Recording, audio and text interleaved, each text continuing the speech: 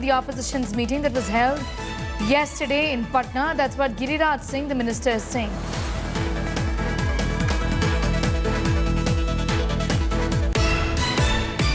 हमारे नेता ने कहा फोटो सेशन, एक फोटो सेशन ममता बनर्जी बिहार आके नीतीश कुमार को क्या मदद करेगा?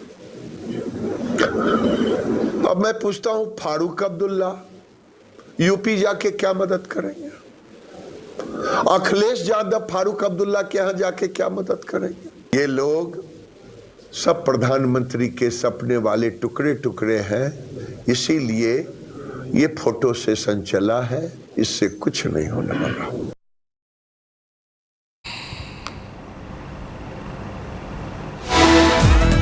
All right, so you heard in fact from Giriraj Singh, who's taking a dig at the opposition. Remember, the opposition 15 parties came together just yesterday for a meeting in Patna to discuss and to chart out the strategy as far as the next Lok Sabha elections in 2024 is concerned.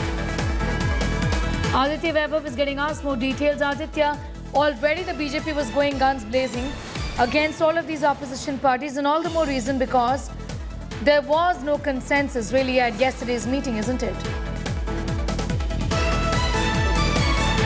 Well, exactly, Sneha. As far as the last day's meeting of the opposition is concerned, of course, the BJP was at all loggerheads as far as the opposition meet is concerned, and they were actually taking jibes, even the dulha jibes, who will be the groom, who will be the leader of the opposition, if at all it unifies in the near future. But then, after Lalu Yadav technically retorted in his epic characteristic reply, wherein he technically suggested Rahul Gandhi to get married, and this is the fresh volley that is now coming in from Minister Giriraj Singh, who has technically described the entire political meet as nothing but a tea party, and he technically went ahead and said that the opposition satraps technically gathered here. It was a rendezvous planned in Patna so that the Tukre gang technically comes ahead and chooses a prime minister among themselves. So you can categorically see the way Union Minister Giriraj Singh has been slamming the opposition post-its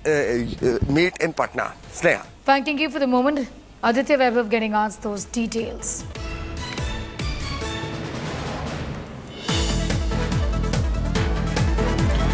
Meanwhile, uneasy calm prevails in Manipur. Union Home Minister Amit Shah has called for an all-party meeting today to discuss the situation in the state. This is going to be the first all-party meeting since the clashes broke out in the northeastern part of the country. The meeting is going to take place at 3 p.m. in Delhi. The motive of the meeting is to mull over the current situation and the ways to restore normalcy in the strife-torn state. The Congress has attacked the Prime Minister over his silence on the violence in Manipur and his visit to the United States at a time when Manipur has been rocked by violent ethnic clashes in the past 1.5 months. Over 100 people have died in these clashes so far. Opposition has slammed the meeting, arguing that the Prime Minister's absence makes this exercise meaningless. ऐसे दर्दनाक स्थिति में प्रधानमंत्री जी ने एक शब्द नहीं बोला। कर्नाटक के चुनाव के बाद भारत में भी रहे, अब अमेरिका में डेमोक्रेसी की बात कर रहे हैं। अब मणिपुर जल रहा है। अब इतने दिनों के बाद में ऑल पार्टी मीट बुलाई, जबकि पहले से मांग हो रही है। ऑल पार्टी मीट मिलने के बाद क्या फैसला होता है वो उसके बारे में वो आने के बाद ही बताया जा सकता है कि क्या इसकी दवा है। एक सांप्रदायिक स्थिति पैदा करने की साजिश जगह जगह हो रही है और जिससे समाज की एकता हो सोच ये कार्यक्रम आज भारतीय जनता पार्टी और उनके साथियों का और इससे सामना करना हो तो मिलकर सामना करना चाहिए। बाकी कुछ न कुछ मतभेद के हो सकते हैं मगर लार्जर नेशनल इंटरेस्ट के लिए बाकी कोई भी आपस की समस्या हो वो नज़रअंदाज छोड़कर हमने आगे जाने का तय किया है।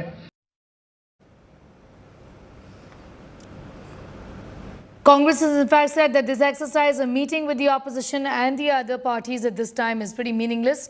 For over a month and a half now, the Prime Minister is silent. Why did he not then cancel his visit to the US is the question that the Congress is asking.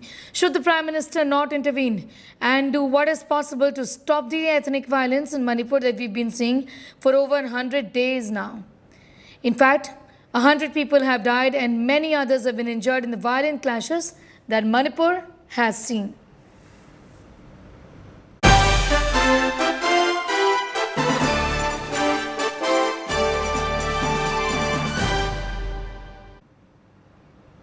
On the final leg of his US visit as a state guest, the Indian Prime Minister addressed the Indian community at the Ronald Reagan Building in Washington, D.C. The Prime Minister's much anticipated address began with international singer Mary Melvin rendering India's national anthem. The Prime Minister also announced that Indian origin members will not have to leave the US for an H-1B visa from now onwards. He said that the United States will open new consulates in Bengaluru and Ahmedabad. Lauding the several deals during his maiden state visit, the Prime Minister announced that India-US ties had embarked on a glorious new journey by converging on global strategic issues, technology transfer, manufacturing cooperation and much more. Chants of Bharat Mata Ki Jai and Vande Mataram reverberated inside this building. Yoga is truly universal. आप में से बहुत से लोगों की H-1B visa के renew को लेकर भी लंबे अरसे से एक डिमांड थी। अब ये निर्णय लिया गया है कि H-1B वीजा को रिन्यू करने के लिए आपको अमेरिका से बाहर नहीं जाना पड़ेगा।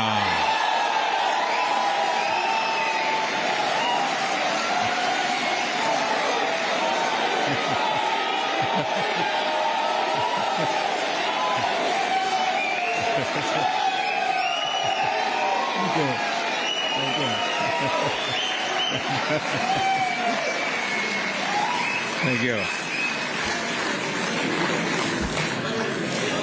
अमेरिका में रहते हुए ही अब ये वीजा रिन्यू हो जाएगा।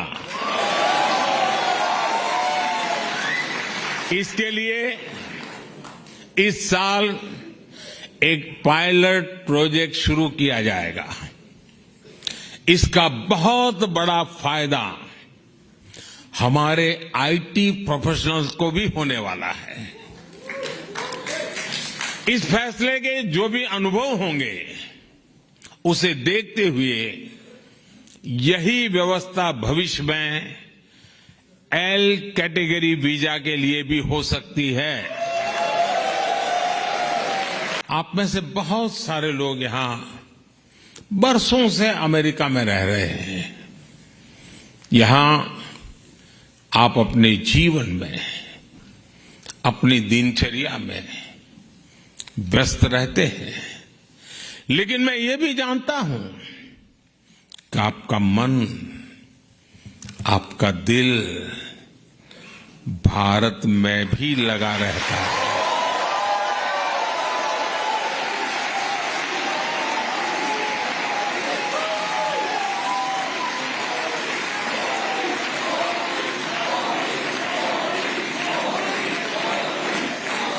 और इसलिए आपकी सहूलियत ये भी भारत की प्राथमिकता है।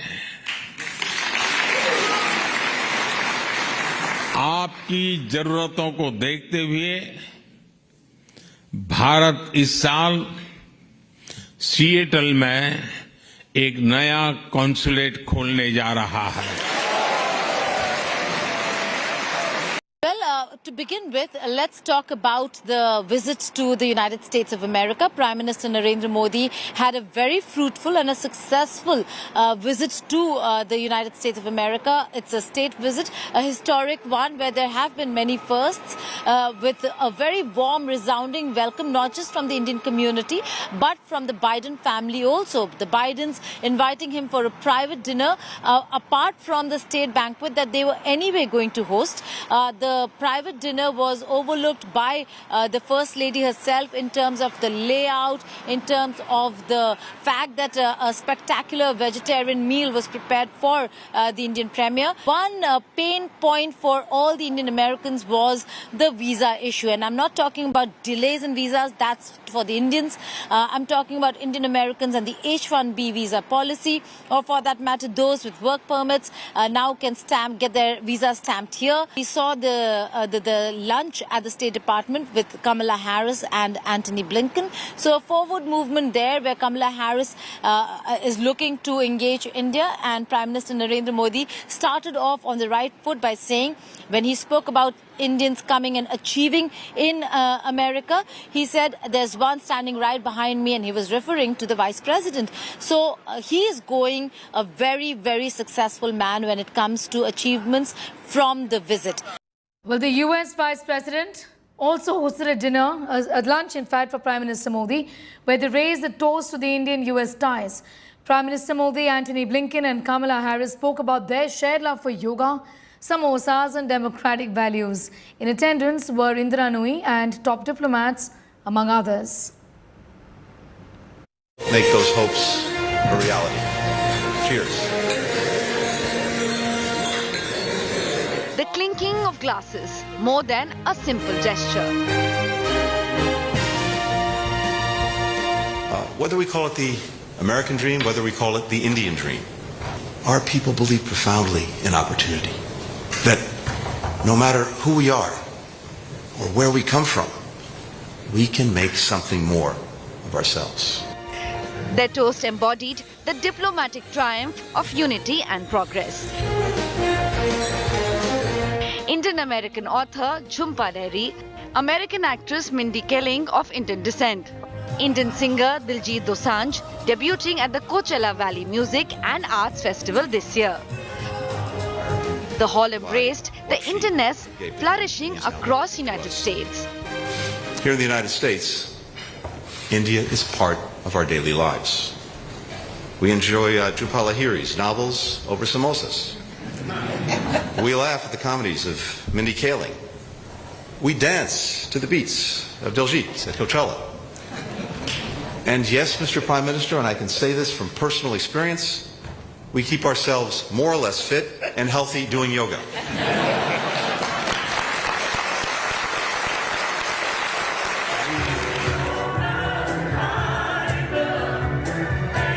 The lunch hosted by the US State Department in honor of Prime Minister Narendra Modi made a profound affirmation of interconnectedness. The historic number of members of the United States Congress with Indian heritage. Representatives Ami Bera, if you're here, please stand. Pramila Jayapal, Ro Khanna, Raja Krishnamurti, and Sri Danda. Under your leadership. The words of US Vice President Kamala Harris carry the essence of her cherished childhood memories of southern India, invoking her ancestral roots with passion and pride. More expansive than every morning consisted of taking long walks on the beach with his retired buddies. I remember them talking about the importance of fighting corruption and fighting for equality. Throughout these walks, I recall my grandfather teaching me lessons about not just what it means to have a democracy, but to keep a democracy. The Prime Minister thanked the hosts for their gracious reception. उपराष्ट्रपति कमला Harris और secretary Blinken का इस भव्य स्वागत के लिए बहुत बहुत धन्यवाद करता हूं। पिछले 3 दिनों में मैंने अनेक बैठकों में हिस्सा लिया, कई विषयों पर चर्चा की। इन सभी बैठकों में एक चीज कॉमन थी, सब एकमत थे कि भारत और अमेरिका के लोगों के बीच मित्रता एवं सहयोग और गहरा होना चाहिए। Talent, technology and diplomacy came together earlier in the day. The Prime Minister and President Joe Biden met top CEOs of the US and India at the White House. It was an honor to meet Prime Minister Modi during a historic visit to the US. The excitement here. I had a very good and productive conversation with Prime Minister Modi. I think we share a number of goals together in India. The Prime Minister's passion for India's development, the welcome mat to business and investment and opportunity. Microsoft's Satya Nadella, Google's Sundar Pichai, NASA astronaut Sunita Williams, Mahindra Group Chairman Anand Mahindra, Reliance Industries, Mukesh Ambani and several others present. हम नई और उभरती technology के क्षेत्र में नए विश्वास के साथ काम कर रहे हैं। President Biden once again emphasized the significance of Indian-US relationship. And our technological cooperation will be a big part of defining our partnership. So we look forward to continue working with all of you and on our voyage of discovery, as was referenced, and to building a better future. Unparalleled warmth, heartfelt camaraderie. American hospitality for Prime Minister Modi leaves an indelible mark on India-US relations. Bureau Report, India Today. It's time for a quick commercial break. Here on the other side, we're getting you details of another big international story that is developing. We're talking about a massive escalation in fighting in Russia. Russia accuses Wagner chief of mutiny. Military tanks roll out on the streets of Russia.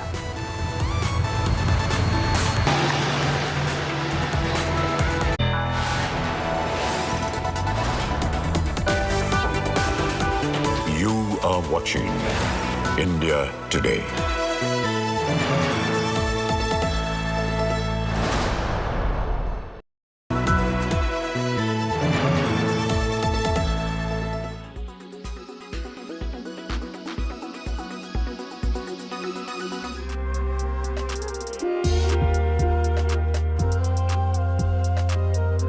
If you travel towards these Western countries, European countries, it's crazy how people they are involved in yoga.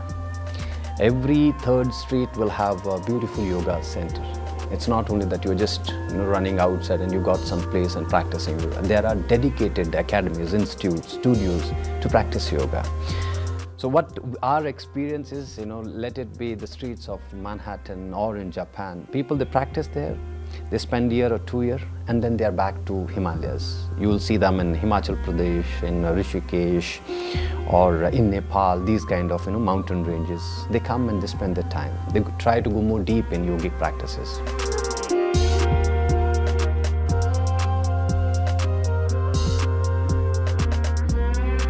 In my early educational days, I was a little boy and I was very lost.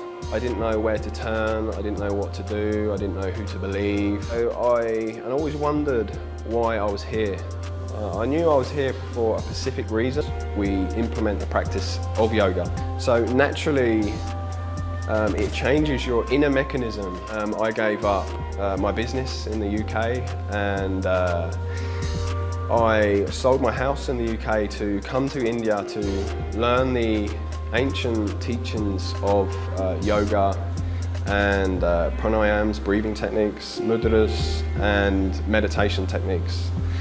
And it's helped me so much because obviously moving from England to India is such a big jump and it's enabled me to have a stronger mindset.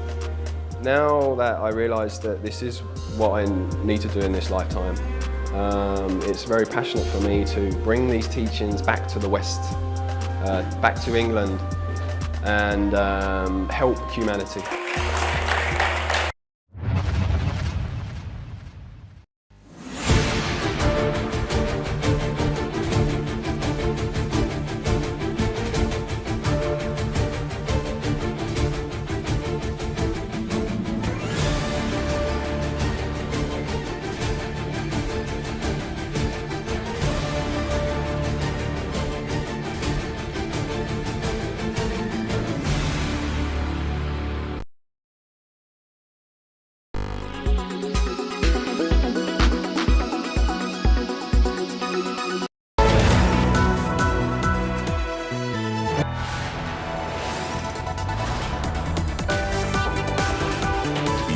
are watching India Today.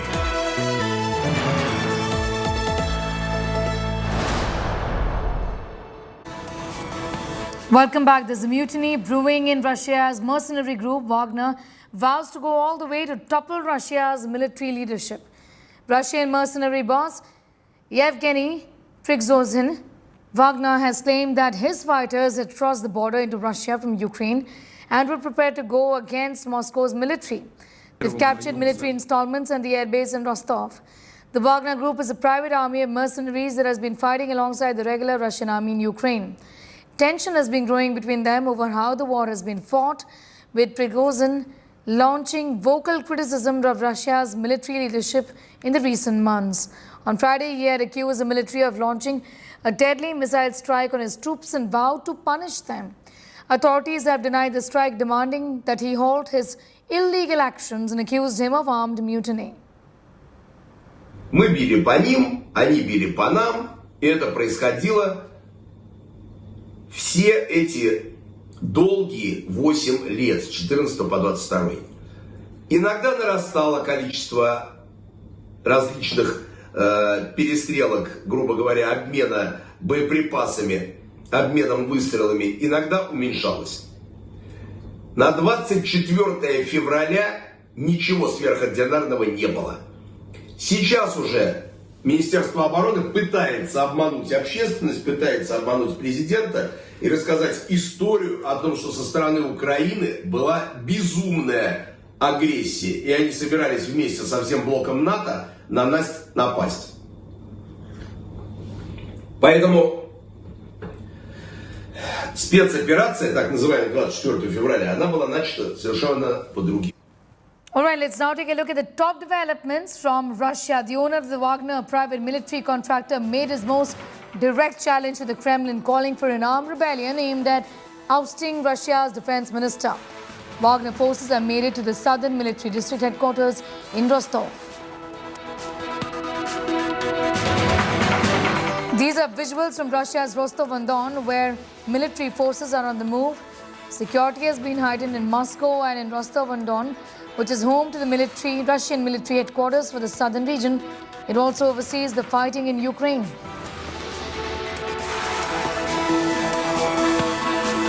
The Wagnerites also seized the buildings of the head office of the Ministry of Internal Affairs, the FSB department, the administration of Rostov, and one of the police departments.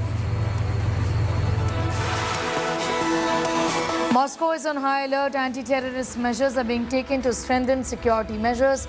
Additional control has been introduced on the roads. Public events may also be restricted owing to the simmering tensions. Soldiers, apparently part of Wagner, are taking positions in Russia's Rostov-on-Don. Machine guns have been deployed at the headquarters of the southern military district in Rostov-on-Don. It is reported that there are up to 300 Wagnerites in the center of Rostov.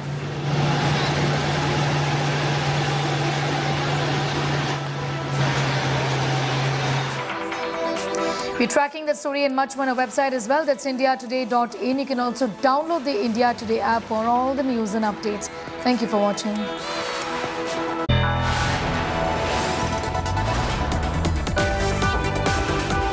You are watching India Today.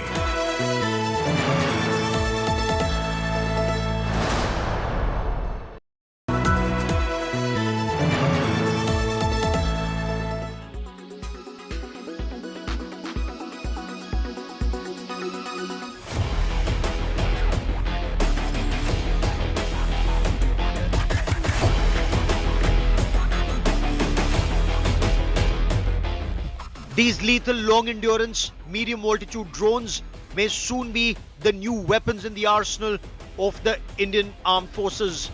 The Defence Acquisition Council gave its nod for the acquisition of the Sea Guardian drones. The Army, the Navy and the Air Force are looking at 10 drones each. The Indian Navy has already leased 2 MQ-9 Sea Guardians, the naval version of the drones, for intelligence, surveillance and reconnaissance operations since 2020.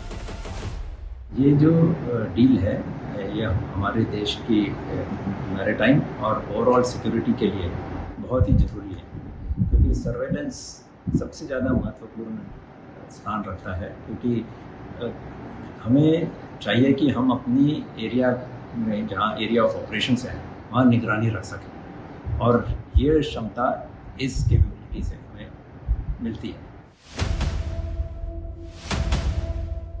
The MQ-9A Reaper drones were used for the precision targeting of Al-Qaeda chief Ayman al-Zawahiri in Kabul. These unmanned combat aerial vehicles, apart from a number of sensors, cameras and radars, are also capable of carrying 4 Hellfire missiles for precision targeting of high-value targets. Both the Army and the Air Force are looking at these drones for high-risk operations to destroy strategic assets of the adversary without risking the lives of pilots. These hunter-killer drones can carry 4 Hellfire missiles.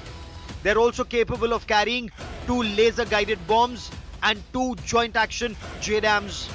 These drones can fly at an altitude of 40,000 feet and remain airborne for over 36 hours. They're also capable of loitering in the sky, scanning the ground below for the enemy. The MQ-9B Sea Guardian drones come with both maritime surveillance, reconnaissance and anti-submarine warfare capabilities. The drones are capable of providing over-the-horizon surveillance and reconnaissance support both to warships and surface units. With increased Chinese presence in the Indian Ocean region, coupled with Chinese aggression along the LAC, these UCAVs will help keep an eye on the adversary both in the Himalayas and in the Indian Ocean region, and take out strategic targets when needed. Bureau Report.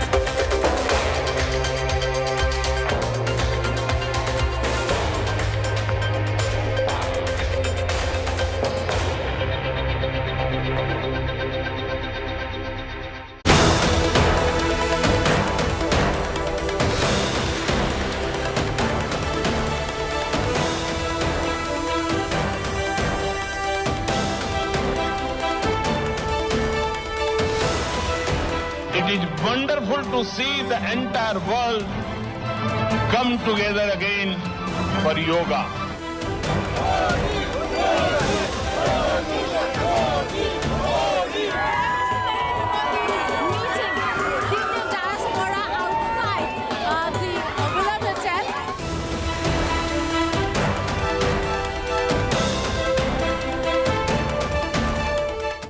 Welcome to this special broadcast from Washington, D.C., where I'll bring you glimpses of what the world has been talking about.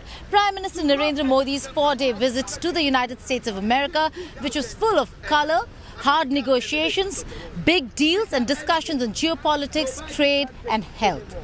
Day 1 started in New York, where mega Musk-Modi meeting took place. Prime Minister Modi spoke with a lot of top honchos in New York, but the big conversation was with Elon Musk when I asked him a question on ex-Twitter chief Jack Dorsey's comments on India.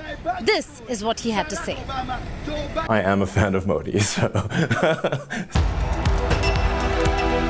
Billionaire, visionary, world's richest man, and latest addition to Prime Minister Narendra Modi's large fan list. Tesla chief and Twitter owner Elon Musk confessed that he's a big fan of Prime Minister Narendra Modi after he met him in New York. I am a fan of Modi, so, so I have to say that.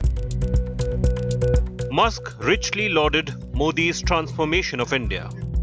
I can say he really wants to do the right thing for India.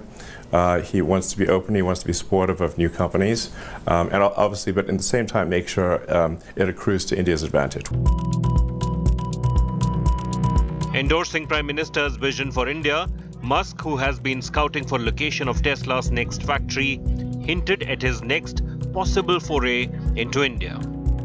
Obviously, India is great for solar, and the amount of land area you actually need to generate enough electricity to power India is very small. I believe it'd be probably 1 or 2% of the land area of India. So it's very doable. And then you need to pair that with stationary battery packs because the sun doesn't shine at night. And then you need electric vehicles. And then you have a sustainable energy future. Modi appreciated Musk's efforts at making cutting-edge technology accessible and affordable for the masses. Your reaction to Jack Dorsey's statement, Elon?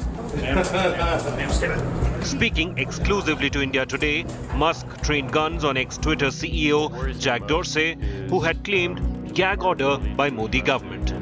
India is a country that had many requests of us around the farmers' protest, around particular journalists that were critical of the government, and it manifested in ways such as we will shut Twitter down in India, which is a very large market for us.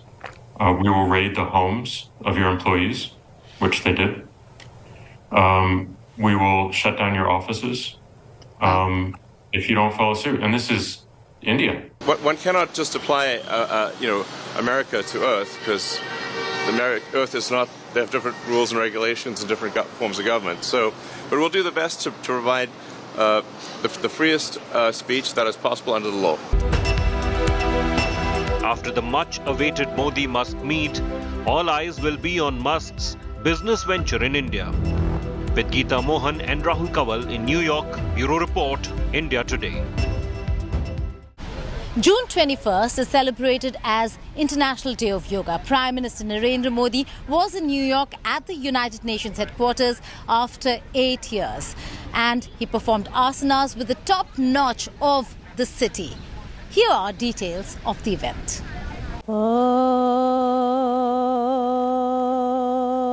Prime Minister of India leading representatives of 180 countries in celebrating Yoga Day at the United Nations headquarters in New York. The biggest flex of India's soft power. Breathe out. Let the A head stunning fall back. start to the Prime Minister's momentous America visit. Being followed by many people. The Prime Minister kicked off Yoga Day celebrations by paying tribute to Mahatma Gandhi and thanking the world for recognizing June 21st as International Yoga Day. Almost every nationality is represented here today. What an amazing cause to bring us all together. Yoga. Yoga means to unite. Now we'll bend forward. Joining the Prime Minister at the UN headquarters lawns were several prominent faces, from Hollywood legend Richard Gere to singer Mary Milburn, all chanting Om together. One more breath in, come a little higher. The Yoga Day celebrations lasted nearly an hour and created a Guinness World Record for people of most nationalities doing yoga together. Yoga comes from India, and it is a very old tradition. But like all ancient Indian traditions, it is also living and dynamic. Yoga is free from copyright, free from patents, and free from royalty payments. The theme this year for Yoga Day was Vasudhaiva Kutumbakam, World is One Family, and the Prime Minister's message was for a peaceful world. Let us use the power of yoga to build bridges of friendship, a peaceful world, and a cleaner, greener, and sustainable future. Let us join hands together to realize the goal of one earth, one family, one future. Those who attended the event were thrilled. From New York to New Delhi, India has shown how yoga can unite the world. With Rahul Kawal in New York, Bureau Report, India Today. Time for a short break. On the other side, the special broadcast of Modi's visit to the United States of America continues.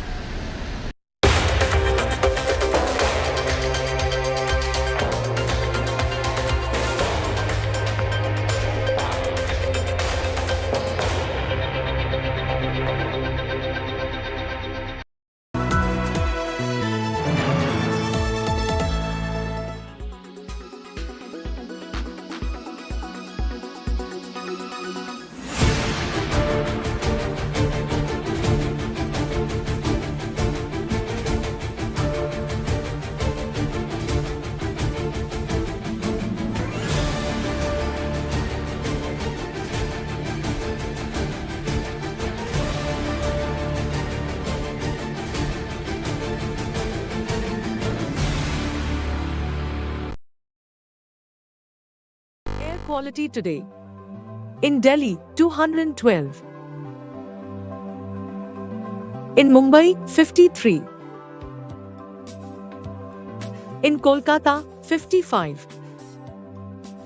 In Bangalore, 54. In Chennai, 84.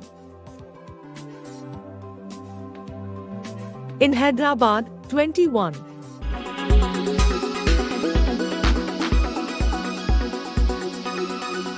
Make your media plan smarter with India Today Live TV on your connected devices. Amplify your brand with 100 million smart internet viewers. To advertise, mail us at sales@aajtak.com.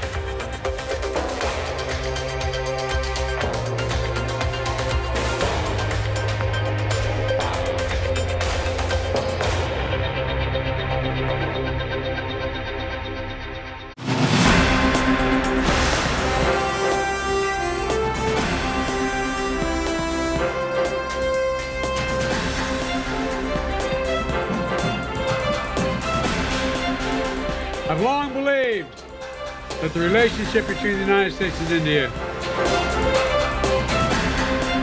दोनों देश साथ मिलकर काम करने के लिए प्रतिबद्ध है।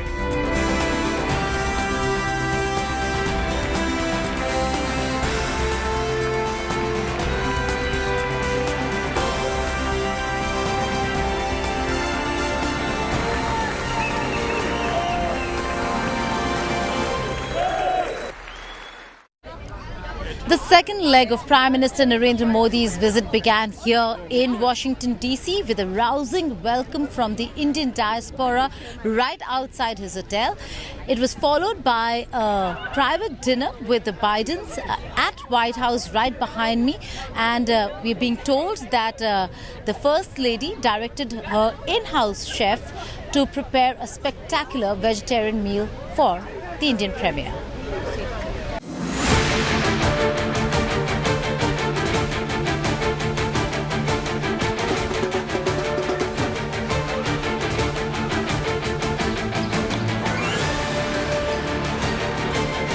Day one of Prime Minister Narendra Modi in Washington, D.C. was all about Desh Bhakti, delectable delicacies, with the Bidens and Desi diaspora dhamaka. Modi arrived at the Joint Base Andrews in Washington, D.C., where he was given a ceremonial guard of honor in heavy rains. The Prime Minister, who was wearing a raincoat, stood throughout in rapt attention for the national anthems of the two countries, unmindful of the torrential rains. From the airport, Modi travelled to the hotel where large and boisterous Indian diaspora members were waiting for him.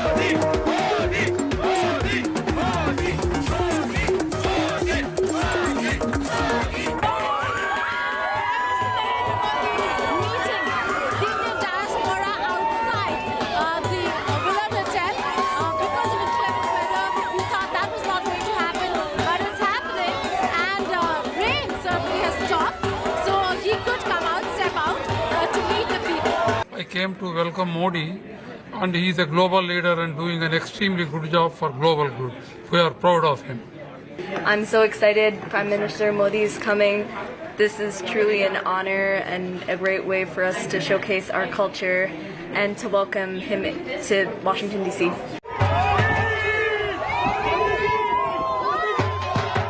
The Indian American community staged cultural programs including Garba and folk dance outside the hotel in Washington, D.C., where Modi is staying. In his first public interaction in the U.S. Capitol, Modi and U.S. First Lady Jill Biden then visited the National Science Federation and interacted with students.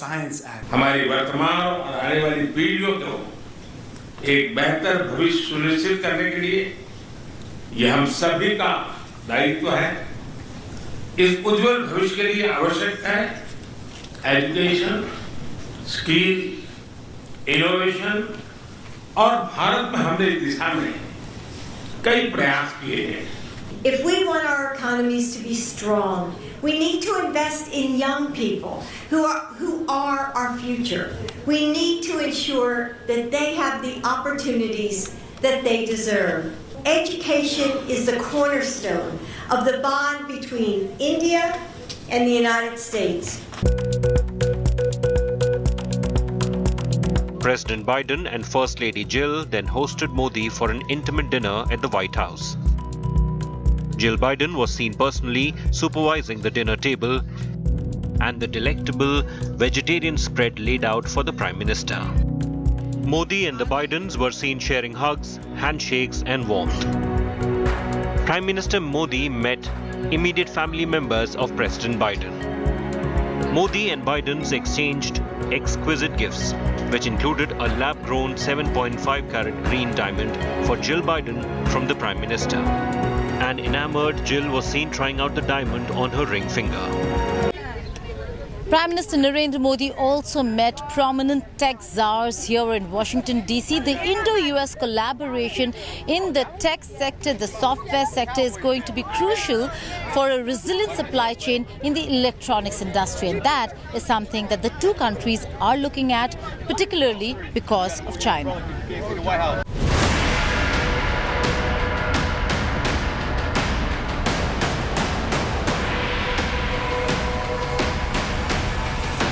Intimate dinner. Key bilateral meet. Technological collaborations. And big-ticket tech talks. Prime Minister Modi's visit to the US is high on substance. A visit that offers an opportunity to the United States to strengthen its economic and security cooperation with India. Ahead of the intimate dinner with US President Joe Biden and First Lady Jill Biden, Modi met leading tech czars in Washington, D.C. In a series of high-profile back-to-back meetings, Prime Minister Modi met Gary E. Dickerson, the president and CEO of semiconductor giant Applied Materials, inviting his company to boost the chip-making ecosystem in India. We will be announcing soon a new innovation center in India. With Applied Materials, we'll also bring global partners into this new innovation center. And this innovation center will really be focused on innovation in the equipment. And we have very high confidence that working together with India, we can create a tremendous success. Amid jet engine deal buzz, PM Modi met the chairman and CEO of General Electric, H. Lawrence Culp Jr. GE is likely to sign a pact with Hindustan Aeronautics Limited to manufacture jet engines in India. Prime Minister Modi also met Sanjay Mehrotra, the president and CEO of American chipmaker Micron Technology. During the meeting, Modi invited Micron Technology to manufacture semiconductors in India. Had an excellent meeting with Prime Minister Modi. Very impressed with the vision that he has for India and the advances that India is making. We discussed a wide range of topics, and we really look forward to greater opportunities in India. Modi's active wooing of global businesses of the future can potentially redefine business ties with the US. With Geeta Mohan and Rahul Kanwal in Washington, D.C., Bureau Report, India Today.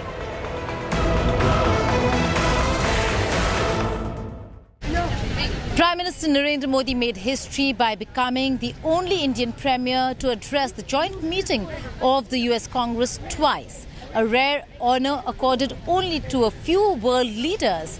He mentioned and he spoke about a lot of issues covering climate, democracy, rights issues, and the fact that India and the United States of America need to stand together. Take a look at the few important snippets from the Congress address.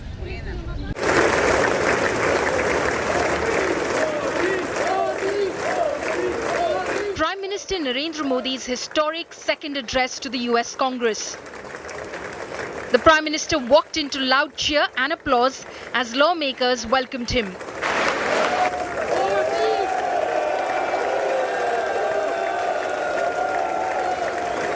Flanked by US Vice President Kamala Harris, the Prime Minister received a rock star welcome.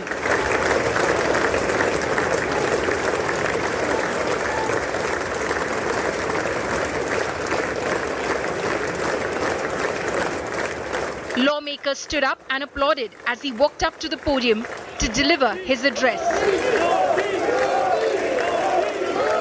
Chants of Modi Modi from members of the Indian American lawmakers and members of the Indian diaspora reverberated the Grand House chamber at the US Capitol. Members of Congress, I have the high privilege and distinct honor of presenting to you His Excellency Narendra Modi, the Prime Minister of the Republic of India. In a scathing attack on Pakistan, Prime Minister reiterated that there can be no double standards in dealing with terror. He called on the world to act against state sponsors of terror. More than 2 decades after 9/11 and more than a decade after 26/11 in Mumbai, radicalism and terrorism still remain a pressing danger for the whole world. We must overcome all such forces sponsoring and exporting terror. Prime Minister Modi also referred to China amid its aggressive military maneuvering in the strategically vital Indo-Pacific region. The dark clouds of coercion and confrontation are casting their shadow in the Indo-Pacific. The stability of the region has become one of the central concerns of our partnership. We share a vision of a free, open, and inclusive Indo-Pacific.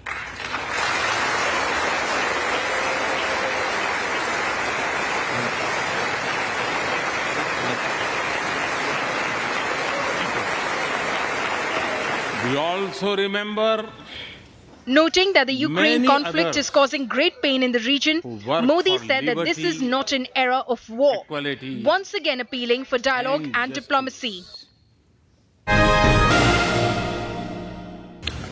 This is not an era of war.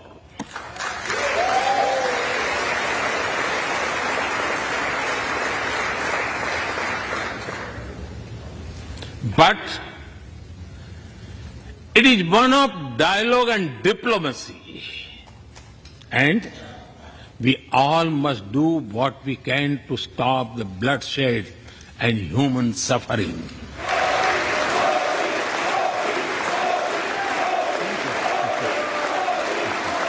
Modi paid rich tribute to the Indian American community's success and cited Every Vice President 100 Kamala miles. Harris as a glowing example. There are millions here who have roots in India. Some of them sit proudly in this chamber. And there is one behind me who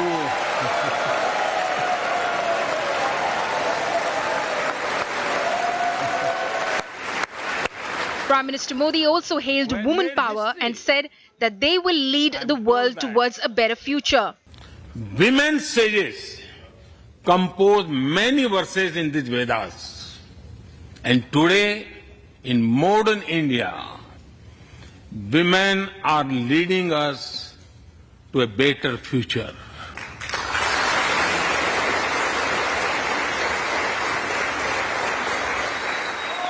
Modi sang a couplet written by him to stress India's steely resolve in the global arena. आसमान में सिर उठाकर, आसमान में सिर उठाकर, घने बादलों को चीरकर, रोशनी का संकल्प ले, अभी तो सूरज उगा है.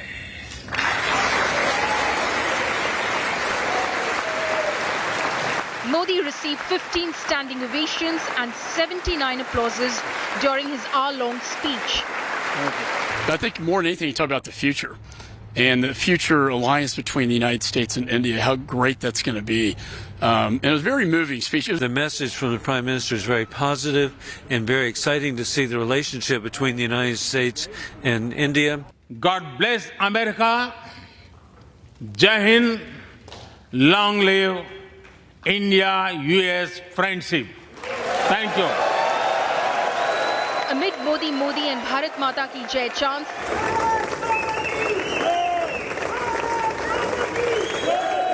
the Prime Minister was mobbed for selfies and autographs both by US lawmakers and Indian Americans. With Rahul Kanwal and Geeta Mohan in Washington, D.C., Bureau Report, India Today. That's all in the special broadcast from Washington, D.C. News and updates will continue on the other side of a short break. Stay tuned to India Today and thank you for watching.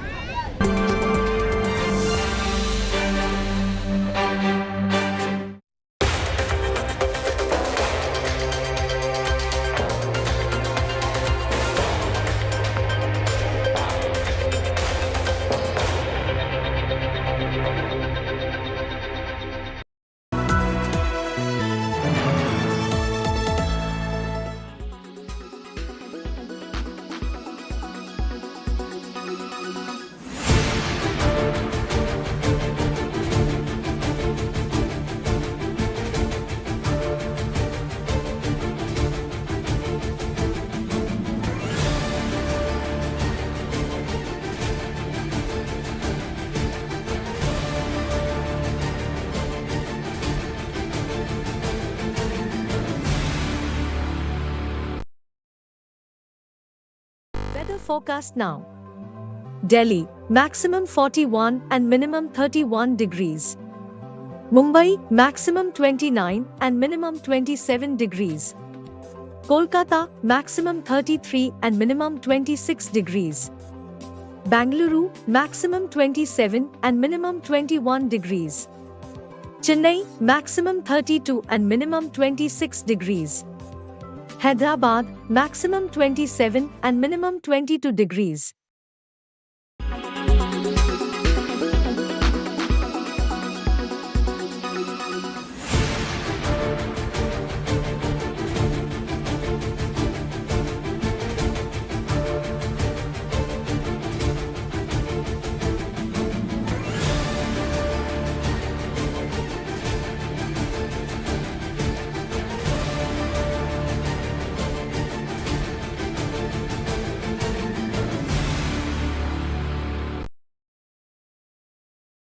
Why does this happen?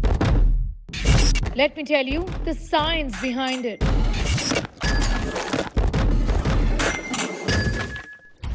For more informative videos like this, keep watching India Today Newsmo.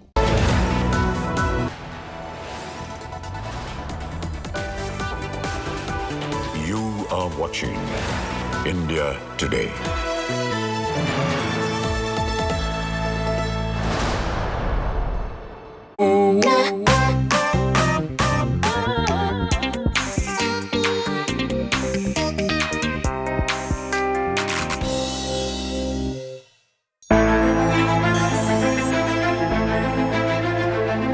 उन लोगों को सोचना चाहिए यार ये लोग किन्नर है तो हम लोगों को इन लोगों का मजाक नहीं उड़ाना चाहिए, इस तरह से रिएक्ट इन लोगों के साथ नहीं करना चाहिए।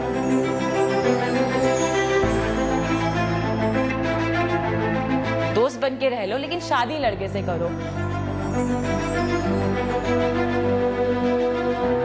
सेल्फ एक्सेप्टेंस बहुत ज़रूरी है कि मैं क्या हूँ, कैसा हूँ, ये मुझे पता होना चाहिए। आज नहीं तो कल वो चीज़ बदलेगी, क्योंकि मैं उस गलत तरीके से या उस चीज़ से नहीं, मैं अपना नाम बना के वो चीज़, अपनी रिस्पेक्ट पाना चाहूँगी।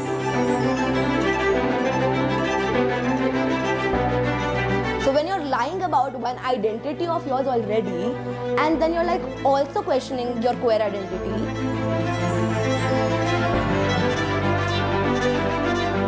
Constitution requires recognition of same-sex marriage, or what I call marriage equality.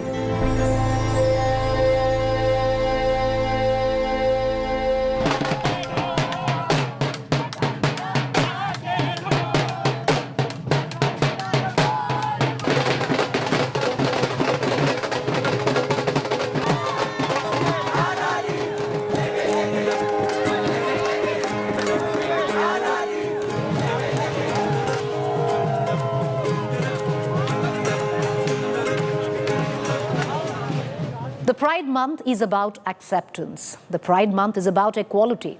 It is all about celebrating the word LGBTQ+ individuals and raising awareness about issues faced by the community.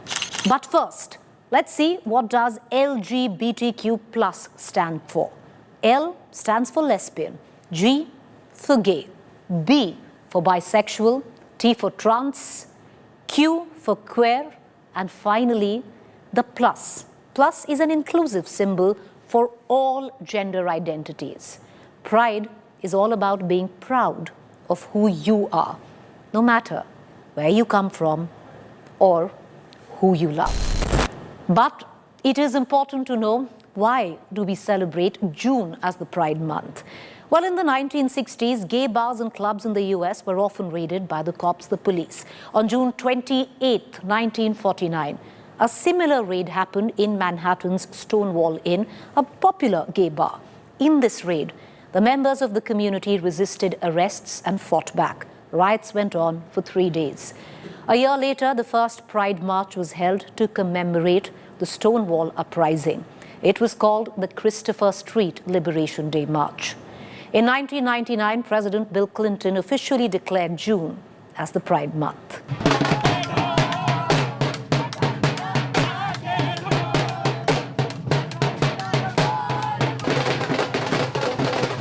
Five years ago, in a historic verdict, the Supreme Court of India overturned Section 377, which criminalized same-sex relationships between consenting adults in India. This community, the LGBTQ+, which was once a taboo for a large portion of Indian society, even amongst the youth, is now a celebration. This month, that is exactly what we're going to do at India Today. Celebrate the power of love and, importantly, the power of acceptance. Historic and momentous day when the Supreme Court declared that gay sex was not illegal. Images of a landmark day, a historic verdict by the Supreme Court finally decriminalizing Section 377. It's been a big victory for the LGBTQ community after the Supreme Court decriminalizes gay sex in India.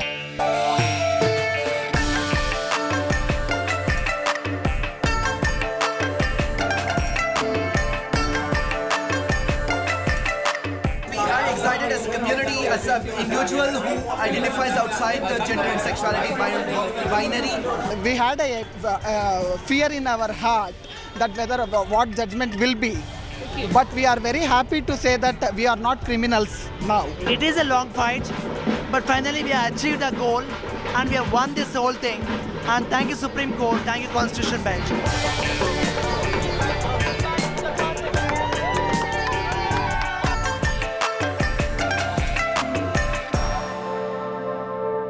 We used to think of two women, as merely friends, but times have changed. And now when I talk about Payal and Yashvika, we may also think of them as partners, a couple. Here is their story.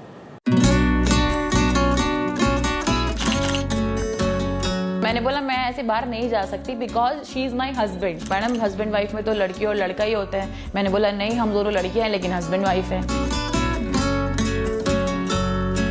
Basically जब मुझे पता चला कि मेरा जो interest है वो लड़कियों में है, तो मैं उस टाइम पे 8th क्लास में थी और मुझे लड़कों से ज़्यादा मतलब लड़कियां ज़्यादा पसंद आने लगी थी। फीमेल की तरफ मेरा जो अट्रैक्शन था वो ज़्यादा था उस टाइम पे। तो मैंने मेल को कभी एज अ पार्टनर नहीं देखा। तो अगर मैं बात करूँ तो 2012 में मुझे ये चीज़ लगी कि नहीं, मेरा इंटरेस्ट लड़कियों में है और मुझे लड़की के साथ ही रहना है। तू है तो मुझे फिर और क्या चाहिए, तू है तो मुझे फिर और क्या चाहिए, किसी की ना मदद ना दुआ चाहिए, तू है तो मुझे फिर और क्या चाहिए। हम लोग 5 साल पहले टिकटॉक पे मिले थे। मैंने इनका एक रील आया, मैं रील्स देखती थी उस टाइम पे, तो इनका रील आया सामने, तो मुझे एक्सप्रेशन बहुत अच्छे लगे, तो मैंने वहीं से इंस्टा पे एक मैसेज ड्रॉप कर दिया कि मुझे आपसे बात करनी है। फिर धीरे धीरे करके बहुत ज़्यादा बातें होने लगी। फिर हम लोग मिले, हरिद्वार में फर्स्ट टाइम हम लोग मिले थे। फिर उसके बाद हमारे बीच पहले कोई कमिटमेंट नहीं थी, पहले ऐसे ही था कि हम लोग देखते हैं कि कैसा मतलब हम लोग साथ में रह सकते हैं कि नहीं। जब हमने डिसाइड किया दोनों ने कि हम अपनी फैमिलीज में बताएंगे, तो बहुत सारी चीजें मेरी मदद के साइड से सामने आई कि मतलब तुम ये चीज़ें क्या बोल रही हो, या तुम्हारा ब्रेन वॉश हुआ है, या ये सारी चीज़ें। तो स्टार्टिंग में बहुत मुश्किल था उनको इस चीज़ के लिए समझाना, उनको चीज़ें प्रॉपर कन्वे करना, क्योंकि वो उनकी नज़रों में 2 लड़कियों का होना सिर्फ दोस्त, क्योंकि उन्होंने हमेशा वही देखा है, वो उसी सोसाइटी में रही हैं, उनका माइंड वही सेट था कि शादी हमेशा लड़का और लड़की की होती है, 2 लड़कियों के बीच में सिर्फ दोस्ती हो सकती है। तो मुझे 4 महीने लगे उनको ये चीज़ें समझाने में, पूरा बताने में कि ऐसा है ऐसा है। उसके बाद जाके चीज़ें थोड़ी थोड़ी ठीक होनी शुरू हुई। फिर भी बीच बीच में मेरी मम्मी का ऐसा आता था कि अरे ठीक है ना, तुमको पायल के साथ रहना है, तुम रह लो, दोस्त बन के रह लो, लेकिन शादी लड़के से करो। एंड फाइनली उसके बाद उन्होंने उस चीज़ के लिए एक्सेप्टेंस दी, उन्होंने समझा कि हाँ, यहाँ ये प्यार है।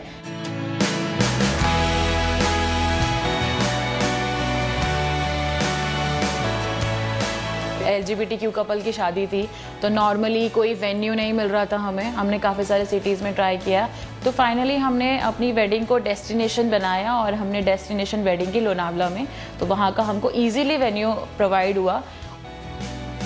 एक ऐसी शादी की थी कि लोग देखें कि एक लेस्बियन कपल होके भी ऐसी शादी कर सकते हैं, तो वो एक तरह से जो हमारी जो यूथ है, मतलब LGBT कम्युनिटी की जो यूथ है पूरी, उसको इंस्पायर करना था कि आप नॉर्मली शादी करो ना यार, आप क्यों दुनिया से खुद को अलग समझते हो, आप कर सकते हो, आप कुछ भी कर सकते हो, आप कोई अलग नहीं हो, या फिर आप इस दुनिया के कोई अलग प्राणी नहीं हो, आप भी इन्हीं लोगों के जैसे हो और आप जो चाहे वो कर सकते हो। ओम यजुर्वेदाय नमः, ओम सामवेदाय नमः, ओम अथर्ववेदाय नमः। अभी पूरा छोड़ दीजिए लास्ट वाला। ओम बम बौराय नमः। जहाँ पे भी तू है वहाँ पे सुकून है, अब तो वही हम हैं। That the Constitution requires recognition of same-sex marriage, or what I call marriage equality. If 2 people love each other, there is no reason why they cannot get married to each other, the way if 2 straight people love each other and get married to each other. This is not about religion, this is not about caste or class, this is just about 2 people wanting to get married and having society recognize it so that they can get the same advantages that any straight married couple has. Disowned by a royal family, forced to endure years of conversion therapy, faced death threats, but still proudly holding on the title of the first openly gay prince in the world. India's Prince of Rajpipla, Manvinder Singh Gohil, shares his strength of love with us.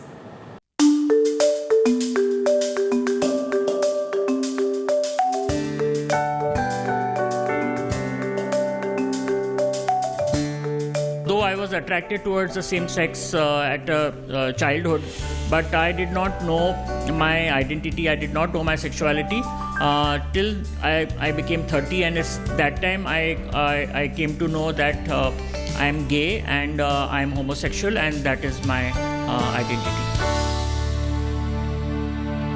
It was very difficult, very challenging to come out openly as gay, and especially with the family, because we are always in the public life. We are considered as role models. We are considered as icons in our geographical areas. People of Rajpipla were furious. They were never expecting that I will take this kind of a stand, because I came out openly as gay, and they thought I brought shame and humiliation to the family and to the culture, Indian culture, and to all the royal families. So coincidentally, the day I came out was the festival of Holi. And they took my images from newspapers and they made effigies and they threw it in the fire, saying that he is the evil person. He should be burnt. He should be outcasted. He should be stripped of his title. He should be excommunicated, not be invited to any events, because he has brought bad name and bad reputation to the Indian culture.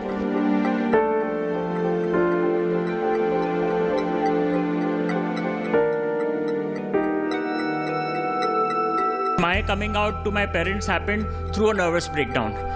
After I opened up to my parents, the marriage pressure of course was there, but more than that, they thought it was a disease and they thought it was a mental disorder and they wanted to cure me.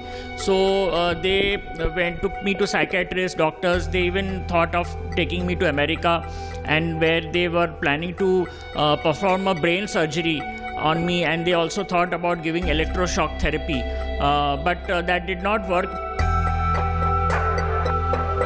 For almost 3 years, they took me to different parts of India, Baba, Sadhu, Sannyasis, saints, all over the country. I was taken to them.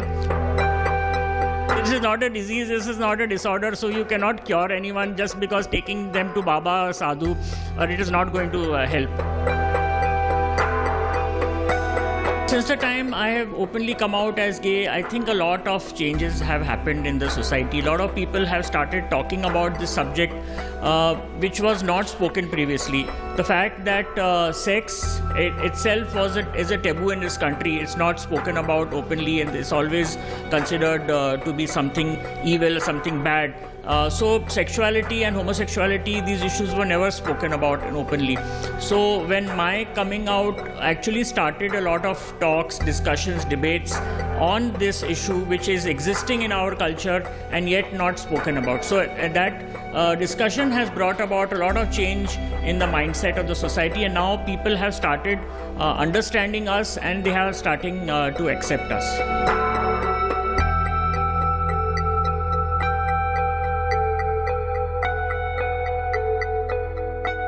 To be able to sort of be fully entrenched into the fabric of society. I think that the community can't just be looked at people that are just coming alive in June Pride Month, or people that we will use for tokenism, or we will use to basically put a rainbow flag on and just sort of forget about the rest of the year. I think the community needs to feel loved and feel accepted in every aspect of what makes a society and what makes a nation. And I think that's where we're at. I think I'm hoping that that changes as the months come along. We've also often heard that love knows no boundaries. Love is not limited to one gender. Love is something to be felt. Our next story is of someone who believes that love transcends the gender binaries.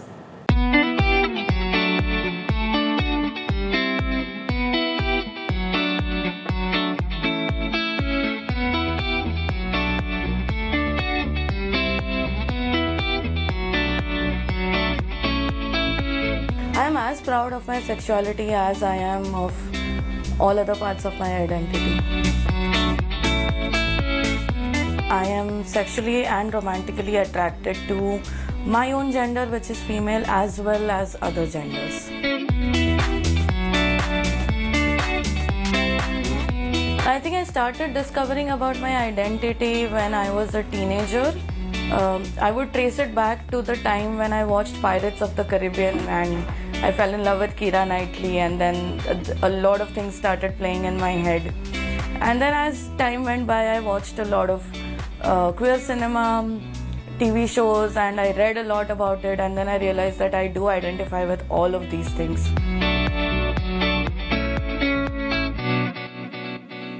Women's sexuality is something that is looked down upon in this country and something that isn't valued or even doesn't exist for a lot of people. A woman being attracted to more than one gender becomes more of a problem for an orthodox country.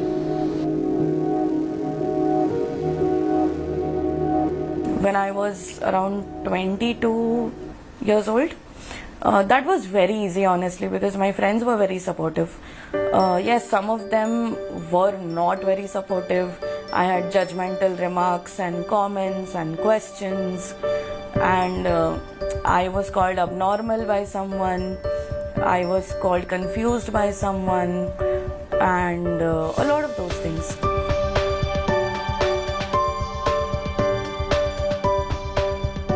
I think the major point in my coming out journey was last year when at the age of 26, I came out to my mother, and I honestly did not expect a lot from her because I don't blame her for not understanding the community. As a person from a different generation, I really do not blame her, and she has been trying to understand it. I would not say that she understands me completely, and that hurts me. The queer community also makes me feel heard and understood, and I can share my feelings and experiences with them better than I would with non-queer people. We do not always want to have polyamorous relationships. Just because we are attracted to more than one gender does not mean we want more than one partner all the time.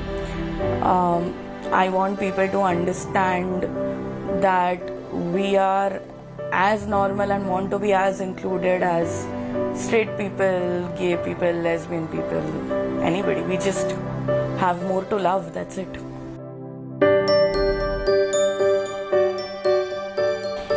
Through love's great power to be made whole in mind and body, heart and soul. Through freedom to find joy, or be by dint of joy itself set free, in love and in companionhood. This is the true and natural good.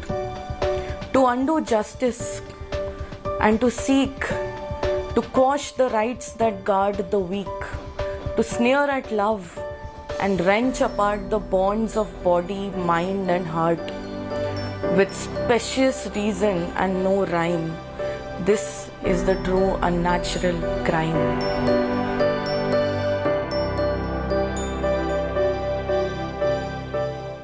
The rainbow flag was first used in 1978. It was designed the same very year. Harvey Milk was the first gay elected figure in the United States. He had commissioned artist and designer Gilbert Baker to create the pride flag. They decided on a rainbow design. The rainbow symbolizes today the unity of the LGBTQ+ people of various races, religions, ages, genders, and backgrounds. Every color in the pride flag has a meaning. Red for life, orange for healing, yellow for sunlight, green for nature, blue for serenity, purple for spirit, black and brown for people of color.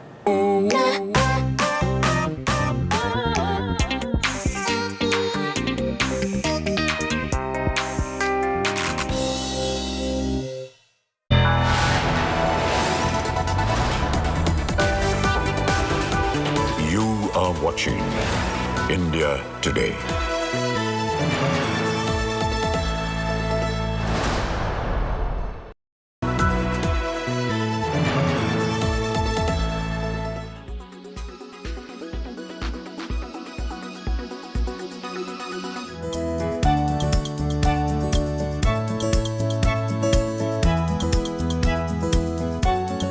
This month, when the International Chess Federation released the rankings for the under-7 category, right on top was an Indian wonder kid.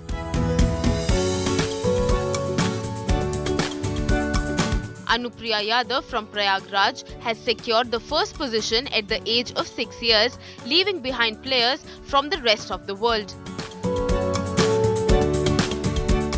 सबसे पहले प्रिया दीदी से mummy ने सीखा था क्योंकि मैं mummy को बहुत फॉलो करती थी तो इसलिए मैंने मम्मी से सीखा पापा फिर करने लगे मेरे साथ मैच खेलने लगे तो उसी फिर जब पापा से भी हाई लेवल पे हो गई तो दीदी ने सिखाने लगा Anupriya is inspired by her sister Priya Yadav, who is a national level chess player. Her parents want to see both of them become grandmasters. हमारी भी 2 बेटियां ही हैं इसलिए हमारे लिए हम बेटों से बढ़ के हैं और हमारा यही सपना है कि ये इनके नाम से हम जब भी जाने जाते हैं हमको हमारे अगल बगल में अगर कोई जान पहुंचेगा तो कोई भी बोलेगा प्रिया यादव का घर बताइए अनुप्रिया यादव का घर बताइए तो सीधे हमारे घर पहुंच जाएंगे हमारा नाम तो बहुत कम ही लोग जानते होंगे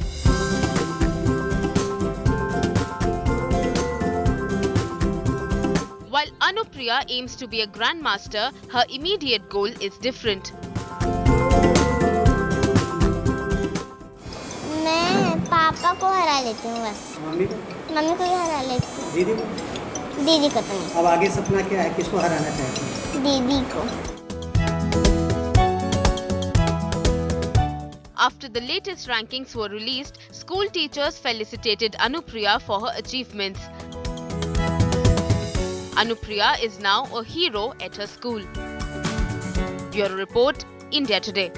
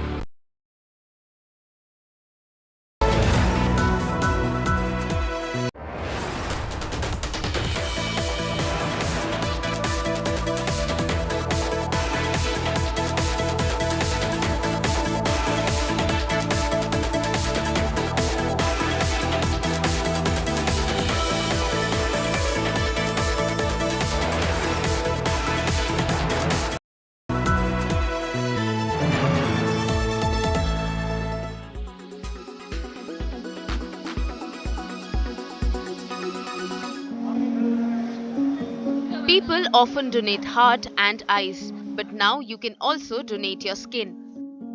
North India's first skin bank is ready in Delhi's Safdarjung Hospital. Eligible disease donors can donate skin and give someone a new lease of life. Burn victims can immensely benefit from these skin banks for their graft surgeries.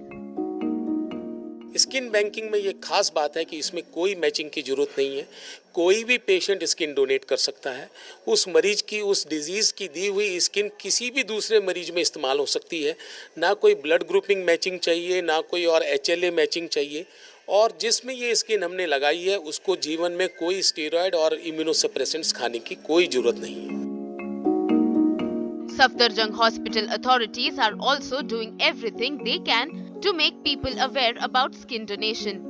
With the help of specialized equipment and proven techniques, donated skin is processed and stored in bank before transplantation.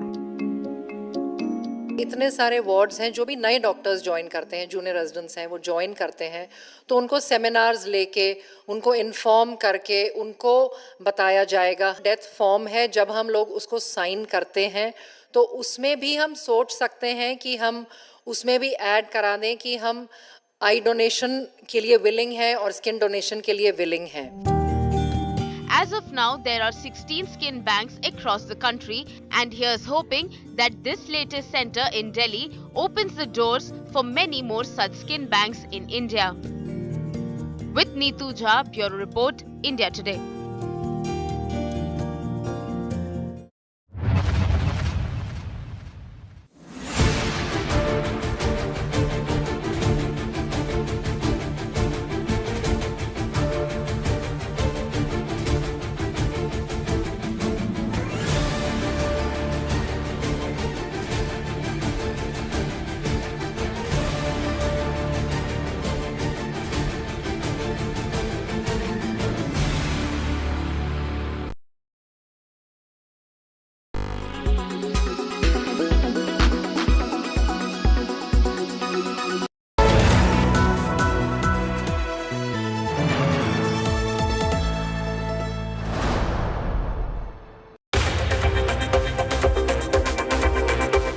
Cheers, bonhomie and the biggest global bond.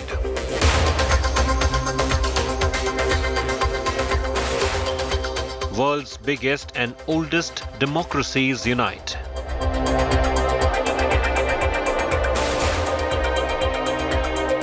Modi-Biden, a new chapter in India's foreign policy.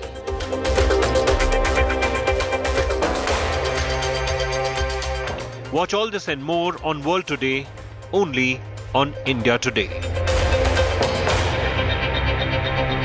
So sorry.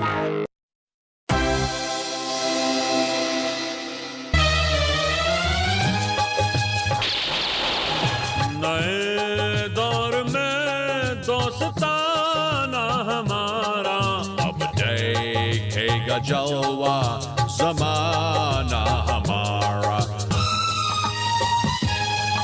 ये डीलों के दिन कुछ हिसाबों के दिन कई दिल जलो खो जवाबों के दिन डिफेंस फील्ड में अच्छे ख्वाबों के दिन है वेलकम अमेरिका में जी मेहरबान मेरे जैसा फ्रेंड भी मिलेगा कहाँ मिलेगा कहाँ ऑटोग्राफ को दिल दीवाना हमारा अब देखेगा जलवा ज़माना हमारा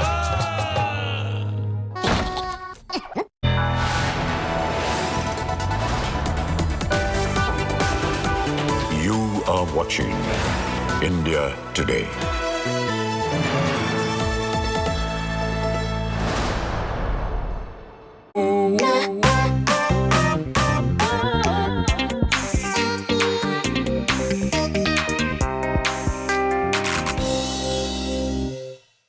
When we hear the term transgender, the first picture that comes to our mind is that of a hijra, crudely termed hijra.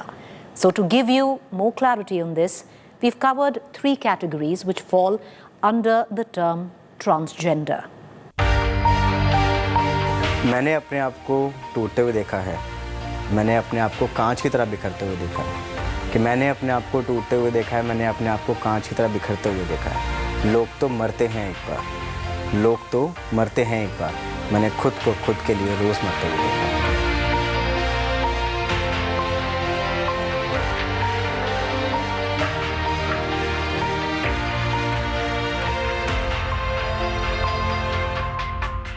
क्या ज़रूरी है खुद को बदलना, समाज के बनाए हुए ढांचे में डलना?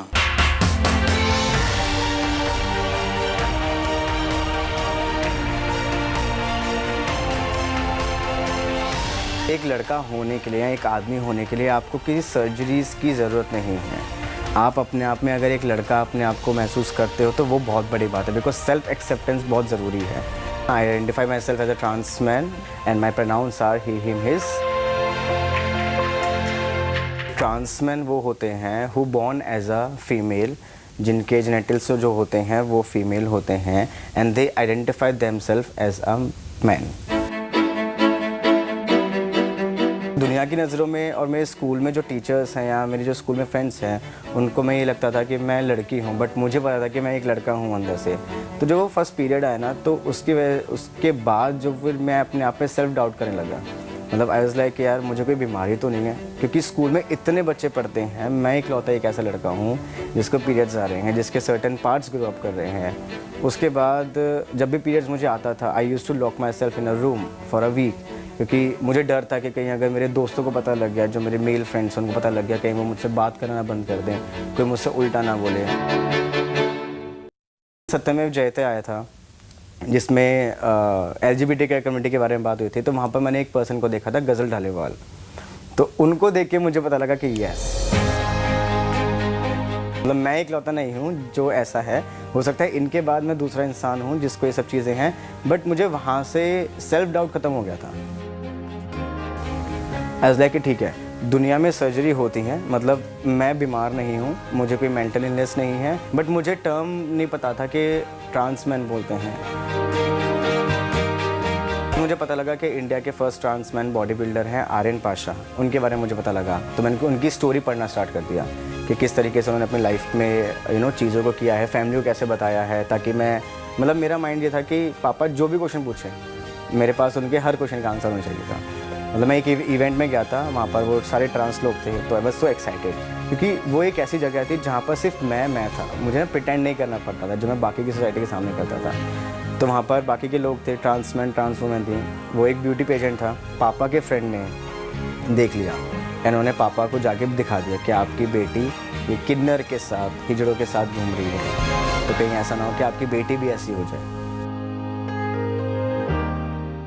मेरे पापा ने कहीं मेरे पे हाथ नहीं उठाया था। For the first time he slapped me.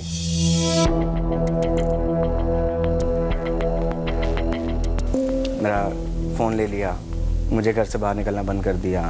And 1.5 साल बाद, मतलब वो 1.5 साल एक ऐसा था कि पापा और मेरे बीच में कोई बातचीत नहीं होती थी। एक दिन ऐसा आया, मैंने पापा को बोला, मैं पापा एक काम करते हैं, मैं ऐसा फील करता हूँ, ये डॉक्टर्स हैं जिनके बारे में मैंने पता किया है, एक काम करते हैं, हम एक बार डॉक्टर के पास चलते हैं, उनसे बात करते हैं। क्योंकि मेरा मोटिव ये था कि पापा को किसी भी तरीके से डॉक्टर के पास लेके जाना है, बिकॉज अगर वो यहीं जाएंगे, डॉक्टर उनको नहीं समझाएगा, तो मैं फिर ट्रांजिशन कभी स्टार्ट नहीं कर पाऊँगा। पापा ने कहा कि नहीं जाना, पापा एक बार चलते हैं, उसके बाद आई प्रॉमिस इस टॉपिक पे आज के बाद इस घर में कभी बात नहीं होगी। तो इट्स लाइक कि ठीक है, ओके फाइन। उस 1.5 साल के मेरे जो मेहनत थी, पापा से बात करना, उनको दिन रात मनाना एंड डॉक्टर के पास जाने के बाद, उसके बाद फिर पापा ने मुझे अलाउ किया कि ठीक है फाइन, अब तुम अपना ट्रांजिशन स्टार्ट कर सकते हो।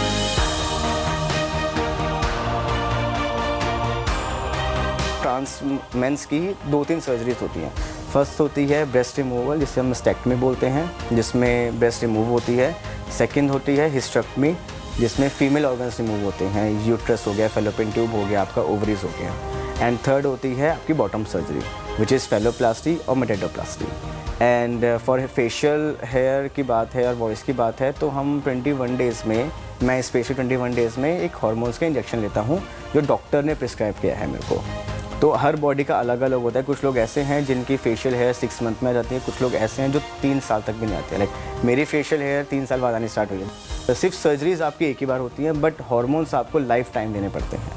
लाइक अगर मैं अब हार्मोन्स ले रहा हूँ तो लास्ट जो डोज होती है वो 21 डेज़ में आपको, एवरी 21 डेज़ आपको इंजेक्शंस अपने लेने पड़ते हैं फॉर लाइफ लॉन्ग, जिससे कि आपकी बॉडी में जो हार्मोन्स है वो बैलेंस रहे। And because of hormones only ये फेशियल हेयर आना, बॉडी का स्ट्रक्चर चेंज होना, वॉइस हैवी होना, ये सब बिकॉज ऑफ हार्मोन्स ओनली। इसके लिए कोई सर्जरीज नहीं होती हैं, बिकॉज वो जो सर्जरीज होती हैं फेशियल हेयर के लिए होती हैं वो ट्रांस वुमेन की होती हैं।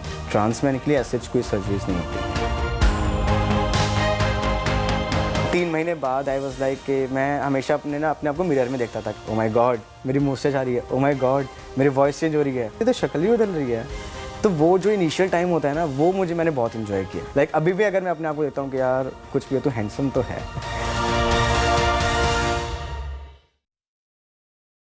Once you do come out, you need support, especially as children, where there can be bullying, which is prevalent, not just for lesbian and gay people, but particularly for trans children.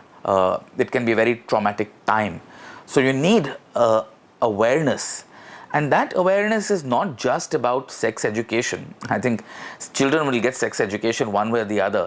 We don't give it in India just now very comprehensively, yet children know what they need to know, or they find out. What is needed beyond sex education is a kind of education about empathy and understanding about what it means to be queer and how to be good allies, how to be good friends. I think it's time we take the debate beyond sex into acceptance and culture. I think that's what's really needed in India.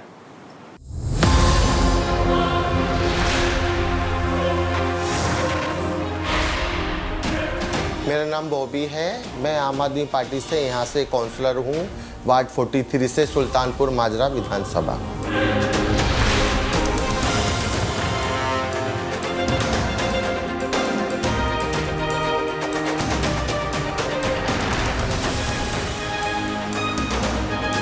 किन्नर है, किन्नरों का क्या काम है? किन्नर का तो नाचना गाना होता है, बधाई वगैरह लेना होता है, यही काम होता है। मैं 15 साल से सोशल वर्क करती हूँ। बहुत सारी 100-150 गरीब लड़कियों की, मैंने जो विधवाओं की लड़कियों की शादी करवा चुकी हूँ। और बहुत सारे यहाँ दिव्यांग आते, ब्लाइंड आते, सबकी मदद करती, राशन से, पानी से, कपड़े लत्ते से, हर चीज़ से मैं जो मेरे से हो सकता है वो उनकी मैं यहाँ से मदद करके भेजती हूँ। और ये जिस क्षेत्र में मैं रहती हूँ सब लोग जानते हैं कि मैं यहाँ क्या काम करती हूँ और जनता की हमेशा मैं सेवा ही करती हूँ। और ये सेवा करना मुझे बहुत अच्छा लगता है, मुझे बड़ी खुशी होती है कि मैं किसी गरीब के काम आई।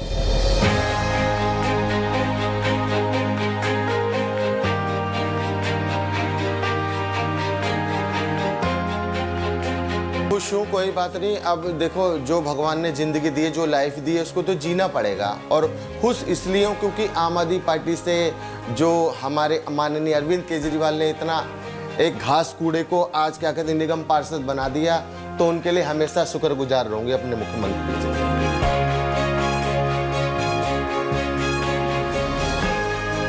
आज मुझे देख के और जो किन्नर उनको अंदर भी एक आत्मविश्वास बढ़ रहा है कि हमारी जो पहली दिल्ली की किन्नर पार्षद हुई है, तो उनके मन में भी ये चाव हो रहा है कि हम भी कहीं ना कहीं आम आदमी पार्टी से जुड़े और भी कहीं किसी और पार्टी से भी जुड़े, ताकि आज जो इसको बॉबी को इतना मान सम्मान मिला है, आज ये निगम पार्षद बनी, तो कहीं ना कहीं हम भी निगम पार्षद बने जनता के हित में और समाज हित में। जो बॉबी अच्छा काम कर रही है, कहीं ना कहीं हम लोग भी अच्छा काम करके दिखाएं, ताकि समाज के प्रति, किन्नरों के प्रति जो समाज में भावना है, वो गलत धारणा है, वो कहीं ना कहीं खत्म हो जाए।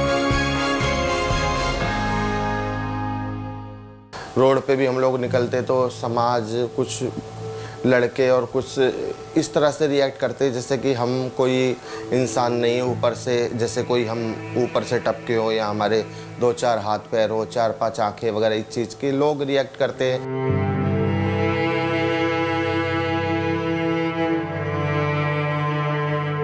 कई बार मजाक भी बनाते हैं हम लोगों का, मगर कहीं ना कहीं बड़ा दुख होता है ये सारी चीज़ें देखते हुए।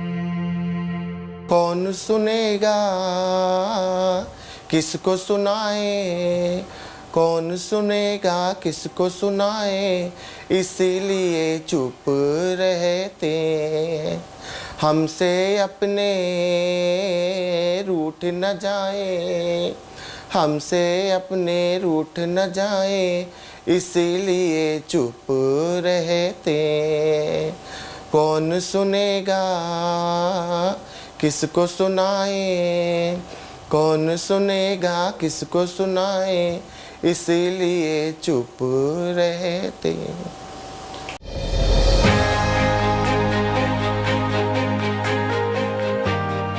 शायद से मैं थोड़ा सा लहरा के बात कर रही हूँ, तो शायद से मैं मीठा हूँ, हलवा हूँ, इस तरीके से मुझे आइडेंटिफाई किया जाता था।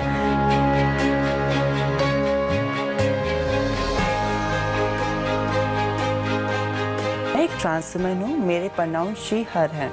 ट्रांसजेंडर्स होते हैं, बट ये 2 हिस्सों में बांटे जाते हैं। जो हिजरा कल्चर फॉलो करते हैं वो लोग, और एक वो जो हिजरा कल्चर फॉलो नहीं करते। मीन्स जैसे कि जिसको, जो लोग अपने आप को एक एज अ ट्रांस गर्ल या ट्रांस वुमेन आइडेंटिफाई करते हैं।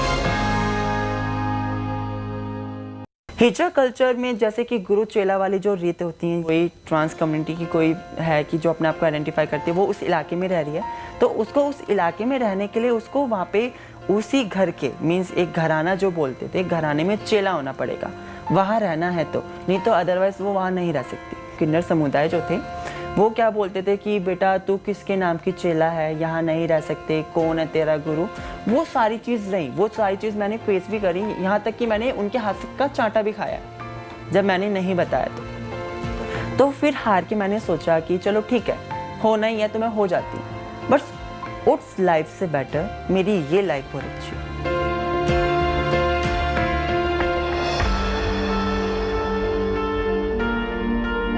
और जो ट्रांस वुमेन्स है वो उस लाइफ को जीना पसंद नहीं करती, क्योंकि शायद से उसमें वो सारी चीज़ें होती हैं, जैसे टोली बधाई, पैगिंग करना, बत्ती मांगना, या हम सेक्स वर्क की बात करें तो ये सारी चीज़ें इसमें इन्वॉल्व रहती। तो वो चीज़ करने से अच्छा कि अपनी सिंपल लाइफ जियो। जो रहीम उत्तम प्रकृति का करी सकत कुसन, चंदन में विषयापत नहीं, लिपट रहित बुझ। जब मैं 12 साल की थी तो मैंने अपनी मम्मा के साथ ये बातें शेयर करी थी, क्योंकि मैं खुद इन चीज़ों के बारे में नहीं जानती थी। जब मैं अपने आप को औरों से मैच करने की कोशिश करती थी, जब मुझे लगता था कि शायद से मैं उन लोगों से अलग हूँ, कि जैसे मैं अपने आप को समझना चाह रही हूँ वैसे मैं बिल्कुल नहीं हूँ, क्योंकि बायोलॉजिकली मेरी बॉडी एक मेल की है, बट मेरी जो मेरी सोच, मेरे विचार, मेरी भावना, मीन्स कहने का तात्पर्य यह है कि मेरा जो दिमाग है वो मेरे शरीर से मैच नहीं कर रहा। तो ये सारी चीज़ मैंने अपनी मम्मा को बताना स्टार्ट करी, बट मेरी मम्मा का ये था कि अभी तुम बच्चे हो, शायद से ये चीज़ तुम्हारा बचपने में चल रहा है, धीरे धीरे आने वाले कलों में तुम सीख जाओगे, ये सारी चीज़ ठीक हो जाएंगी। बट ऐसा कुछ भी नहीं हुआ। मैंने अपने फादर को इस चीज़ों के बारे में बताया नहीं था कि मैं इस टाइप की हूँ, पर मैंने उनको वो सारी चीज़ें सुनाई थी, कि मैंने उनको बोला था ये देखो ऐसे भी होता है। गे कपल्स को दिखाया, मैंने लेस्बियन कपल्स को दिखाया, मीन्स मैंने लक्ष्मी नारायण त्रिपाठी जी का एक इंटरव्यू था वो भी दिखाया, मीन्स ये सारी चीज़ें मैंने उनको दिखाई। देन उनको था थोड़ा सा, कहते हैं ना कि एक उनको मैंने हिंट दी, तो वो चीज़ उस समय वो थोड़ा सा मैच करने की कोशिश करते थे उस समय। मैंने लास्ट दिसंबर मैंने अपने फादर को कम आउट किया कि मैं ट्रांस हूँ। मेरे फादर का रिएक्शन बहुत अलग था, क्योंकि शायद से ये चीज़ उनके लिए अलग थी,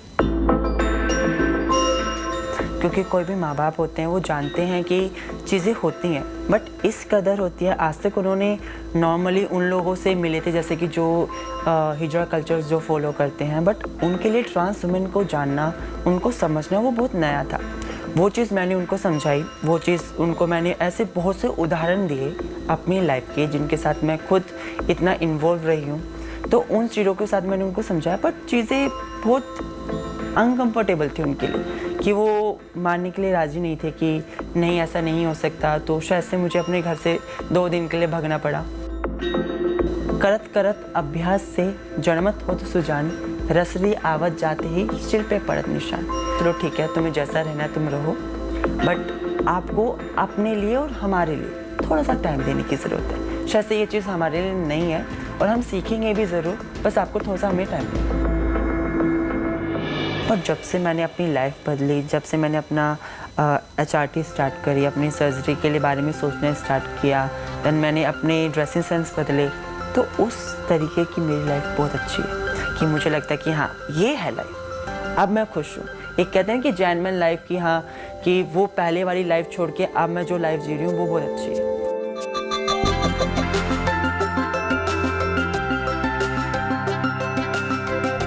देन गार्ड मुझे बोलता है गुड मॉर्निंग मैम। उस समय मुझे फील हुआ यस यही तो चाहिए था ज़िंदगी में, और क्या चाहिए। मैंने कहा आज मेरी आइडेंटिटी के साथ किसी ने मुझे गुड मॉर्निंग बोला, मीन्स उस चीज़ को लेके मैं इतनी ज़्यादा खुश थी। मेरा पहला दिन, और वो भी इतना अच्छा, मुझे ज़िंदगी में और कोई दिन याद नहीं आता शायद से, कि वो दिन मेरे लिए बहुत बेस्ट था, कि शायद से उस इंसान ने जो मुझे जानता नहीं था, उसने मेरी आइडेंटिटी के साथ मुझे एक्सेप्ट किया। एक प्यार का नगमा है, मौजों की रवानी है, जिंदगी और कुछ भी नहीं, तेरी मेरी कहानी है, एक प्यार का नगमा है। As regards discrimination against the LGBT community is concerned, there are no legal provisions which criminalize it, and maybe criminal law is not the right way in any case to do it. I think what we need is a comprehensive anti-discrimination code which secures the position of LGBTQIA+ people, so that we all develop together, we nurture our differences, celebrate our differences, and yet move together in the march towards the unity and integrity of our country. The Q in queer is the question. Who are we? The individual in the story does not like to be referred to as he or she, prefers to be referred as them or their, and is still fighting to figure out their identity.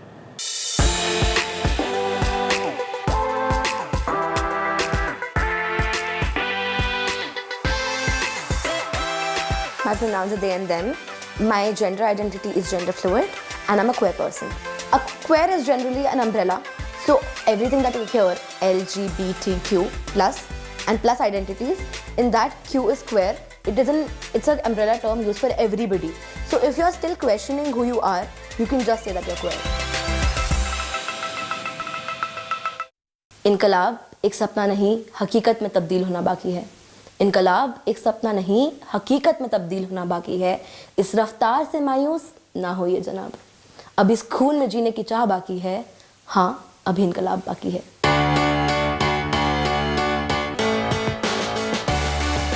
So gender identity and sexuality are two very different things.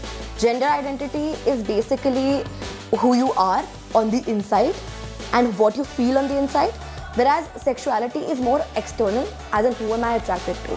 So if I say I'm a non-binary person, I say that I feel no gender, I am gender non-conforming, but I also say that I am queer or pansexual or bisexual. That would mean that, oh, I feel attraction towards two or more genders. The first time I realized that I'm bi was when my partner had brought it up that he's bi. And I was like, okay, you know what, maybe I could be. And then I shoved it way down. And I was like, ठीक है, अभी जो भी है देखा जाएगा. Then eventually, when you go to college, of course, like you get to know about certain things. And a few of my friends were queer. And they were a lesbian couple and one of them was bisexual. And I was like, okay, you know what, maybe I need to explore this a little bit more. So that's what I did. I went out on a couple of dates and I realized that I am indeed attracted to two or more genders. So of course, I am into women as well. And yeah, that's how it all began. I came back home, sat everybody down. With my mom, it was like very simple. I made her watch एक लड़की को देखा तो ऐसा लगा ना, this is my standard thing for everything. If I wanted to normalize something, I make my mom watch something. And then slowly and gradually, I was like, okay, you know what? I am also like bi. So my mom was like, okay, I don't know what that means. Give me a little time, I'll come back to you. I said, okay, cool. With my immediate family, it was super easy though. I mean, I went and then I was like, sit down. I need to tell you something. And they were like, okay, क्या बताना है? I said, देखो ऐसा है कि I am bisexual. उनको समझा नहीं, of course. तो I was like, देखो मेरे को लड़कियाँ भी अच्छी लगती हैं, लड़के भी अच्छे लगते हैं. तो उन्होंने बोला हाँ तो. मैंने बोला हाँ तो कैसा रिएक्शन होता है? शायद आपको समझना नहीं है ये. ठीक है, शायद आपको समझ में नहीं आ रहा है तो मैं लड़की से भी शादी कर सकती हूँ, लड़के से भी शादी कर सकती हूँ. They were like, हाँ तो अगर तू किसी लड़की से शादी करती है तो वो भी हमारी बेटी जैसी होगी. तो I almost started crying. I was like, ये ऐसा कौन बोलता है? So my family throughout have been very, very supporting. It was easy for me to come out as queer.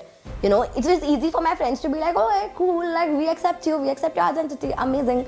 But then it was more difficult for me to come out as Dalit because there is years and years of oppression and years of trauma that we have endured as Dalit people. But in North India, we are taught to lie about our caste. So when you're lying about one identity of yours already, and then you're like also questioning your queer identity, and then also coming out as double minority, it's very difficult. So I always like, whenever my friends ask me also, I tell them that when I have to enter queer spaces, I have to leave my caste identity on the brink. If I have to enter Dalit spaces and do my Dalit activism, I have to leave my queer identity on the brink. So it just becomes extremely difficult to navigate this. If you understand something, if you first understand something, only then you can build empathy towards it. जिसको आप समझोगे नहीं उसको आप वही लगेगा कि तो एलियन है. Why do I accept this person? Why do I accept their identity? नहीं करूँगा मैं. वही है कि then, but if you know and you understand their struggles, then you slowly and gradually as a human will start building empathy and being like, okay, ठीक है अभी. You know, this is okay, I accept who you are. प्यार किया कोई चोरी नहीं की, छुप छुप के आहें भरना क्या, जब प्यार किया तो डरना क्या, जब प्यार किया तो डरना क्या. With that, it's a wrap in this show. Like I said, take pride, let go of the prejudice.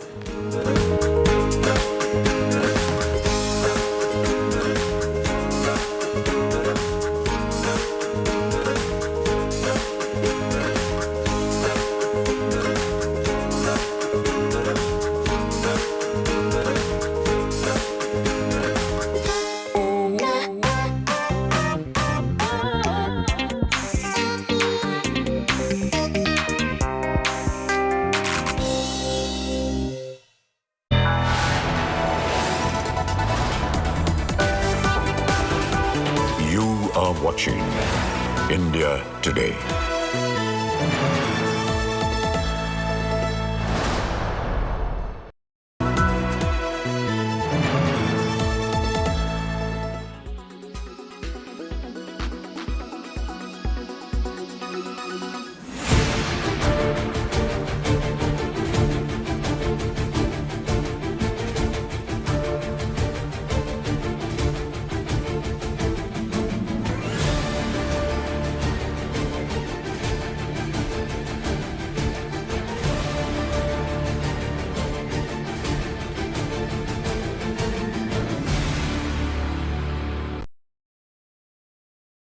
Weather forecast now.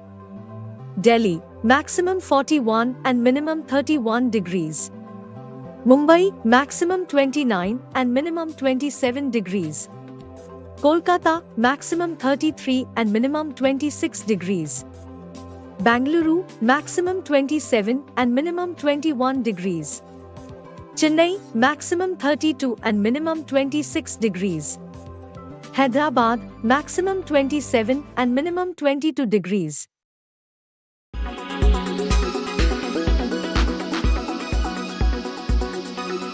Why does this happen? Let me tell you the science behind it.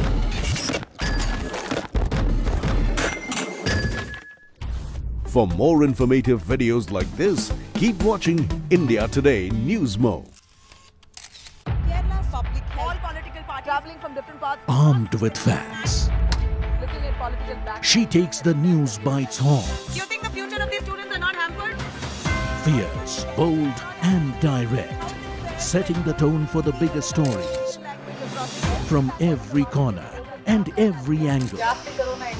Expect nothing but the unfiltered truth. News first, niceties later. Watch me, Nabila Jamal, on India Today.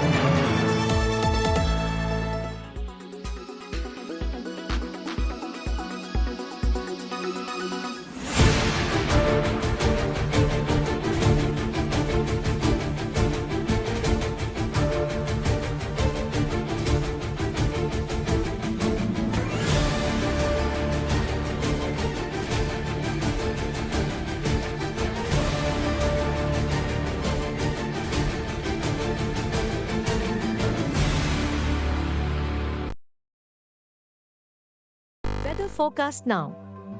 Delhi, maximum 41 and minimum 31 degrees. Mumbai, maximum 29 and minimum 27 degrees. Kolkata, maximum 33 and minimum 26 degrees. Bangalore, maximum 27 and minimum 21 degrees. Chennai, maximum 32 and minimum 26 degrees. Hyderabad, maximum 27 and minimum 22 degrees.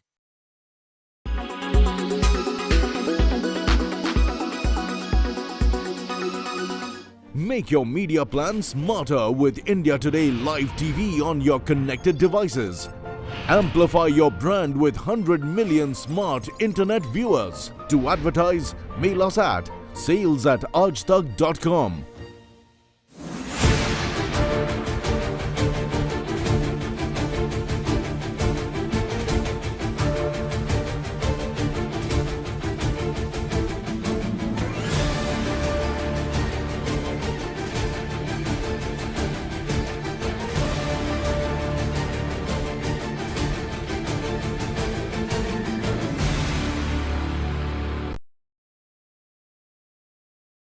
Oh, sorry.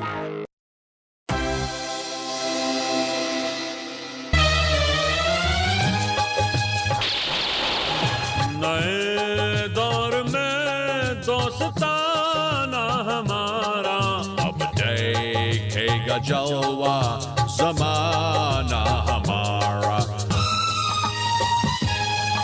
ये डीलों के दिन, कुछ हिसाबों के दिन, कई दिल जलो को जवाबों के दिन। डिफेंस फील्ड में अच्छे ख्वाबों के दिन है। वेलकम अमेरिका में जी मेहरबान।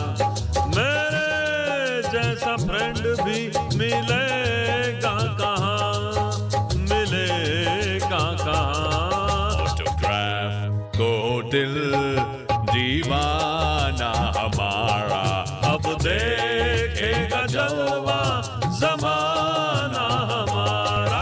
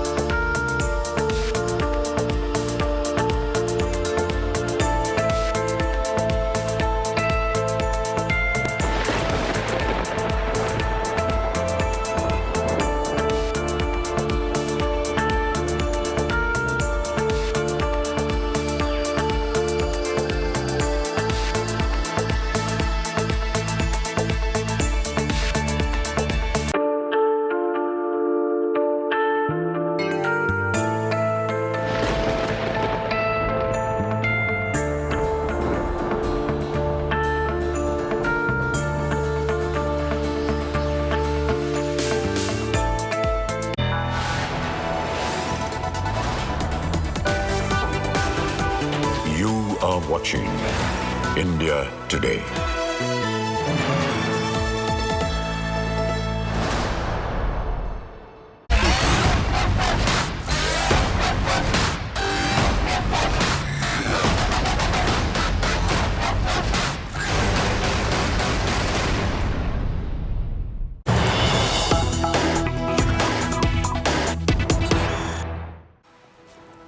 We'll kickstart this edition with some breaking news coming in. Russian President Vladimir Putin is talking tough amid a coup threat. Putin says Wagner chief's actions are betrayal and a stab in the back, noting that this works against the Wagner fighters who bravely fought in Bakhmut and other directions of the front line. Vladimir Putin warns those who betrayed Russia will be defended, while those who are dragged into the situation should abstain from breaking the laws. Putin said the rebels will suffer inevitable punishment. Any internal unrest is a deadly threat to our statehood, and our actions to protect against such a threat is going to be tough. All those who prepare the rebellion will suffer inevitable punishment. The armed forces and other government agencies have received the necessary orders, is what Putin has just said, talking tough on the mutiny that is brewing in Russia, as the Russian military mercenary group Wagner has vowed to go all the way to topple Russia's military leadership. Wagner mercenaries have now captured military installments in the airbase in southern Russian city of Rostov while they prepare against Moscow's military. Wagner Group, remember, is a private army of mercenaries that has been fighting alongside the regular Russian army in Ukraine. The mercenary boss, Yevgeny Prigozhin, has called the Russia-Ukraine war unnecessary, claiming it started as a PR operation for Russian military officers, saying that Russian Defense Ministry had deceived Putin about the war reality, saying Russian soldiers were dying without reinforcements fighting Ukrainians.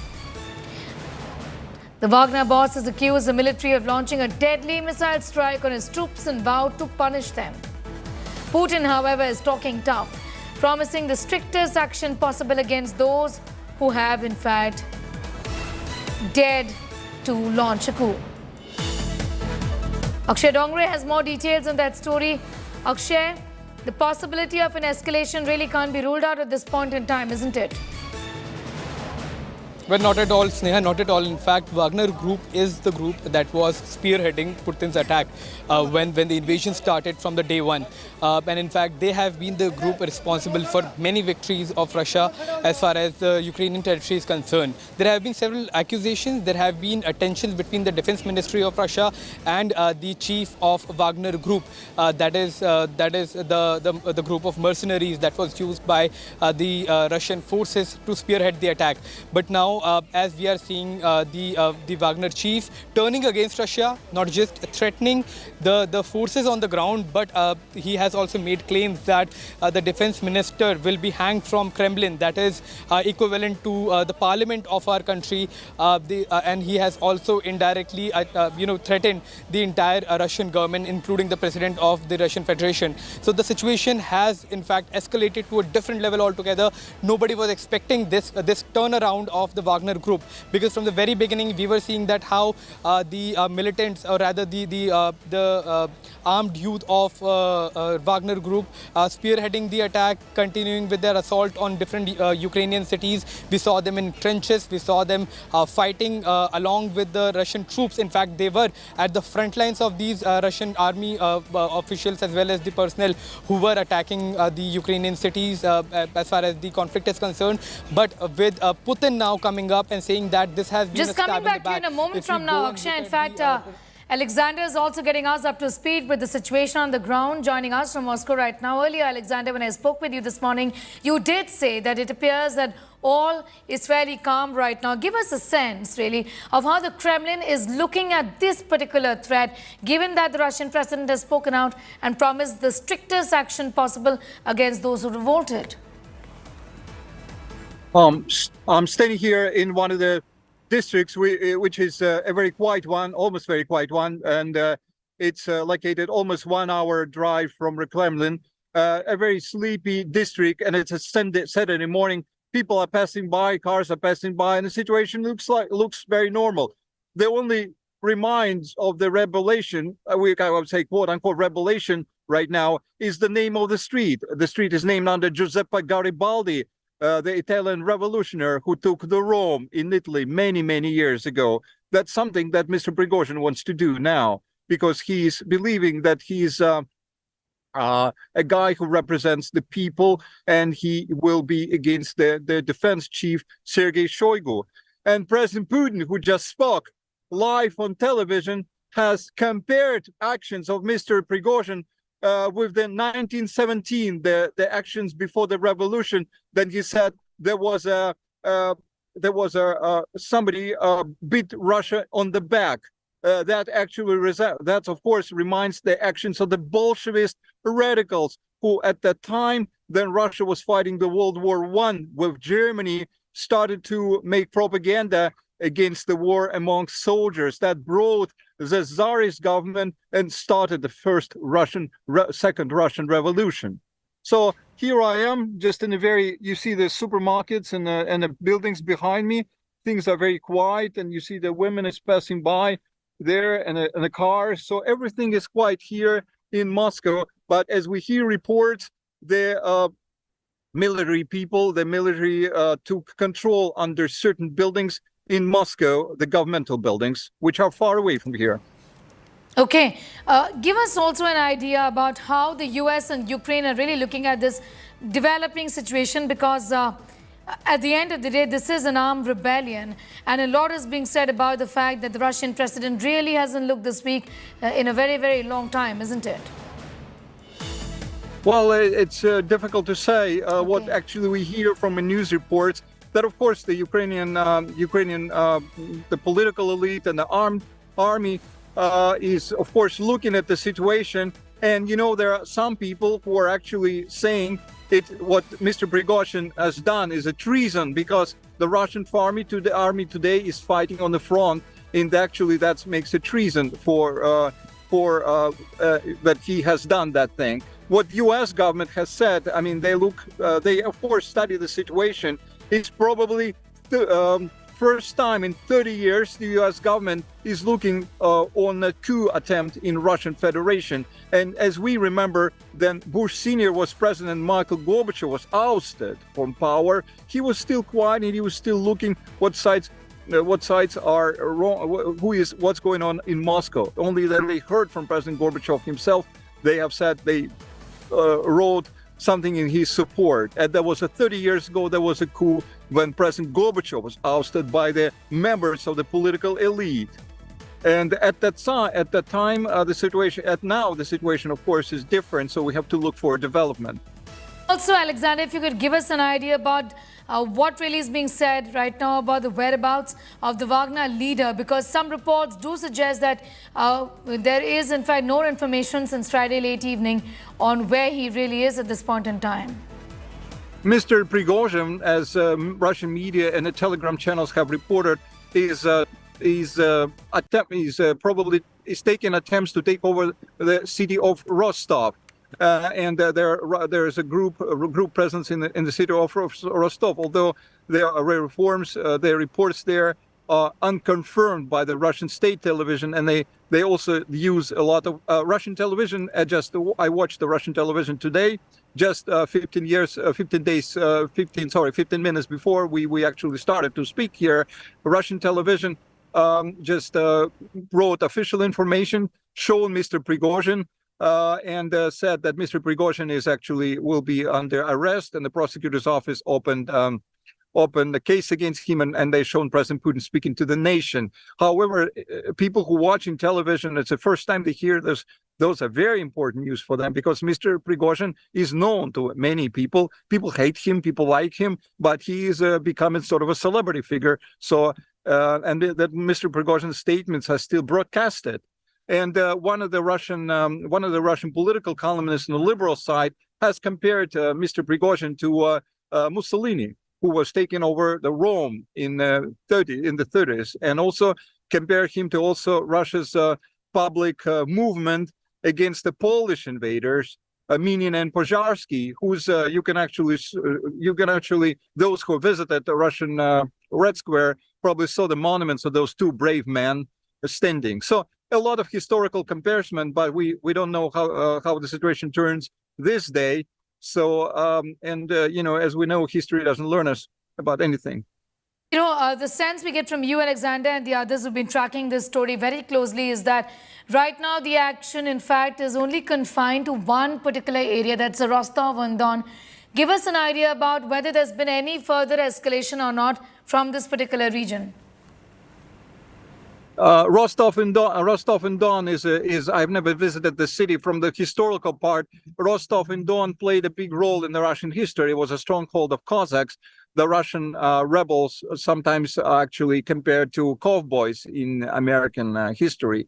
The very brave men who lived by their own, right? So the Rostov people are very kind of like they're very brave. They're known for great character and so on. So Rostov is a very beautiful city, has a lot of churches and so on. So as reports say that, to get the columns, to get the whatever Mr. Prigozhin forces into Moscow will take him about several hours. But of course, Moscow is well guarded by the securities, by the soldiers, and of course, we should take into account the situation that the military conflict is going on. A lot of militaries are taking part in the military operation. So it's very difficult to say how the situation will turn out. So I think that's important, is just to closely watch and monitor. Yeah, just as I just watch the street for any signs of anything, I can show you there's a flag rising, but it's always been there, that the brave Russian flag. So it's maybe you don't see me behind it, but it's just that this is the area of the supermarket close to my place, right? So where I stay. So yeah, people just, I don't even see people looking at their telephones careful. But when I was in the morning, I haven't seen anything like people standing near the banks, because people usually like to withdraw the money if the situation gets worse. And you can see the guy behind me. There's a guy delivering something, right? So yeah, so not much signs of anything here, but not even in the center of Moscow, but as I have said, as I repeated, of course, привет. Just a little boy just passed around me with his small motorbike. So of course he lives by his own life, you know. Okay, Alexander, I'm going to thank you for the moment. Thank you so much for getting us up to speed with all of those details. Clearly, at the moment, calm, at least in the other regions, but Rostov seems to be fairly restive when it comes to the Wagner leader taking over the army headquarters in Rostov. And how far is this going to escalate? Clearly, we need to wait and watch. Putin, however, says he's ready and that none of these people who've launched a coup really against the Russian people, he says, will be spared. Alexander, I'm going to thank you listening to what the Russian president said just a few moments ago in his public address. The lives and security and freedoms of our citizens. And those who organized and prepared this rebellion, those who put up weapons against their fellow comrades, they have betrayed Russia and they will be held accountable for that. And those who are being drawn into this, I call upon them not to do this fatal mistake and do the only right thing, to stop taking part in criminal activities. I believe that we will be able to defend what is sacred and dear to us, and together with our motherland, we will overcome any ordeals and we will become ever stronger. Okay, so we've heard, in fact, of the mutiny brewing in Russia's mercenary group Wagner, vowing to go all the way to topple Russia's military leadership. Wagner mercenaries have now captured military installments in the airbase in the southern Russian city of Rostov while they prepare to go against Moscow's military. The Wagner group is a private army of mercenaries that has been fighting alongside the regular Russian army in Ukraine. Listen in from their leader. Мы били по ним, они били по нам, и это происходило все эти долгие 8 лет, с 14 по 22. Иногда нарастало количество различных перестрелок, грубо говоря, обмена боеприпасами, обменом выстрелами, иногда уменьшалось. На 24 февраля ничего сверхординарного не было. Сейчас уже Министерство обороны пытается обмануть общественность, пытается обмануть президента и рассказать историю о том, что со стороны Украины была безумная агрессия, и они собирались вместе со всем блоком НАТО на нас напасть. Поэтому спецоперация, так называемая 24 февраля, она была начата совершенно по другим причинам. Я обращаюсь к руководству, командирам и бойцам ЧВК «Вагнер». Мы вместе с вами прошли трудный, тяжелый путь. Мы вместе с вами воевали, шли на риски, несли потери, мы вместе побеждали. Мы одной крови, пока не поздно и нужно, и необходимо это сделать. Это подчиниться воле и приказу всенародно избранного президента Российской Федерации. Остановить колонны, вернуть их в пункты постоянной дислокации и районы сосредоточения. Перестрелок, грубо говоря, обмена боеприпасами, обменом выстрелов. Marina Kortunova is joining us from Moscow to give us a sense of what really is going on in Russia vis-a-vis the Wagner leader saying that there has to be a rebellion against the Russian defense chief, against the government, as to how they've dealt with the war in Ukraine. They don't agree, and that they're not going to, in fact, be a part of this any longer. Marina, would you say that there is an internal rebellion of sorts? What has the Russian president said? Well, minutes ago, he made his speech and appeal to the nation, and he said that Russia is waging a hard fight for its future, and the entire military and information machine of the West is directed against Russia. Any strife must be discarded during the period of the special operation, and now the fate of Russian people is being decided. Putin called the heroes of the Wagner fighters who fight in the northern military district, and their names and glory were betrayed by those who organized this rebellion. So what we know so far about an attempt armed rebellion by Wagner Group chief Yevgeny Prigozhin. On Friday last night, footage and audio attributed to Wagner troops and Prigozhin surfaced online, alleging that a missile attack had been launched at a Wagner camp and that the strike was delivered from the rear, that is by forces of the Russian Defense Ministry. Russia's National Anti-Terrorism Committee said that allegations spread on behalf of Wagner chief Prigozhin were unfounded and that the FSB had opened a criminal case over calling for an armed rebellion. The FSB said that there was a threat of escalation on Russian territory. Russian Armed General Sergei Surovikin called on Wagner troops to return to their bases and hold their positions. Russia's defense ministry reported activity by Ukrainian forces in Bakhmut tactical direction who took advantage of Prigozhin's provocations. Kremlin spokesman Dmitry Peskov told reporters that President Putin had been informed of all events around Prigozhin and said that necessary measures are being taken. So security has been boosted in several regions of Russia as well as the capital of Moscow. But so where is the leader now? Marina, if I may please interrupt you for a moment. I must say that the situation is very calm at the moment. Okay. So the Moscow is very calm, the capital of Moscow is very calm, but these are some measures are being taken. Some, especially several regions of Russia, strict restrictions in the southern regions of Russia, in Rostov-on-Don, in Voronezh. Okay, where is the Wagner leader right now? He is in Rostov.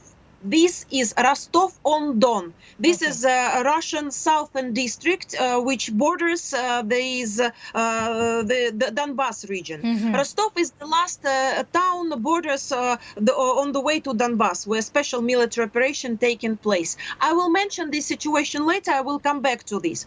So Russian regional authorities said that law enforcement agencies were doing everything necessary to protect the general public, and the authorities added that Ukraine was seeking to spread disinformation about the introduction of curfews in Russia. So we've been reading Telegram channels the whole night, and it was actually very tough. Okay. Russia's Federal Security Service has opened a criminal case against the head of Wagner mercenary group after Yevgeny Prigozhin called for a march for justice against the evil of the military. The FSB says the command amounts to calling for an armed civil conflict in Russia. It has described Prigozhin's orders to his forces as criminal and traitorous, and has called on Wagner mercenaries to help security forces arrest him. You know, Prigozhin denies. Okay, I want to ask you, how seriously is the Kremlin taking this threat? How worried is President Putin? Well, you know, Prigozhin denies calling for a coup. He says he's reacting to military strikes that allegedly killed 2,000 of his forces, and Defense Ministry denies this as informational provocation. Meanwhile, the Kremlin says that President was informed that situation. The President said that this is a provocation, and Russian media are now saying that security stepped up around government buildings and key facilities in Moscow, and Russia's Defense Ministry also says Ukraine is taking advantage of Prigozhin's provocation to disrupt the situation. So, you know, staying with the story, Wagner's chief says his forces have entered Russia from Ukraine and are ready to go all the way against the Russian military. In an audio recording posted on Telegram messaging app, Yevgeny Prigozhin said his forces will destroy anybody who would stand in their way. He also vowed that he will do everything to topple the military leadership in Moscow. According to Yevgeny Prigozhin, the mercenaries are now in the southern Russian city of Rostov-on-Don, as I mentioned, where citizens have been urged to stay indoors and remain calm. The group's chief has also claimed that his forces have shot down a Russian military helicopter after it opened a fire at a civilian column. So a very important thing for your understanding, I must mention that in the morning, about 7:30 by Moscow time, Yevgeny Prigozhin arrived at the main command post in Rostov-on-Don, and this is southern military district of Russia. And he made a video that everything's working normally. And he mentioned that under the control of Wagner PMCs, there are military facilities in Rostov, including the airfield. The day before, Yevgeny Prigozhin recorded a 30-minute video about the real things happening at the front, as well as the huge losses in the Russian troops hushed up by the official authorities. And this is the truth. So we know one part of the story where official Ministry of Defense says, and we know another part of the story. Yevgeny Prigozhin, ЧВК Wagner, PMC Wagner, is a very powerful organization. Do you see a further escalation? No, I don't think there will be an escalation, but the conflict between Prigozhin and Shoigu entered an acute phase half a year before today's events. So Yevgeny Prigozhin, he appealed to Shoigu and to the Ministry of Defense for an open talk, but they refused to talk with him. So there has been escalation. We've been,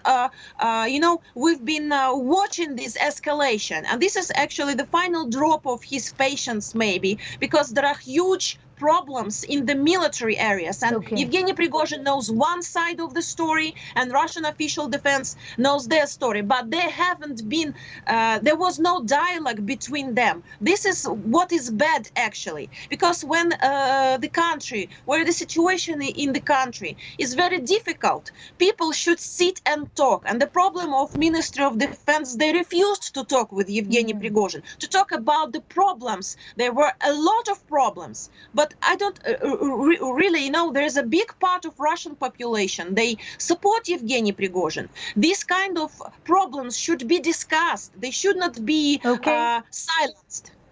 Marina, I'm going to in fact now thank you for joining us and sharing those important details with us as to what really is going on in Russia. Important to point out that right now there is calm, is what Marina is essentially saying, and also indicating that perhaps maybe not further escalation, but the Kremlin essentially, who has ordered the arrest of the Wagner leader, is watching the situation, and so of course is Ukraine and the US. Thanking you, Marina. Hope to hear from you once again and very more often on the developments from Russia. Thanks for your time. That interview and that ground report, much more going up on our website too. That's indiatoday.in. You can also download the India Today app. News continues on the other side. Thanks for watching.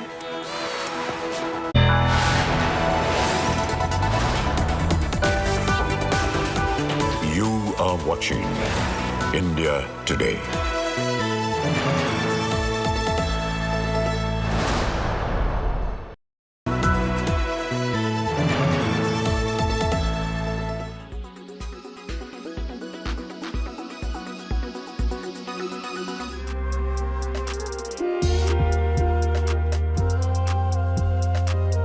If you travel towards these Western countries, European countries, it's crazy how people they are involved in yoga. Every third street will have a beautiful yoga center. It's not only that you're just running outside and you got some place and practicing yoga. There are dedicated academies, institutes, studios to practice yoga. So what our experience is, let it be the streets of Manhattan or in Japan. People, they practice there. They spend a year or 2 years and then they are back to Himalayas. You will see them in Himachal Pradesh, in Rishikesh, or in Nepal, these kind of mountain ranges. They come and they spend their time. They try to go more deep in yogic practices.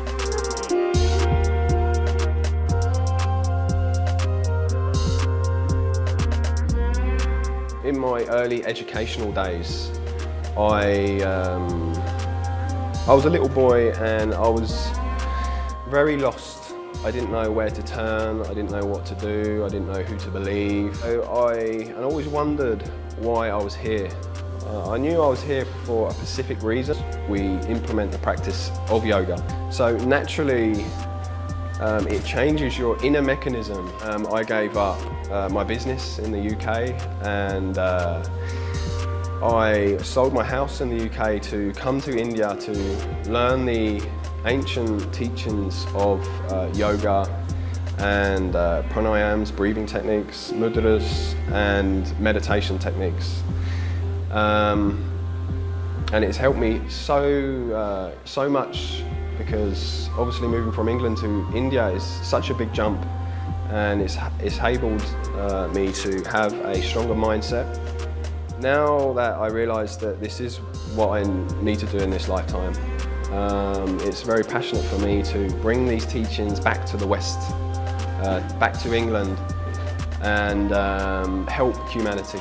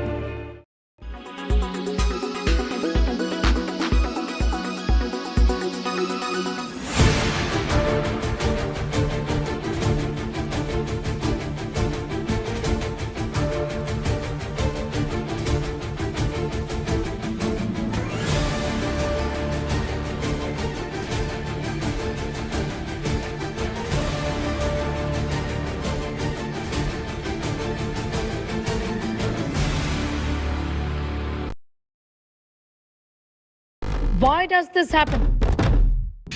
Let me tell you the science behind it.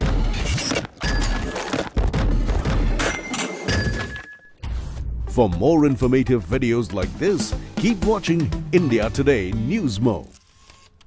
Kerala's public health, all political parties traveling from different parts. Armed with facts, Looking at political black. she takes the news by its horns. Do you think the future of these students are not hampered? Fierce, bold and direct, setting the tone for the biggest stories from every corner and every angle. Expect nothing but the unfiltered truth. News first, niceties later. Watch me, Nabila Jamal, on India Today.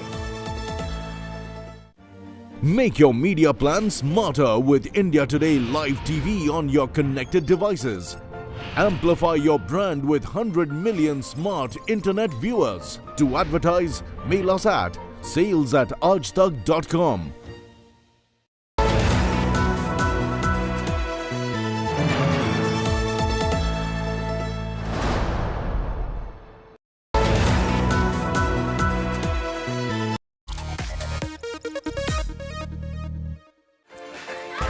Hi guys, welcome to Tech Today. Well, we brought you out in the rugged outdoors and I don't usually wear two wearables unless I'm reviewing them for you on the show. And that's what we're doing in this particular episode, the Garmin 265 Forerunner, a new product from Garmin. And yes, it looks like a runner's watch, but I just wanted to see whether this can replace my existing wearable, which is usually an Apple Watch, and what are the benefits of using a Garmin watch. And I also want to figure out whether some of that data is helpful for maybe amateur athletes like me who aren't into marathon running, but who also play sports like football, go out swimming. So we need metrics from there. And well, the Garmin has a lot of those sensors, but then how is that data put out to the consumer and how helpful is it? That's exactly what we want to discover on this episode of Tech Today.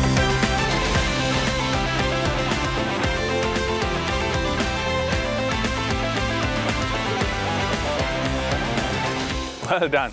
See, now that's the beauty of playing the sport of football, but one thing that really doesn't work with the Garmin 265 is it doesn't come with a football mode. Now what that means is you got to put it in cardio or in indoor running or something like that. We've tried playing football often with that particular mode on the Garmin and the football mode on in the Apple Watch Ultra, and it doesn't always work out the same. That is one thing, as a football fan and someone who plays a lot of sports, I wasn't too happy with the Garmin. They need to come up with a football mode which gets that sort of movement, because if you're a marathon runner or an athlete, then you can run in one direction in one particular pace, one particular speed. But when you are using the Apple Watch, it's non-steady movement in football. So I'm going to run very quickly and then I'm going to stop. Then I'm going to decelerate, I'll pass the ball and run. That's how the best footballers play. And for that, the Apple Watch is a much better companion. Now, of course, this particular watch comes with an AMOLED touchscreen, which is great in brighter environments and in darker environments.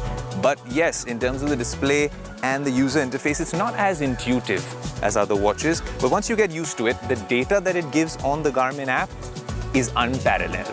Now, another really good feature with Garmin smartwatches happens to be battery life. Yes, this comes with an AMOLED screen, but even if you compare it to an Apple Watch Ultra, which gives you nearly 36 hours of battery life, and this is the expensive Apple Watch, a standard Apple Watch would give you less than 18 hours and then strap it back on to a charging port. The Garmin watch, this particular one, gives you nearly 18 hours with GPS mode on for running. So that's amazing, and can give you nearly half a month, 13 to 15 days in standard mode. Now, that's your normal watch mode. Just think about it. Half a month, max to max a couple of days.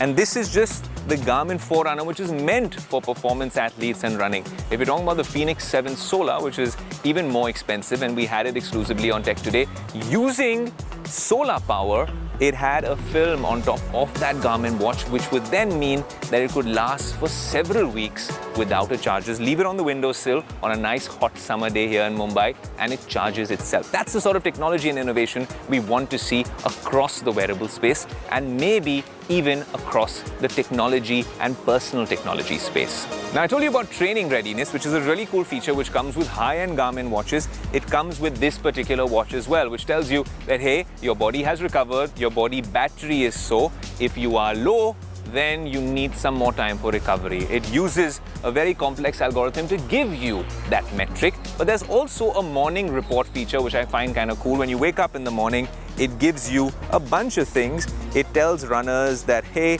what was your previous night's sleep quality? What is the body battery index? HRV status for heart health, recovery time, and of course, it also gives you workout suggestions for this particular training days. And that's why the Garmin is perhaps not a watch just purely for tech enthusiasts, but it is a watch for people who are very serious about their training, running. In fact, we've used the Garmin watch even for our yoga workouts along with the Apple Watch, and they have given nearly 99.9% similar results. So when you're talking about accuracy, if you thought the Apple Watch was the gold standard, not just for running, but for other workouts as well, well, the Garmin watch gives you precisely the same values. Even for heart rate measurement, it gives you almost the same values in terms of BPM. Yes, the Apple Watch has an ECG feature because the Apple Watch is not only directed towards fitness and training, it's also more of a lifestyle gadget and of course a health-centric gadget as well. So there's a lot of things in terms of health metrics that the Apple Watch can do within the Apple ecosystem especially.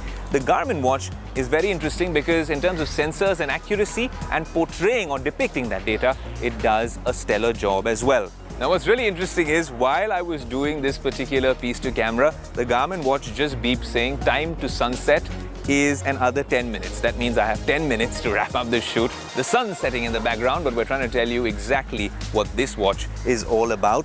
It has all sorts of really cool features as well, especially, like I said, if you're onto training and running on a regular basis, even swimming. The Apple Watch does a stellar job.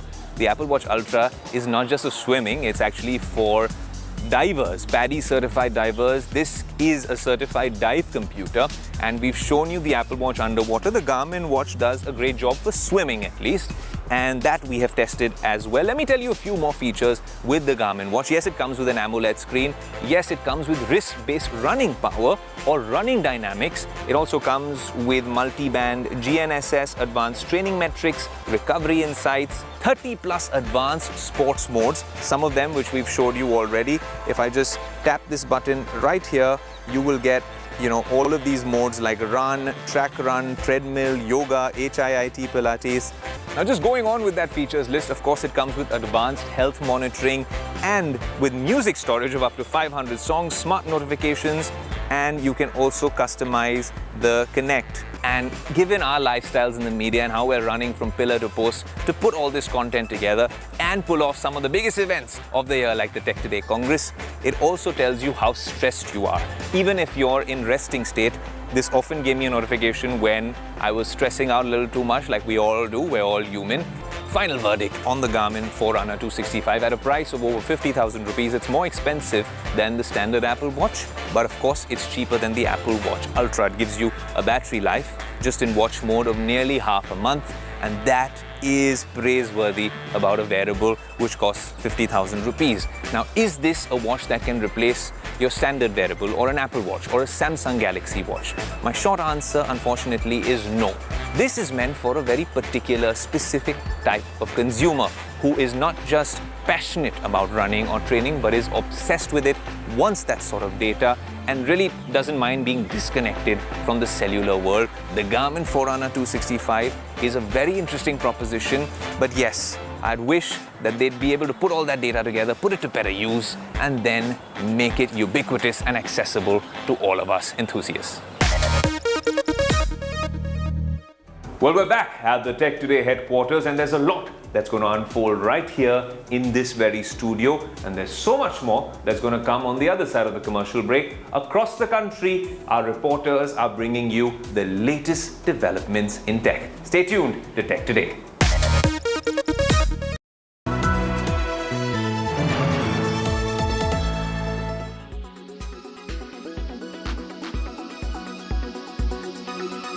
What we're going to do now is take a look at how the mainstream American media has covered Prime Minister Narendra Modi's state visit to Washington, D.C. So we've got the New York Times, the Financial Times, the Washington Post, the Wall Street Journal with me. So let's take it one by one and show you what the different papers are saying. I'll start with the New York Times, typically seen as a trenchant critic of the Prime Minister. So if my video journalist Kirpal Singh just comes across and we'll show you. So it's raining quite non-stop here in DC, but this is the front page of the New York Times. They're leading with this image from the US Congress joint address, which the Prime Minister had. Kamala Harris there, all the senators and the congressmen there. Their take is for Modi's visit, abundant pomp and no friction. Biden hopes to make India an ally. Military deals, joint projects, but India is no closer on Ukraine, and that's the take from the New York Times. Let's now come across to the pink paper, the Financial Times. Pink paper, the Financial Times has this image of President Biden and Narendra Modi on its cover. This talks about stronger ties. Modi and Biden commit to a defining relationship between the two democracies. This again on the front page of the Financial Times, and they're talking about how Prime Minister Modi spoke of making this one of the defining relationship of the 21st century, saying that the India-America partnership is built on mutual trust, candor and respect. Let's now come to the Washington Post. The Washington Post features the visit prominently on Welcome back to Tech Today. I'm your host Ayush Alavadi. Now, every year, people talk so much about the Apple event. And yes, there is an Apple event, a one more thing moment, but we saw with the last WWDC how they launched an Apple Vision Pro and no one's really been able to shoot with it. The Americans don't know when it's coming to them, and we certainly don't know whether it's coming to India at all. The only other competitor to Apple events in terms of scale and of course in terms of innovation happens to be Samsung Galaxy Unpacked. This year, the one thing we know is it's happening in Korea. It's going to be an in-person event, but there's all sorts of leaks and rumors in terms of what are we going to get at that flagship event. We at Tech Today are super excited about it. Here's what we think we can expect at that particular event. And the only question I'm going to leave you with is, will you fold?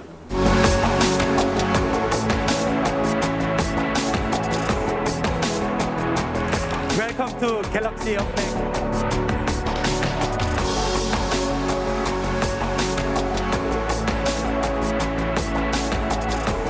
Samsung's biggest annual event, Galaxy Unpacked, is likely to take place in July this year. Just like every year, it's expected to launch a handful of devices starting from foldable phones, tablets, smartwatches and the TWS earbuds. While the company has not really confirmed any of these products as yet, leaked images of the rumored devices are surely making the rounds on the internet.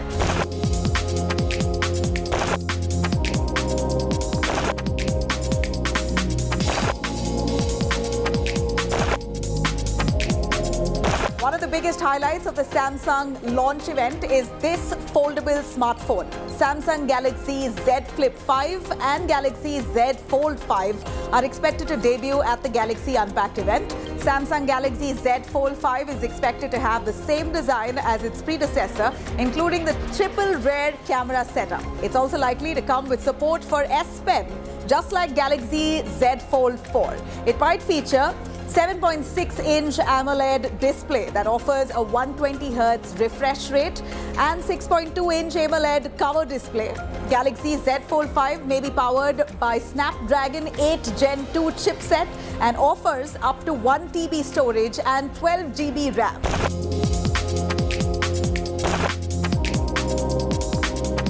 For photography, it might come with a triple rear camera that includes a 50-megapixel primary sensor, a 12-megapixel ultra-wide angle lens, and a 12-megapixel telephoto lens. For selfies, it's rumored to feature a 4-megapixel camera on the inner display and a 10-megapixel camera on the outer display. Samsung Galaxy Z Flip 5 is expected to have a larger display. It will go up against the Moto Razr Ultra 40 and Oppo Find N2 foldable smartphones. The company is also expected to launch 2 new smartwatches at this event, Samsung Galaxy Watch 6 and the Galaxy Watch 6 Classic. As per the leaked images, the Galaxy Watch 6 Classic smartwatch is expected to come with a rotating bezel, unlike Galaxy Watch 6. In fact, they are likely to come with the same circular design and different strap styles as well. Samsung Galaxy Tab S9 Ultra is confirmed to launch at the Galaxy Unpacked event. In addition to Ultra, Samsung might also launch Galaxy Tab S9 at this event. The Ultra model is likely to feature thinner bezels along with the S Pen. This model is expected to be powered by Qualcomm's Snapdragon 8 Gen 2 chipset. Lastly, Samsung might also launch a new iteration of its Galaxy earbuds. Samsung Galaxy Earbuds 3 TWS earbuds are likely to look very similar to their previous generation. Not much has been really revealed about these earbuds yet, but as per leaked images, they will be available in white color option.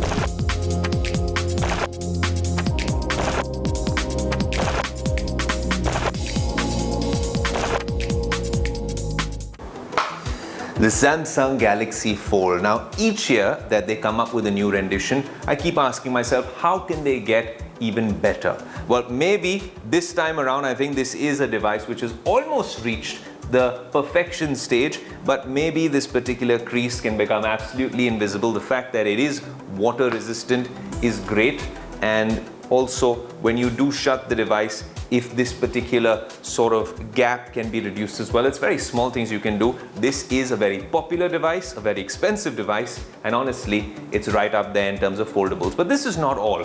In terms of what's happening in India, you have Techno Mobile, who've come up with their Phantom Fold device, a lot cheaper, half the price nearly. And then stock Android buffs were waiting for the Pixel Fold. Now, we haven't gotten it in India, but we've seen all sorts of videos coming out of the US of that particular device. Maybe it'll come to India soon. The OnePlus Foldable was something announced at Mobile World Congress earlier this year, and that's something we're excited about as well, because if OnePlus can come in and they can get it right with the implementation of Oxygen OS on a foldable and get the price point right, that might be a game-changing moment for foldables in India. Now, very, very exciting to see that there's so many developments in the smartphone space. Innovation is not dead. But we want to know what you think about this foldables revolution, so let's find out.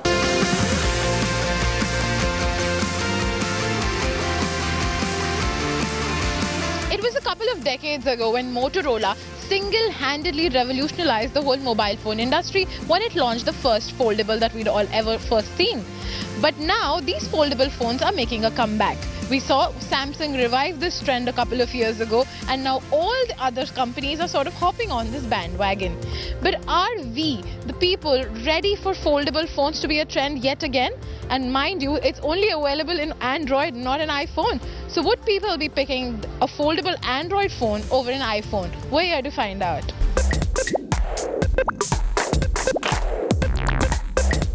So if you had to pick between an iPhone and a foldable phone? Foldable. I will like a regular phone. iPhone. I think iPhone is the best. Foldable. It would be a foldable phone. I would choose a non-foldable. Well, I would prefer a foldable phone. As a clumsy person itself, I will prefer a regular phone. What would you pick? Would you flip, fold or nothing, or just go with an iPhone? Or would you want an iPhone that's foldable? Currently nothing, because I think the hinge mechanism is not there yet. And maybe right now the foldable phones are pricing only at the flagship level. So if they price it at mid-range level, then maybe I will consider them, but till then not. Because sure, it's nice to see new technology, but I don't find it that useful. Yeah, there's some cool features like, oh, you can flip it, it's compact, but then I don't find those features useful. Plus it might cost a bit extra. So better to just stick with a standard one. I would prefer a regular phone itself, because I feel the flip phone are much heavier to handle, and again it creases very easily. Fold is technically very big for my hand and it's very heavy, so I will prefer flip. The main problem is fragility of the phone. If it falls, it can be shattered. It is we have to handle it with care. The repair cost goes up to 50 to 60,000. Buying an Apple foldable or just generally no? I think other companies have already come with Samsung, the hinge technology, the Motorola has great technology. I feel Apple, by doing it, it does go ahead, but would not make a big difference since it's already been worked on for But now that Google, OnePlus, Oppo, everyone has gotten into this foldable race, would you want to give it a chance? I wouldn't mind to give it a try, but then again looking towards the people's experiences, after some point of time there are drawbacks of the foldable phone. So I feel the regular phones are much more long lasting, and again it also depends upon the function. If I want to use it I need a bigger pad, because if I'm a sketcher or anything, so foldable phone are much more will come handy to me. So hence at that moment I'll prefer a foldable phone. Concerns regarding the hinges, the glass and the body, and even affordability. These are the leading concerns of the youth of Mumbai that we just spoke to when it comes to a foldable phone. But with such big names like Google, OnePlus throwing their hat in the ring for the foldable phone, it is only for the time to tell which one will succeed. But it sure is safe to say that the foldable technology is here to stay and advance. Back to you, Ayush.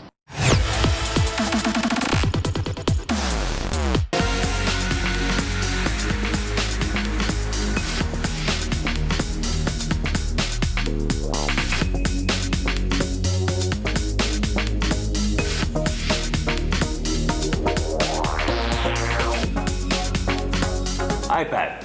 Get yourself an iPad. Well, you want to get an iPad Air maybe? iPad. I think you should get an iPad. I think you should get the iPad Pro if you're being really luxurious. No, an iPad Air or an iPad 9th generation for you? Well, that used to be my standard default response if anyone asked me whether they should pick up a new tablet and which one it should be, because there wasn't much competition from the Android guys. But then a few weeks ago, we saw the OnePlus Pad, exclusively a first look and a review on Tech Today, and we were in the Delhi studio with the team, and all of us, with the colors on that, the output and the performance, mind equal to blown with what OnePlus had done with its tablet. And then every time there's a revolution coming, well, you need a captain of the ship, but it's nice to have, well, two pilots in the cockpit. And what if I told you that I just found my second pilot to drive the Android tablet revolution forward, the Xiaomi Pad 6. And honestly, the iPad has a lot of competition with this monster.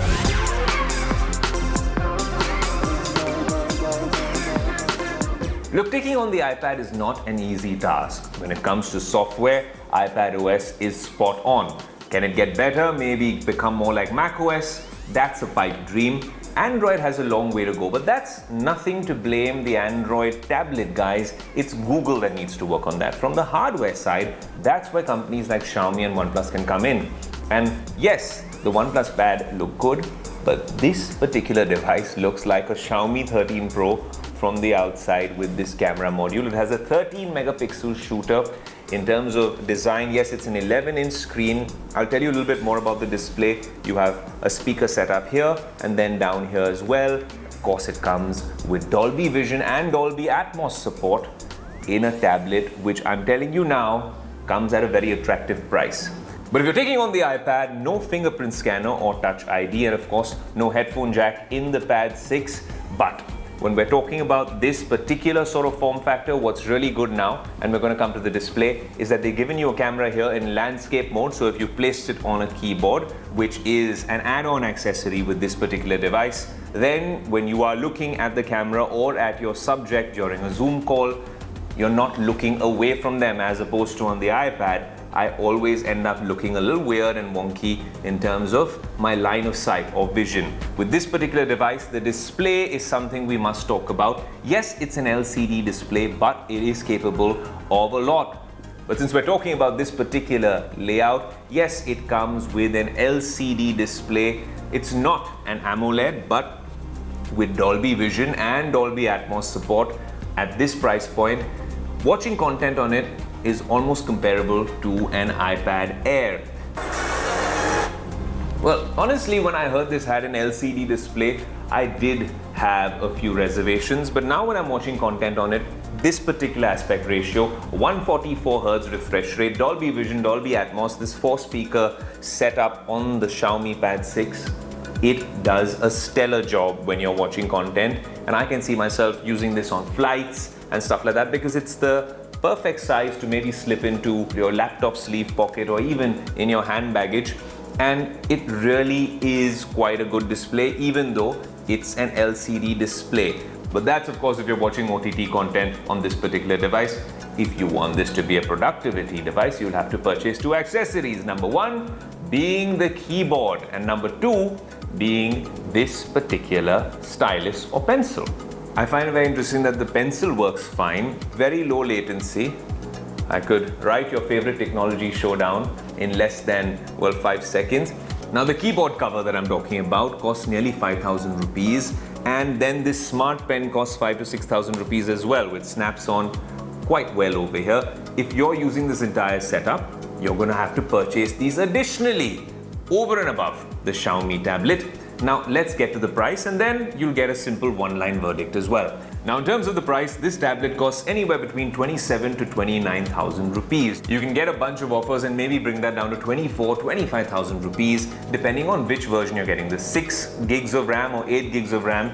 And if you add on both accessories, the pen and the keyboard, that's another 11,000 rupees. So in under 40,000 rupees, you could get the entire setup with all the bells and whistles in the Xiaomi ecosystem, as compared to maybe an iPad. If you bought an iPad with its keyboard and pencil, you'd be spending a lot more. But yes, when you're comparing it to the other Android tablets, even the OnePlus Pad for that matter, one, you'd be saving money. Two, it honestly gets the job done. It's a value for money offering. In Tech Today parlance, the Xiaomi Pad is a step in the right direction and truly a bang for your buck.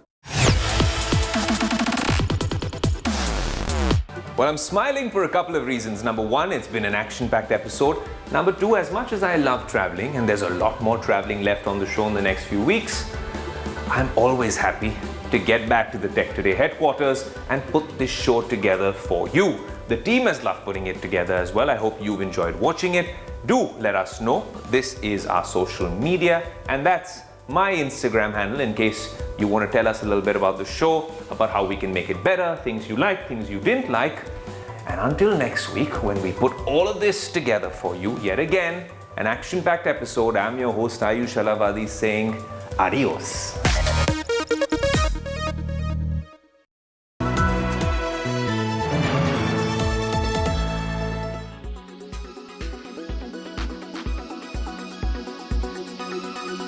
Stand here in the east room of the White House, where so many world leaders have made commitments to protecting democracy.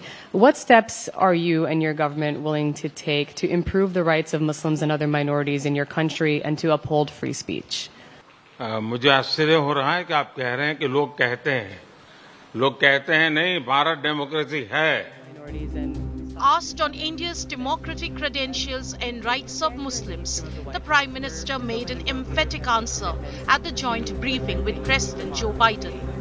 Prime Minister Modi was answering to Wall Street Journal's Sabrina Siddiqui. The Prime Minister's body language said it all. He removed his earpiece to make his point with full authority. What steps are you and your government willing to take to improve the rights of Muslims and other minorities in your country and to uphold free speech?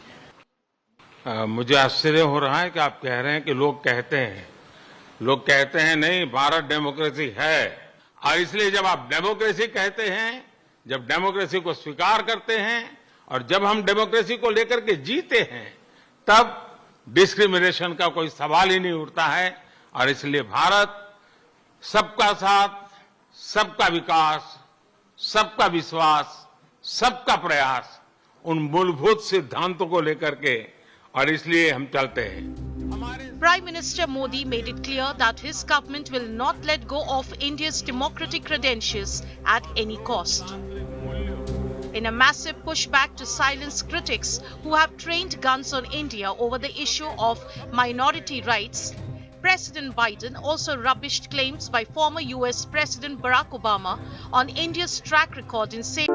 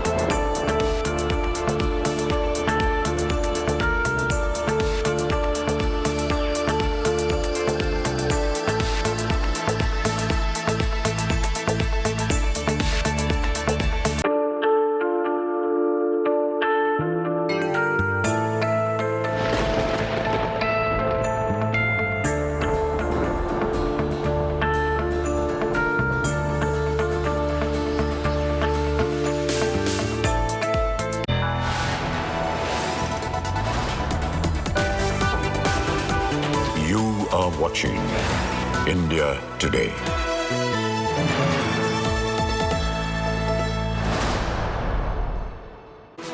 Hello, very good afternoon. You're watching India Today TV. I'm Sneha Mordani. Let's get started with the headlines first in this edition. Prime Minister Modi's mega diaspora connect in Washington, D.C. Says India shaping world's Vikas, hails India-US ties. Singer Mary Milben touches the Prime Minister's feet after singing the national anthem. Bharat माता की, भारत माता की, भारत माता की. Prime Minister Narendra Modi meets CEOs on the final day of the US visit. The meeting marked by pledges of deeper US-India cooperation on areas including space, artificial intelligence and also quantum computing. Prime Minister Narendra Modi wraps up his US visit en route to Egypt now. Egypt to formalize strategic partnership during his key visit. Manipur is on the boil. The Home Minister has called an all-party meeting. The Congress attack says no Modi, no meeting. BJP's big attack at the opposition meeting calls out double standards, says Tukde Tukde gang coming together with dreams of becoming the Prime Minister. Massive escalation in infighting in Russia. Russia accuses Wagner chief of a mutiny. Putin talks tough, warns of severe punishment. Military tanks roll out on streets of Russia. I believe that we will be able to defend what is sacred and dear to us. And together with our motherland, we will overcome any ordeals and we will become ever stronger.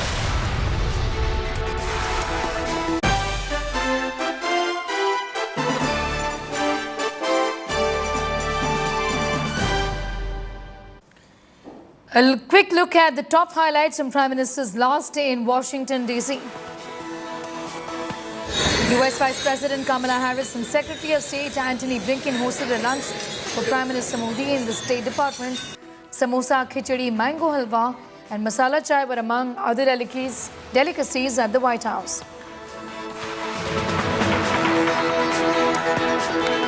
U.S. President Joe Biden gifted a special T-shirt to Prime Minister Narendra Modi with the Prime Minister's quote on AI. Earlier during his speech at the US Congress, the Prime Minister quoted AI as momentous America-India ties. Prime Minister Modi met top business leaders including CEOs of Boeing, Amazon and Google and also tech honcho Sundar Pichai, the CEO of Google. Modi's meeting with Boeing CEO Dave Calhoun comes on the heels of Air India signing orders of over 200 jets earlier this week from Boeing. Prime Minister Narendra Modi in his address to young entrepreneurs at the Kennedy Center in Washington hailed the technology handshake as a direct message to companies and businesses of both the countries. Award-winning international singer Mary Milben performed the national anthem of India at the Ronald Reagan Building in Washington, D.C. Mary Milben touched the Prime Minister's feet and took his blessings after singing the national anthem.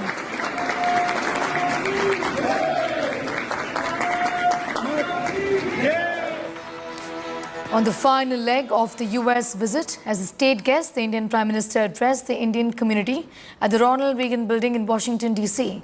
The Prime Minister's much-anticipated address began with international singer Mary Milben rendering India's national anthem. Lauding the several deals inked during his maiden state visit, the Prime Minister said India-US ties had embarked on a glorious new journey by converging on global strategic issues, technology transfer, manufacturing cooperation and much more. The Prime Minister announced that Indian origin members will not have to leave the US for an H-1B visa from now onwards. Also said that United States will open new consulates in Bengaluru and Ahmedabad. Chants of Vande Mataram and Bharat Mata Ki Jai reverberated inside the building.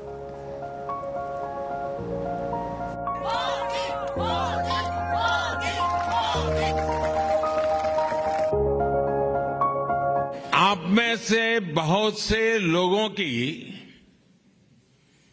H-1B visa के renew को लेकर भी लंबे अरसे से एक demand थी। अब ये निर्णय लिया गया है कि H-1B वीजा को रिन्यू करने के लिए आपको अमेरिका से बाहर नहीं जाना पड़ेगा।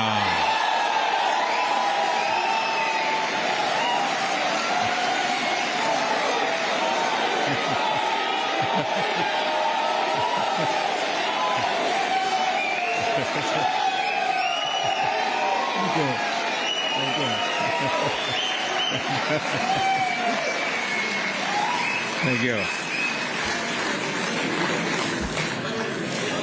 अमेरिका में रहते हुए ही अब ये वीजा रिन्यू हो जाएगा। इसके लिए इस साल एक पायलट प्रोजेक्ट शुरू किया जाएगा। इसका बहुत बड़ा फायदा हमारे आईटी प्रोफेशनल्स को भी होने वाला है। इस फैसले के जो भी अनुभव होंगे उसे देखते हुए यही व्यवस्था भविष्य में एल कैटेगरी वीजा के लिए भी हो सकती है। आप में से बहुत सारे लोग यहां बरसों से अमेरिका में रह रहे हैं।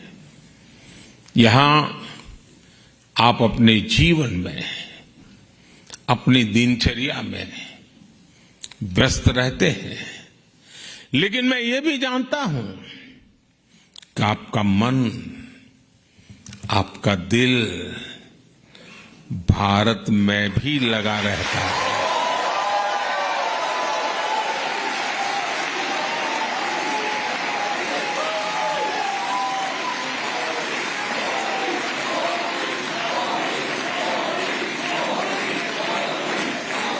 और इसलिए आपकी सहूलियत ये भी भारत की प्राथमिकता है। आपकी जरूरतों को देखते हुए भारत इस साल सिएटल में एक नया कॉन्सुलेट खोलने जा रहा है। To begin with, let's talk about the visit to the United States of America. Prime Minister Narendra Modi had a very fruitful and a successful visit to the United States of America. It's a state visit, a historic one where there have been many firsts, with a very warm, resounding welcome, not just from the Indian community, but from the Biden family also. The Bidens inviting him for a private dinner, apart from the state banquet that they were anyway going to host. The private dinner was overlooked by the First Lady herself in terms of the layout, in terms of the fact that a spectacular vegetarian meal was prepared for the Indian Premier. We've had Indian Premiers in the past also who've been vegetarian, but the special nuance of having millets added to the menu. In terms of the deals and the announcements, there have been so many when it comes to substantive outcome. Be the GE F414 deal with HAL, that is going to be a game changer. Manufacturing in India. India has been pushing for not just complete technology transfer, but also has been saying that if India is buying your product, your complete product, then source the raw materials, source from India whatever that they can source. And if they're looking at manufacturing outside, then look at India to manufacture outside. The Artemis Accord, another very important move forward in space collaboration, where we could see Indians in the International Space Station by 2024. There are so many aspects when it comes to economy, trade, but one pain point for all the Indian Americans was the visa issue. And I'm not talking about delays in visas, that's for the Indians. I'm talking about Indian Americans and the H-1B visa policy, or for that matter, those with work permits now can get their visa stamped here. A huge move forward for all these people. They were so happy when Prime Minister Narendra Modi spoke about it. But also in terms of visa delays, more consulates coming up in India, and similarly more Indian consulates coming up in America. Well, on the final day of his U.S. visit, Prime Minister Modi and President Biden participated in an India-U.S. high-tech handshake event at the White House. Several leading Indian and American CEOs of tech companies and startups took part in this event aimed at deepening technology collaborations between the two nations. The Prime Minister met Google CEO Sundar Pichai, Amazon CEO Andrew Jassy, Microsoft CEO Satya Nadella, Apple CEO Tim Cook, among other business leaders.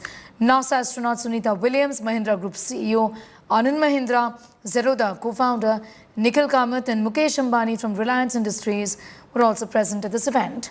The Prime Minister underlined the immense potential of harnessing India-US tech cooperation for social economic growth. President Joe Biden gifted a special t-shirt to Prime Minister with latter's quote on AI. Remember, the Prime Minister in his US Congress address had hailed the momentous development of AI, which is America and India. America ने technology में जो प्रगति की है वो और भारत का युवा विशेष करके टैलेंट के कारण आज विश्व में अपनी पहचान बनाता है। तो टैलेंट और टेक्नोलॉजी का ये मिलन मैं समझता हूँ कि अपने आप में एक उज्जवल भविष्य के लिए गारंटी लेकर के आया है। ये सुबह कुछ ही मित्रों के बीच की है, लेकिन ये सुबह उज्जवल भविष्य की गारंटी लेकर गए। एक उज्जवल भविष्य की आशा अपेक्षा के संकल्प के साथ हम सब लोग राष्ट्रपति बाइडेन का जो विजन है, भारत के जो एस्पिरेशंस हैं, राष्ट्रपति बाइडेन के पास जो ताकत है और भारत के पास जो संभावनाएं हैं, उन सबको लेकर के आगे चलने का एक मक्कम निर्धार का ये अवसर है। और इसके लिए मैं सचमुच में मेरे मित्र रहमान को बहुत अभिनंदन करता हूं कि उन्होंने भारत की यात्रा की, काफ़ी समय निकाला और उन्होंने खुद ने जो अनुभव किया और उन्होंने आकर के यहाँ इसको आगे बढ़ाया। मैं आपका भी आभारी हूँ। राष्ट्रपति बाइडेन जी का जितना आभार करूँ उतना कम है। मैं फिर एक बार आप सबका बहुत बहुत धन्यवाद करता हूँ। We're sticking up for our values and the vision of the world. And so our partnership between India and the United States will go a long way, in my view, to define what the 21st century looks like. And our technological cooperation will be a big part of defining our partnership. So look forward to continue working with all of you and on our voyage of discovery, as was referenced, and to building a better future. It was an honor to meet Prime Minister Modi during a historic visit to the US. The excitement here, in terms of seeing the progress India has made, particularly around the vision of digital India and the economic opportunity. And I had met the Prime Minister in December, and we continued our conversation. And we shared Google is investing $10 billion in the India Digitization Fund. And we are continuing to invest through that, including in companies working on AI. India Today's Rahul Kanwal spoke to Zerodha co-founder Nikhil Kamath, who attended the Prime Minister's Tech Handshake event at the White House. Listen in. Do you want to talk a bit about the Tech Handshake? Sam Altman, Sundar Pichai, Satya Nadella, all the movers and shakers there in that room. You were there too. How do you see this tech collaboration between India and the United States shape up from here? Yeah, I think many possibilities, many opportunities. There is a friendship which has kind of formed between our Prime Minister and the US President, which was evident for all of us in the room to see. They were really pally with each other and, like joking and stuff like that. You got to see Biden's funny bone? Yeah, and he is quite funny. And I think even from when I was in the room, when they asked me to speak, I was talking about the India stack. And all the opportunities of exporting exporting our India stack and many things in our banking ecosystem per se to the West. Because banking in India, I must say, is more efficient, cheaper and faster than Western countries. And I think we're trying that experiment with Singapore a little bit, but India stack abroad, I think, will be a very valuable product. It doesn't even have to be implemented in a manner where India has any of the data. The data can be localized in their geography.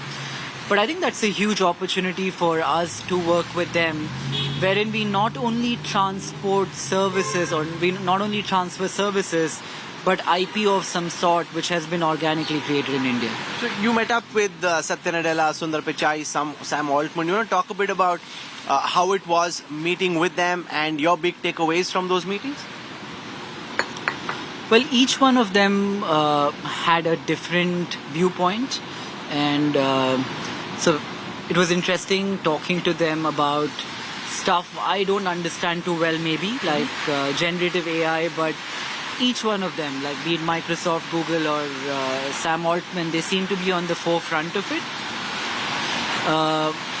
So, Keynes once said the biggest problem, if we didn't have work, what would we do? The problem of not knowing what to do is a problem in itself, and it feels like when productivity is going to be taken away by whatever AI transforms to into the future, and a large section of society necessarily need not work in the manner that they work today. It's a very interesting use case, and one has to ponder about how the world, the socio-economics, even the geopolitics of the world change by virtue of something like that. Do we shift to some form of socialism with UBI and a bunch of benefits at the bottom and optional capitalism for the people who opt into it on top? How do the incumbent winners of capitalism transition? Because I'm guessing the transition will be most painful for them. And if there is a transition, how long is the transition, and how painful is the transition? So there are many, many questions for the day when generative AI in a manner can truly think. But I guess nobody knows. Everybody had a different viewpoint, and I think nobody agreed with the other. But these are very interesting questions for even us to ponder, people who don't know. Well, the US Vice President hosted a state lunch for Prime Minister Modi, where they raised a toast to India-US ties. Prime Minister Modi, Antony Blinken and Kamala Harris spoke about their shared love for yoga, samosas and democratic values. In attendance were Indra Nooyi and top diplomats, among others. Those hopes are reality. Cheers. The clinking of glasses, more than a simple gesture. Whether we call it the American dream, whether we call it the Indian dream, our people believe profoundly in opportunity. That no matter who we are or where we come from, we can make something more of ourselves. Their toast embodied the diplomatic triumph of unity and progress. Indian-American author Jhumpa Lahiri, American actress Mindy Kaling of Indian descent, Indian singer Diljit Dosanjh debuting at the Coachella Valley Music and Arts Festival this year. The hall embraced the Indianness flourishing across the United States. Here in the United States, India is part of our daily lives. We enjoy Jhumpa Lahiri's novels over samosas. We laugh at the comedies of Mindy Kaling. We dance to the beats of Diljit at Coachella. And yes, Mr. Prime Minister, and I can say that from personal experience, we keep ourselves more or less fit and healthy doing yoga.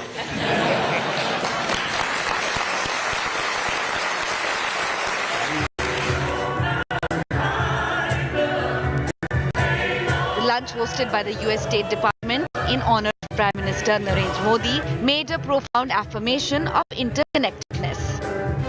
The historic number of members of the United States Congress with Indian heritage.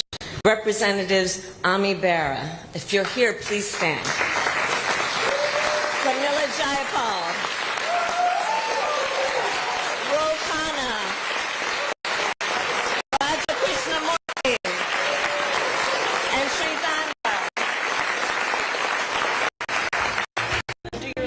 The words of US Vice President Kamala Harris carry the essence of her cherished childhood memories of southern India, invoking her ancestral roots with passion and pride. More expansive than every morning consisted of taking long walks on the beach with his retired buddies. I remember them talking about the importance of fighting corruption and fighting for equality. Throughout these walks, I recall my grandfather teaching me lessons about not just what it means to have a democracy, but to keep a democracy. The Prime Minister thanked the hosts for their gracious reception. उपराष्ट्रपति कमला Harris और secretary Blinken का इस भव्य स्वागत के लिए बहुत बहुत धन्यवाद करता हूं। पिछले 3 दिनों में मैंने अनेक बैठकों में हिस्सा लिया, कई विषयों पर चर्चा की। इन सभी बैठकों में एक चीज कॉमन थी, सब एकमत थे कि भारत और अमेरिका के लोगों के बीच मित्रता एवं सहयोग और गहरा होना चाहिए। Talent, technology and diplomacy came together earlier in the day. The Prime Minister and President Joe Biden met top CEOs of the US and India at the White House. It was an honor to meet Prime Minister Modi during a historic visit to the US. The excitement here. I had a very good and productive conversation with Prime Minister Modi. I think we share a number of goals together in India. The Prime Minister's passion for India's development, the welcome mat to business and investment and opportunity. Microsoft's Satya Nadella, Google's Sundar Pichai, NASA astronaut Sunita Williams, Mahindra Group Chairman Anand Mahindra, Reliance Industries, Mukesh Ambani and several others present. हम नई और उभरती technology के क्षेत्र में नए विश्वास के साथ काम कर रहे हैं। President Biden once again emphasized the significance of Indian-US relationship. And our technological cooperation will be a big part of defining our partnership. So we look forward to continue working with all of you and on our voyage of discovery, as was referenced, and to building a better future. Unparalleled warmth, heartfelt camaraderie. American hospitality, Prime Minister Modi leaves an indelible mark on India-US relations. Bureau Report, India Today. Well, Prime Minister Modi's 2-day Egypt tour begins today after a power-packed 3-day visit to the United States of America. The Prime Minister is getting up for his Egypt visit today. This will be his first visit to Egypt and also would be the first official bilateral visit of the Indian Prime Minister to Egypt since 1997. Upon his arrival at Cairo, the Prime Minister will hold a roundtable meeting with the Egyptian Prime Minister, followed by an interaction with the Indian diaspora community as well as the Egyptian thought leaders. During his 2-day visit, the Prime Minister will be at the 11th century Al-Hakim Mosque, historic and prominent mosque in Cairo. He will be visiting the Heliopolis War Grave Cemetery to pay tributes to the Indian soldiers who made the supreme sacrifice fighting for Egypt during the First World War. PM के बारे में, मोदी जी के बारे में हम सभी बहुत गर्वान्वित हैं जो उन्होंने इतने सालों में काम किए हैं, starting from infrastructure to Covid vaccine. सारी दुनिया अब उनका लोहा मानती है। He is one of the most powerful leader और उनकी वजह से हमारी इमेज यहाँ पे इजिप्ट में बहुत ऊंची हुई है। I mean we feel proud, we are honoured. We are having for the first time a round table between Honorable Prime Minister and the Egyptian Prime Minister.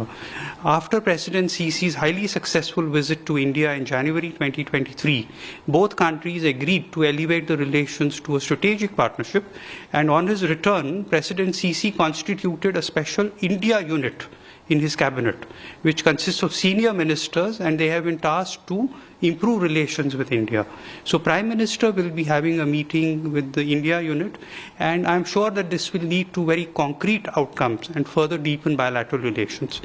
Moving forward, Prime Minister Narendra Modi's second leg of his two-nation tour is Egypt. A very important tour, a very important country for India.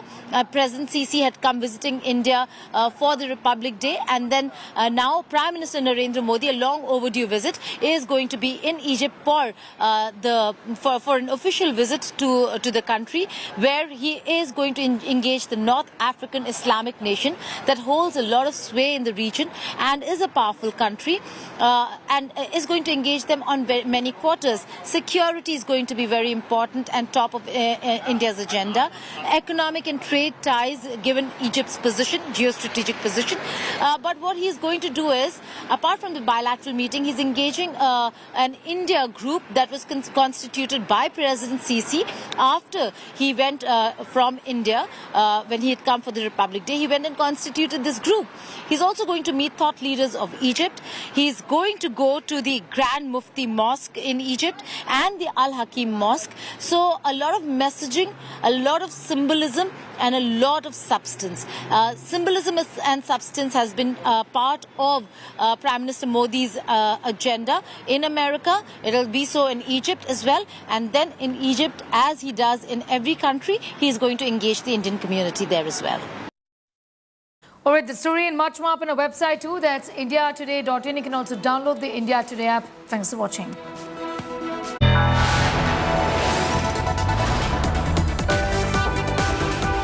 You are watching India Today.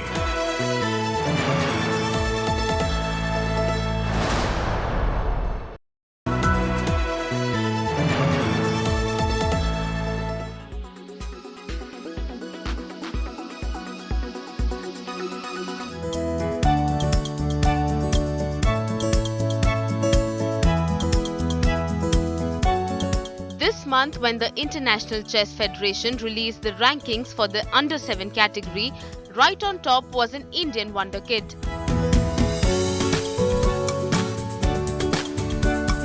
Anupriya Yadav from Prayagraj has secured the first position at the age of 6 years, leaving behind players from the rest of the world. सबसे पहले प्रिया दीदी से mummy ने सीखा था, क्योंकि मैं mummy को बहुत फॉलो करती थी, तो इसलिए मैंने मम्मी से सीखा। पापा फिर करने लगे मेरे साथ, मैच खेलने लगे, तो फिर जब पापा से भी हाई लेवल पे हो गई तो दीदी ने सिखाने लगा। Anupriya is inspired by her sister Priya Yadav, who is a national level chess player. Her parents want to see both of them become grandmasters. हमारी भी दो बेटियां ही हैं, इसलिए हमारे लिए हम बेटों से बढ़ के हैं और हमारा यही सपना है कि ये इनके नाम से हम जब भी जाने जाते हैं। हमको हमारे अगल बगल में अगर कोई जान पहुंचेगा तो कोई भी बोलेगा प्रिया यादव का घर बताइए, अनुप्रिया यादव का घर बताइए, तो सीधे हमारे घर पहुंच जाएंगे। हमारा नाम तो भले बहुत कम ही लोग जानते होंगे।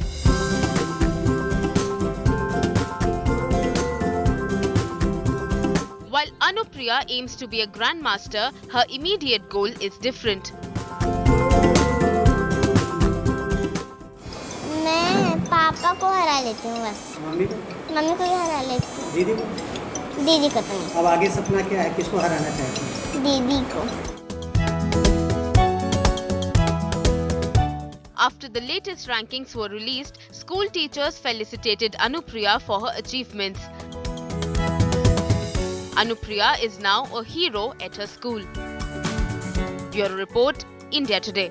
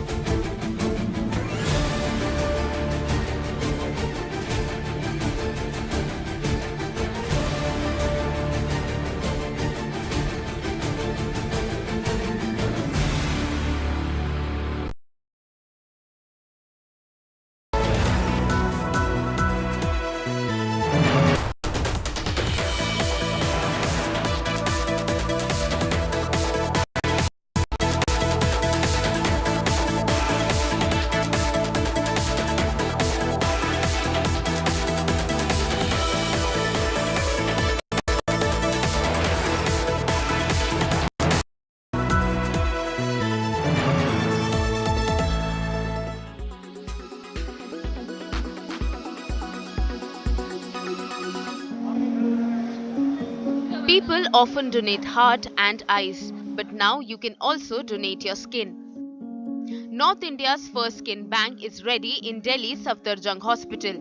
Eligible deceased donors can donate skin and give someone a new lease of life. Burn victims can immensely benefit from these skin banks for their graft surgeries. Skin banking में ये खास बात है कि इसमें कोई मैचिंग की जरूरत नहीं है। कोई भी पेशेंट स्किन डोनेट कर सकता है। उस मरीज की, उस डिजीज़ की दी हुई स्किन किसी भी दूसरे मरीज में इस्तेमाल हो सकती है। ना कोई ब्लड ग्रुपिंग मैचिंग चाहिए, ना कोई और HLA मैचिंग चाहिए। और जिसमें ये स्किन हमने लगाई है उसको जीवन में कोई स्टेरॉयड और इम्यूनोसप्रेसेंट्स खाने की कोई जरूरत नहीं है। Safdarjung Hospital authorities are also doing everything they can to make people aware about skin donation.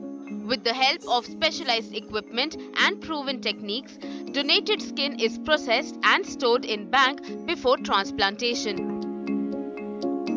इतने सारे वार्ड्स हैं जो भी नए डॉक्टर्स ज्वाइन करते हैं, जूनियर रेजिडेंट्स हैं, वो ज्वाइन करते हैं तो उनको सेमिनार्स लेके, उनको इन्फॉर्म करके उनको बताया जाएगा। डेथ फॉर्म है, जब हम लोग उसको साइन करते हैं तो उसमें भी हम सोच सकते हैं कि हम उसमें भी ऐड करा दें कि हम आई डोनेशन के लिए विलिंग हैं और स्किन डोनेशन के लिए विलिंग हैं।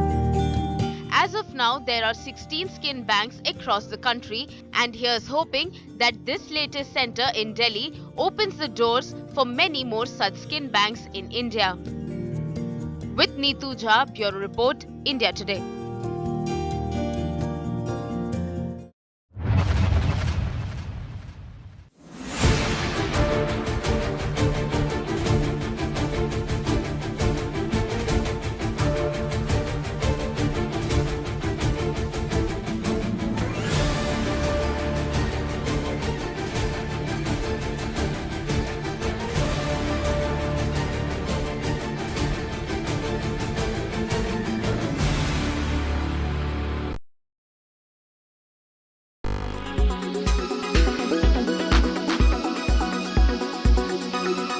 Why does this happen? Let me tell you the science behind it.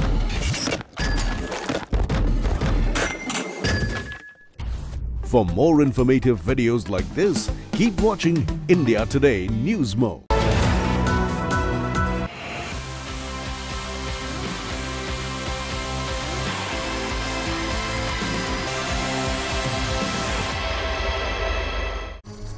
Hello, welcome. You're watching our special broadcast. I'm Dipali Patel. In the next 30 minutes, we on India Today are going to celebrate the life and times of superstar Thalapathy Vijay as he turns a year older.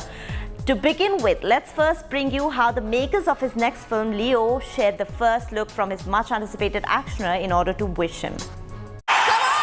Thalapathy, varivare.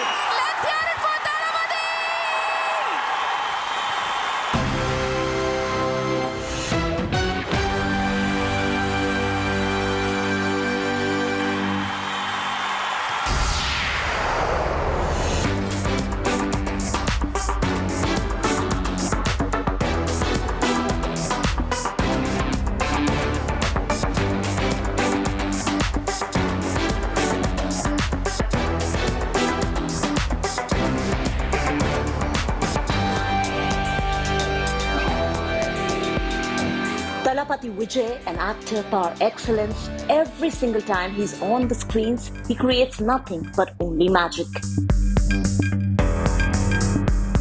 And when this mass hero turns a year older, fans turn on the celebration mode.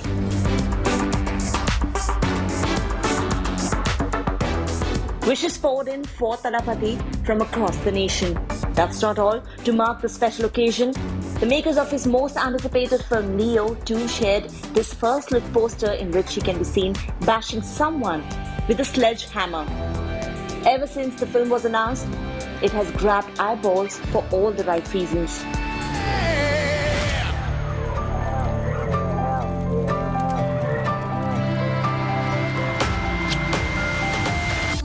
Bloody sweet.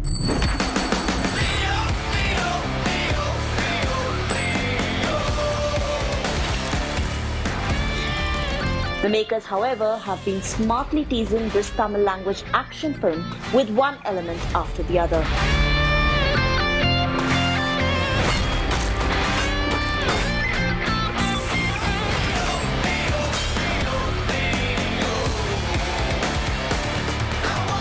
Held by Lokesh Kanagaraj, the Tamil actioner is currently in shooting phase and comprises of an ensemble cast including Trisha and Sanjay Dutt.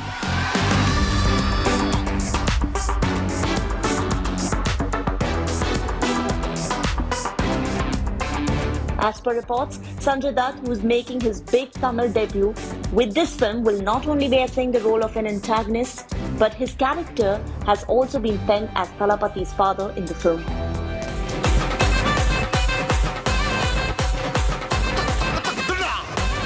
Leo is special in ways more than one, as it also marks the second collaboration between the filmmaker and Vijay after Master.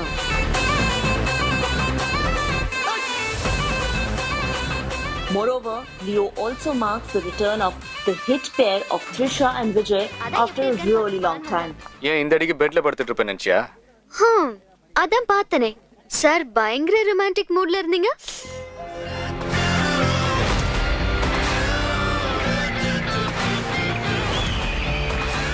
So as the poster has left everyone intrigued, one cannot wait to witness Thalapathi take down the bad guys in Leo.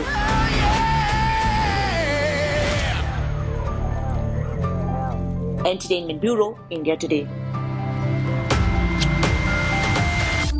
Bloody sweet.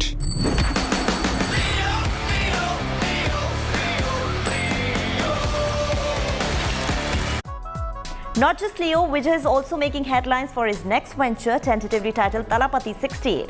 The actor, who was last seen in Varisu, shared details of his next film on social media. Here's more on that.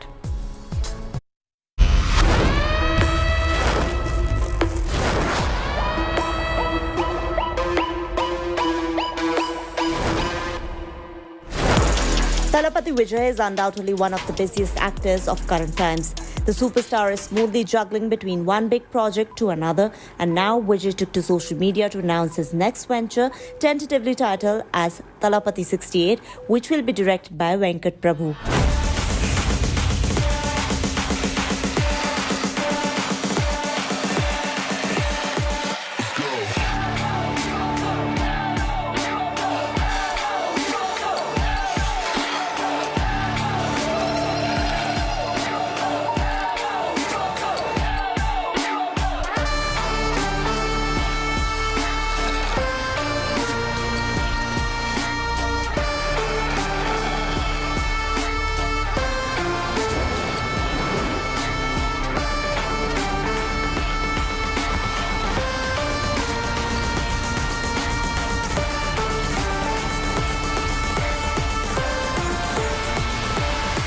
The film will reportedly be made on a grand scale and is slated for 2024 release.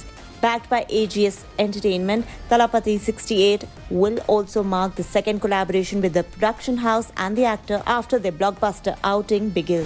Bigil? He's the pride of a nation. பெருசு ஒத்தையா சிக்கின்னு இருக்கு. செஞ்சிடலாமா? செஞ்சிட்டா போச்சு.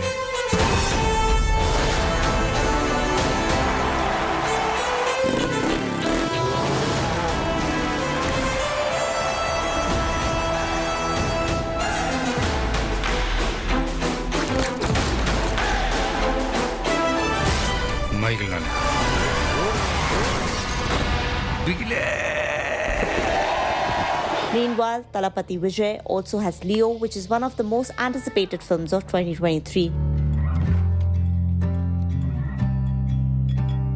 With back-to-back films in the pipeline, Thalapathy Vijay has kept his fans on tenterhooks as they eagerly await to witness him on the big screens after he delivered a blockbuster with Varisu much recently.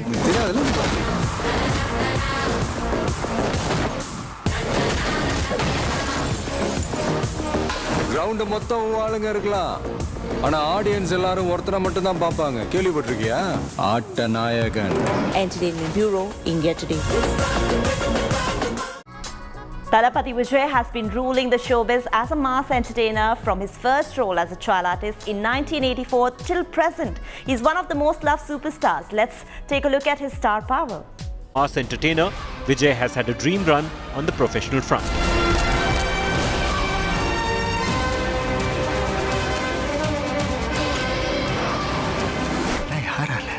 Rai பண்ணாலே மைகள் நாளே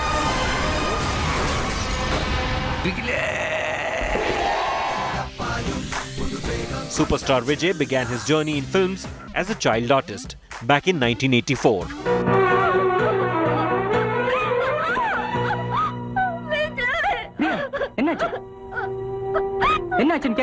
And his first movie as a hero was Nallai Tiruppu in 1992, when he was 18-year-old.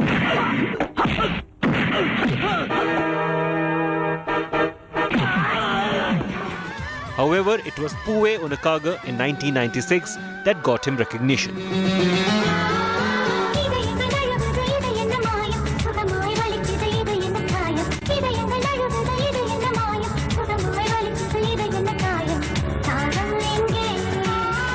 It was a blockbuster movie starring legendary actors like M.N. Nambiar and Nagesh.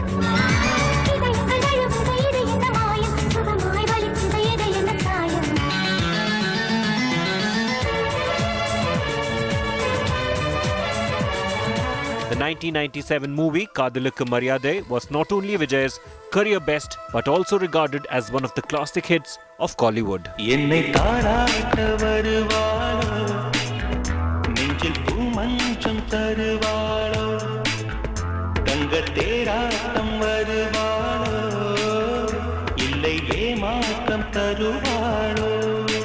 Interestingly, the female lead in the film was Shalini, Tala Ajit's wife.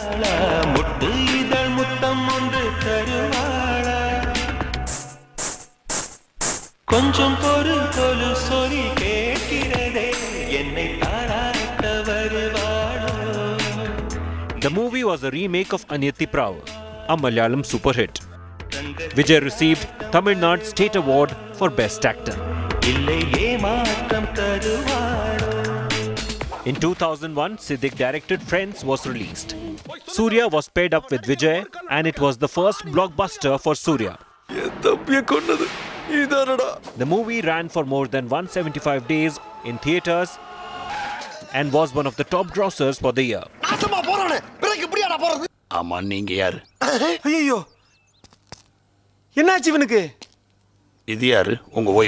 Post a few career flops, Vijay bounced back as an action hero with Tirumalai.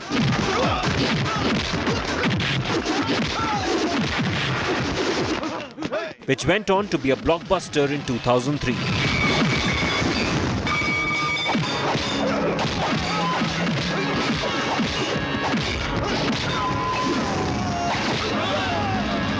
And then came Gilli, also an action thriller directed by Dharani in 2004.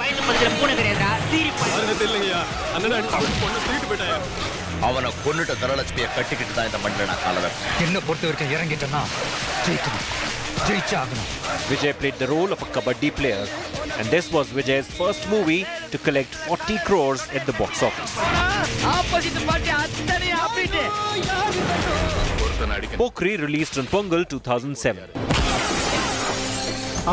It was a remake of Telugu film Pokri, but the Tamil version was directed by Prabhudeva. Asin was the actress in this action movie.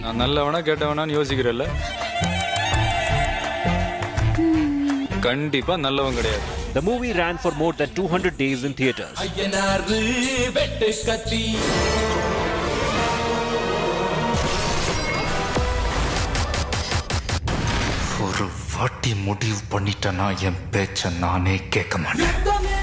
Later, this Vijay film was remade in Hindi as Wanted in 2009, which resurrected Salman Khan's career as an action star. एक बार जो मैंने commitment कर दी, उसके बाद तो मैं खुद की भी नहीं सुनता।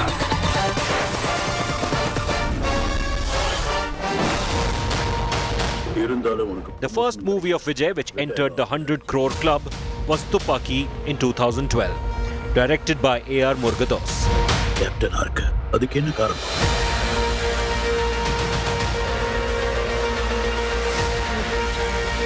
It was an action thriller in which Vijay played the role of an intelligence officer in the Indian Army.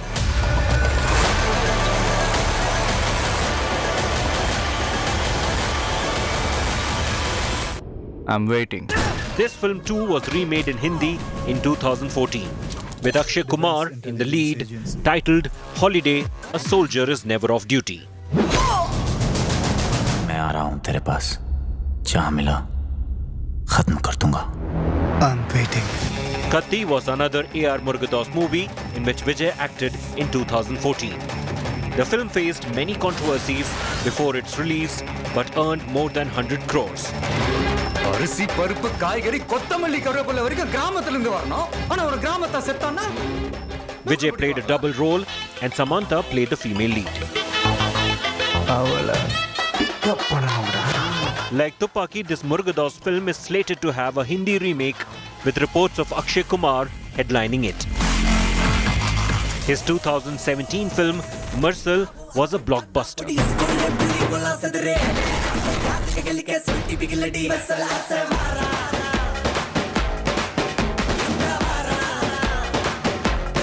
Despite the controversy it caused, the film became a huge hit. In the movie, Vijay as the magician addresses the media and highlights the need for better healthcare facilities in Tamil Nadu. The film did not go down well with the government.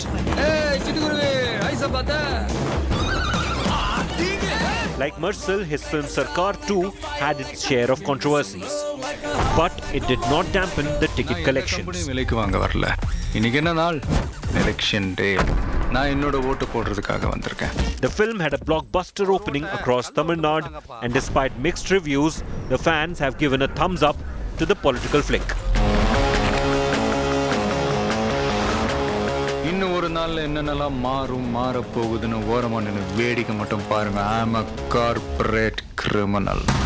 Sarkar reportedly made 225.3 crore at the worldwide box office in just 14 days. And this, even when the full HD copy of Sarkar, which was leaked just hours after its release, and people were given free access to download the copy illegally. Sarkar made headlines when the producers reportedly agreed to remove or mute controversial portions critical of Tamil Nadu's AIADMK government after two ministers levelled sedition charges against them.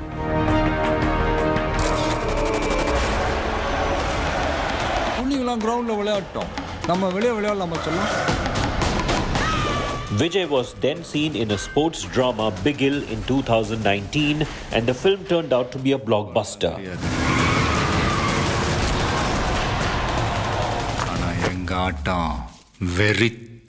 Written and directed by Atlee, the film followed the story of Michael, played by Vijay, a former footballer who decides to coach a women's football team.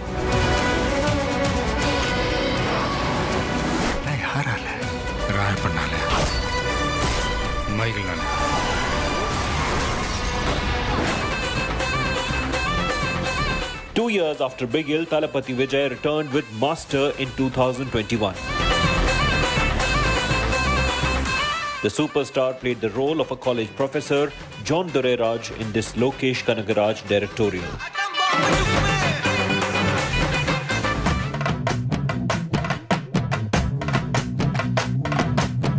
The film also starred Vijay Sethupathi, apart from Malvika Mohanan, and marked the maiden collaboration of Vijay and the filmmaker. Despite the coronavirus pandemic, Master opened to a fantastic start at the box office. However, the film's collection dipped after the opening day.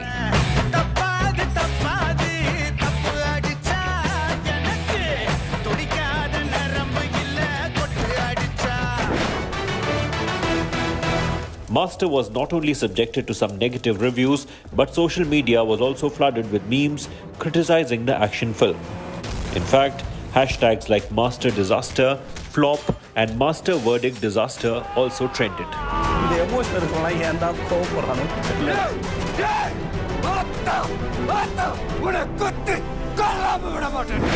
But after receiving much flack from audience, the actor came back with a bang with Beast.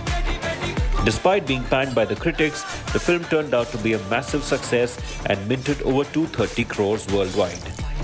Directed by Nelson Dilip Kumar, the action flick also featured Pooja Hegde and Selvaraghavan. Beast narrated the story of an ex-RAW agent who goes on a crusade to rescue people held hostage in a shopping mall by terrorists. Because I'm not a politician. I'm a soldier. Entertainment Bureau, India Today.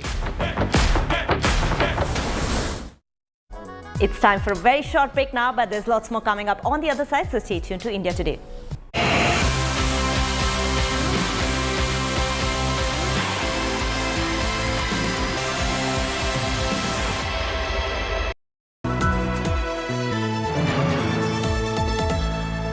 The best colleges of the country. Which one will boost your aspirations? From courses to placements, know them all. India Today Best Colleges Survey 2023. Issue out this Friday, 23rd June.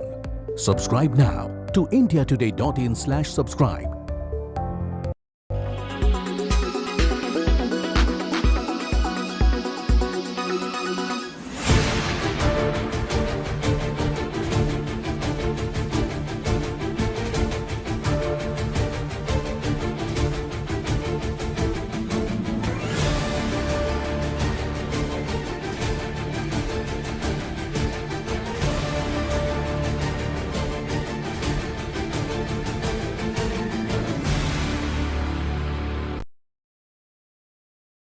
Weather forecast now. Delhi, maximum 42 and minimum 31 degrees. Mumbai, maximum 30 and minimum 27 degrees. Kolkata, maximum 33 and minimum 26 degrees. Bangalore, maximum 27 and minimum 21 degrees. Chennai, maximum 33 and minimum 26 degrees. Hyderabad, maximum 29 and minimum 22 degrees.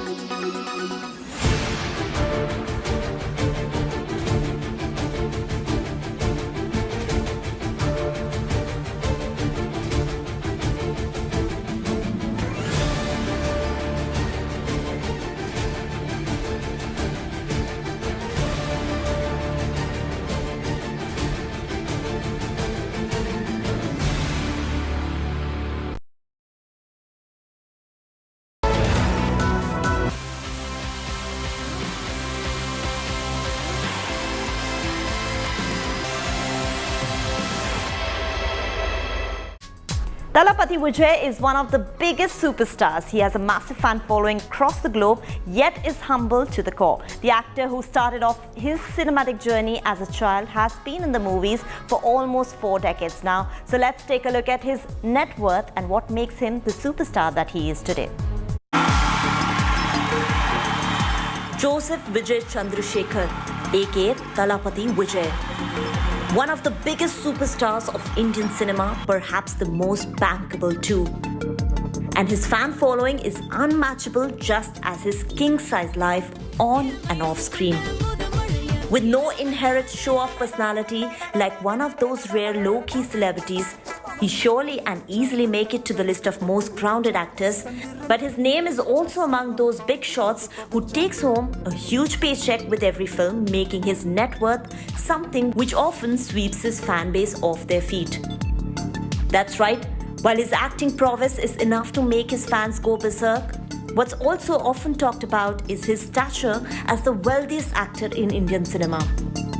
According to reports, Talapati Vijay has a whopping net worth of $56 million, which is around 445 crore rupees, and earns an annual income between 120 to 150 crore rupees.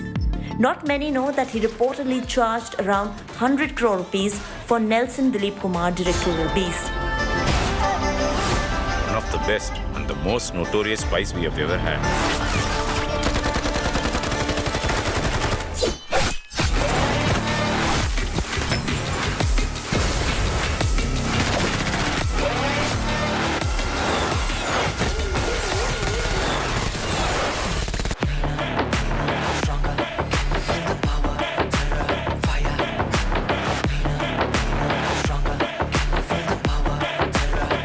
Thereafter, he maintained his 100 crore club and took home a hefty pay of rupees 150 crore rupees in his next Very Soon, which was released in January 2023.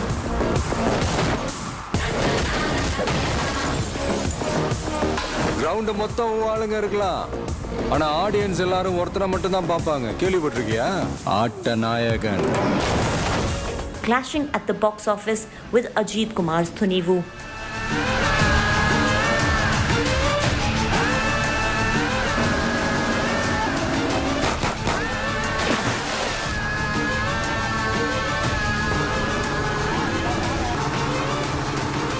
Not just films, in fact, owing to his popularity, Thalapathy Vijay also makes smart choices when it comes to his collaborations with brands. According to reports, the actor earns an estimate of rupees 10 crores per year for his several brand endorsements. What's more, Thalapathy Vijay even is an owner of several expensive assets. He lives with his wife Sangeeta Sonalingam and 2 children, Jason Sanjay and Divya Shasha, at a lavish seaside bungalow located at Kasuarina Drive Street in Chennai's Nilakarai neighborhood. This luxury abode is apparently inspired by Hollywood actor Tom Cruise's beach house, which he saw during his visit to the US. That's not all, he also owns multiple luxury wheels, including a Rolls-Royce Ghost, which he got imported from England. Believe it or not, Thalapathy Vijay certainly has carved a lifestyle for himself and his family that one can only imagine, perhaps is also too good to be true. Entertainment Bureau, India Today. Well, that's all we could pack in our special broadcast. Keep watching In the Club from Monday to Friday at 2:30 p.m. and 11:30 p.m. only on India Today to get your daily dose of entertainment. This is me, the Pari Patel, signing off for today. Till next time, thanks for watching and goodbye.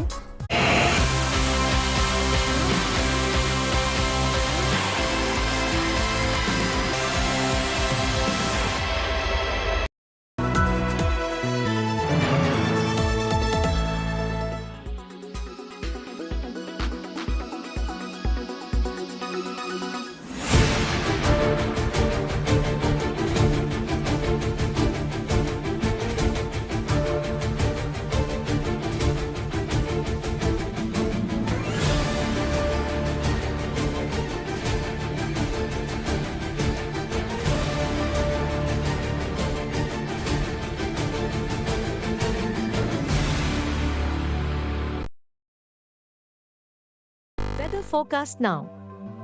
Delhi, maximum 42 and minimum 31 degrees. Mumbai, maximum 30 and minimum 27 degrees. Kolkata, maximum 33 and minimum 26 degrees. Bangalore, maximum 27 and minimum 21 degrees. Chennai, maximum 33 and minimum 26 degrees. Hyderabad, maximum 29 and minimum 22 degrees.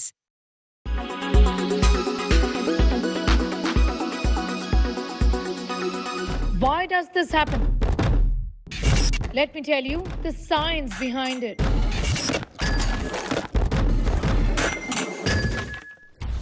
For more informative videos like this, keep watching India Today News Mode. Make your media plan smarter with India Today Live TV on your connected devices. Amplify your brand with 100 million smart internet viewers. To advertise, mail us at sales@aajtak.com.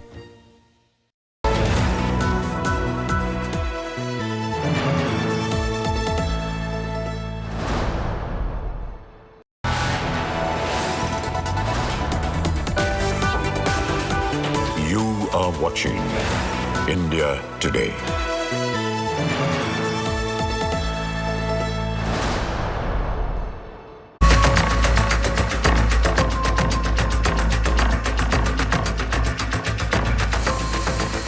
Let's raise the big questions tonight. Can the opposition really challenge the BJP in 2024, even if it comes together?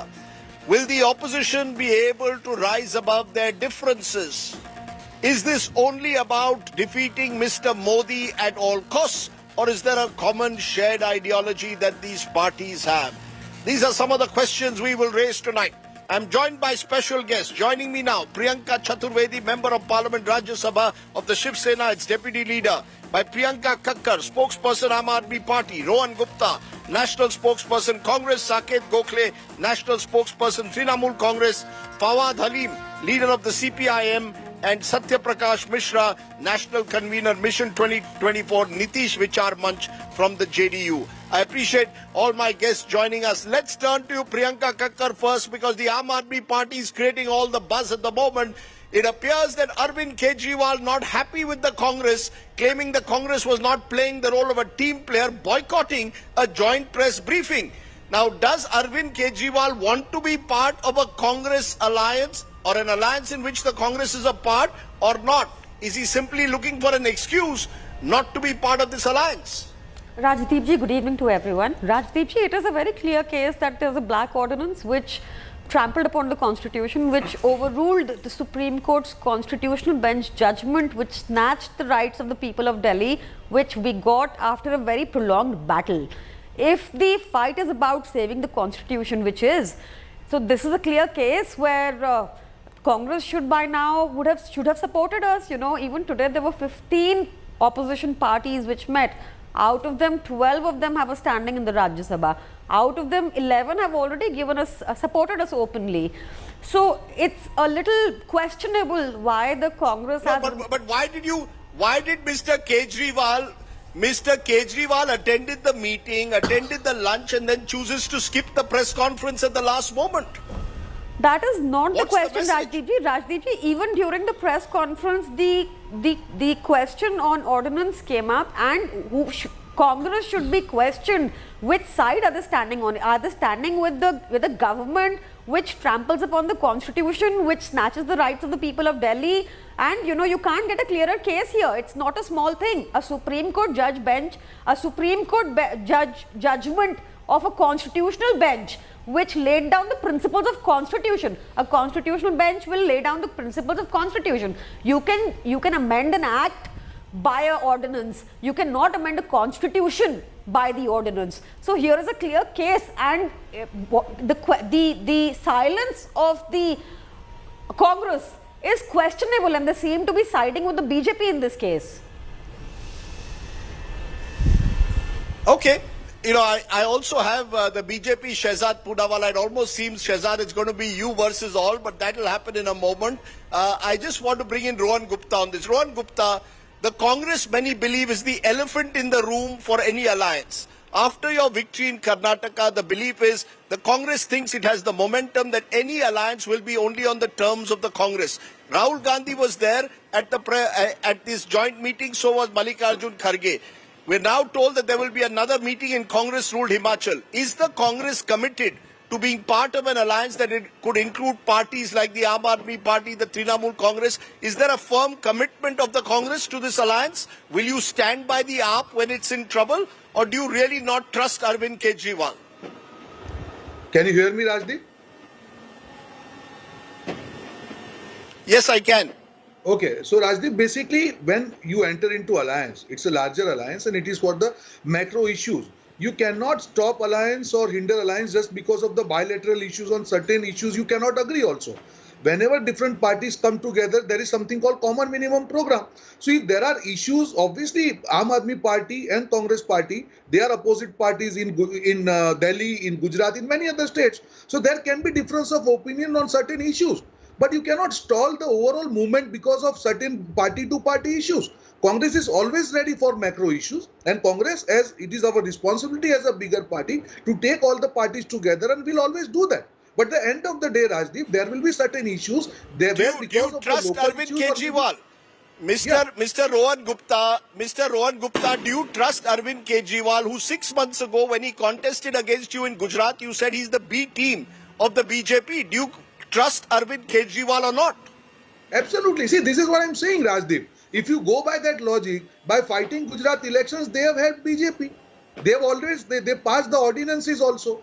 So there are many issues where we don't agree with Aam Aadmi Party. But when it comes to the larger issue of opposition unity, obviously it is not that Congress Party is adamant. But you cannot use bilateral issues or party-to-party issues to stall the grand alliance. When Rahul Gandhi ji was questioned by ED for so many hours, we never expected Aam Aadmi Party to join us. When his membership of parliament was cancelled, we never expected Aam Aadmi Party to join the agitation halls. So we understand we have to fight our own fight at the same time. We have to come together for the larger issues. I don't see a maturity in any party taking a single issue to take away from the overall opposition unity.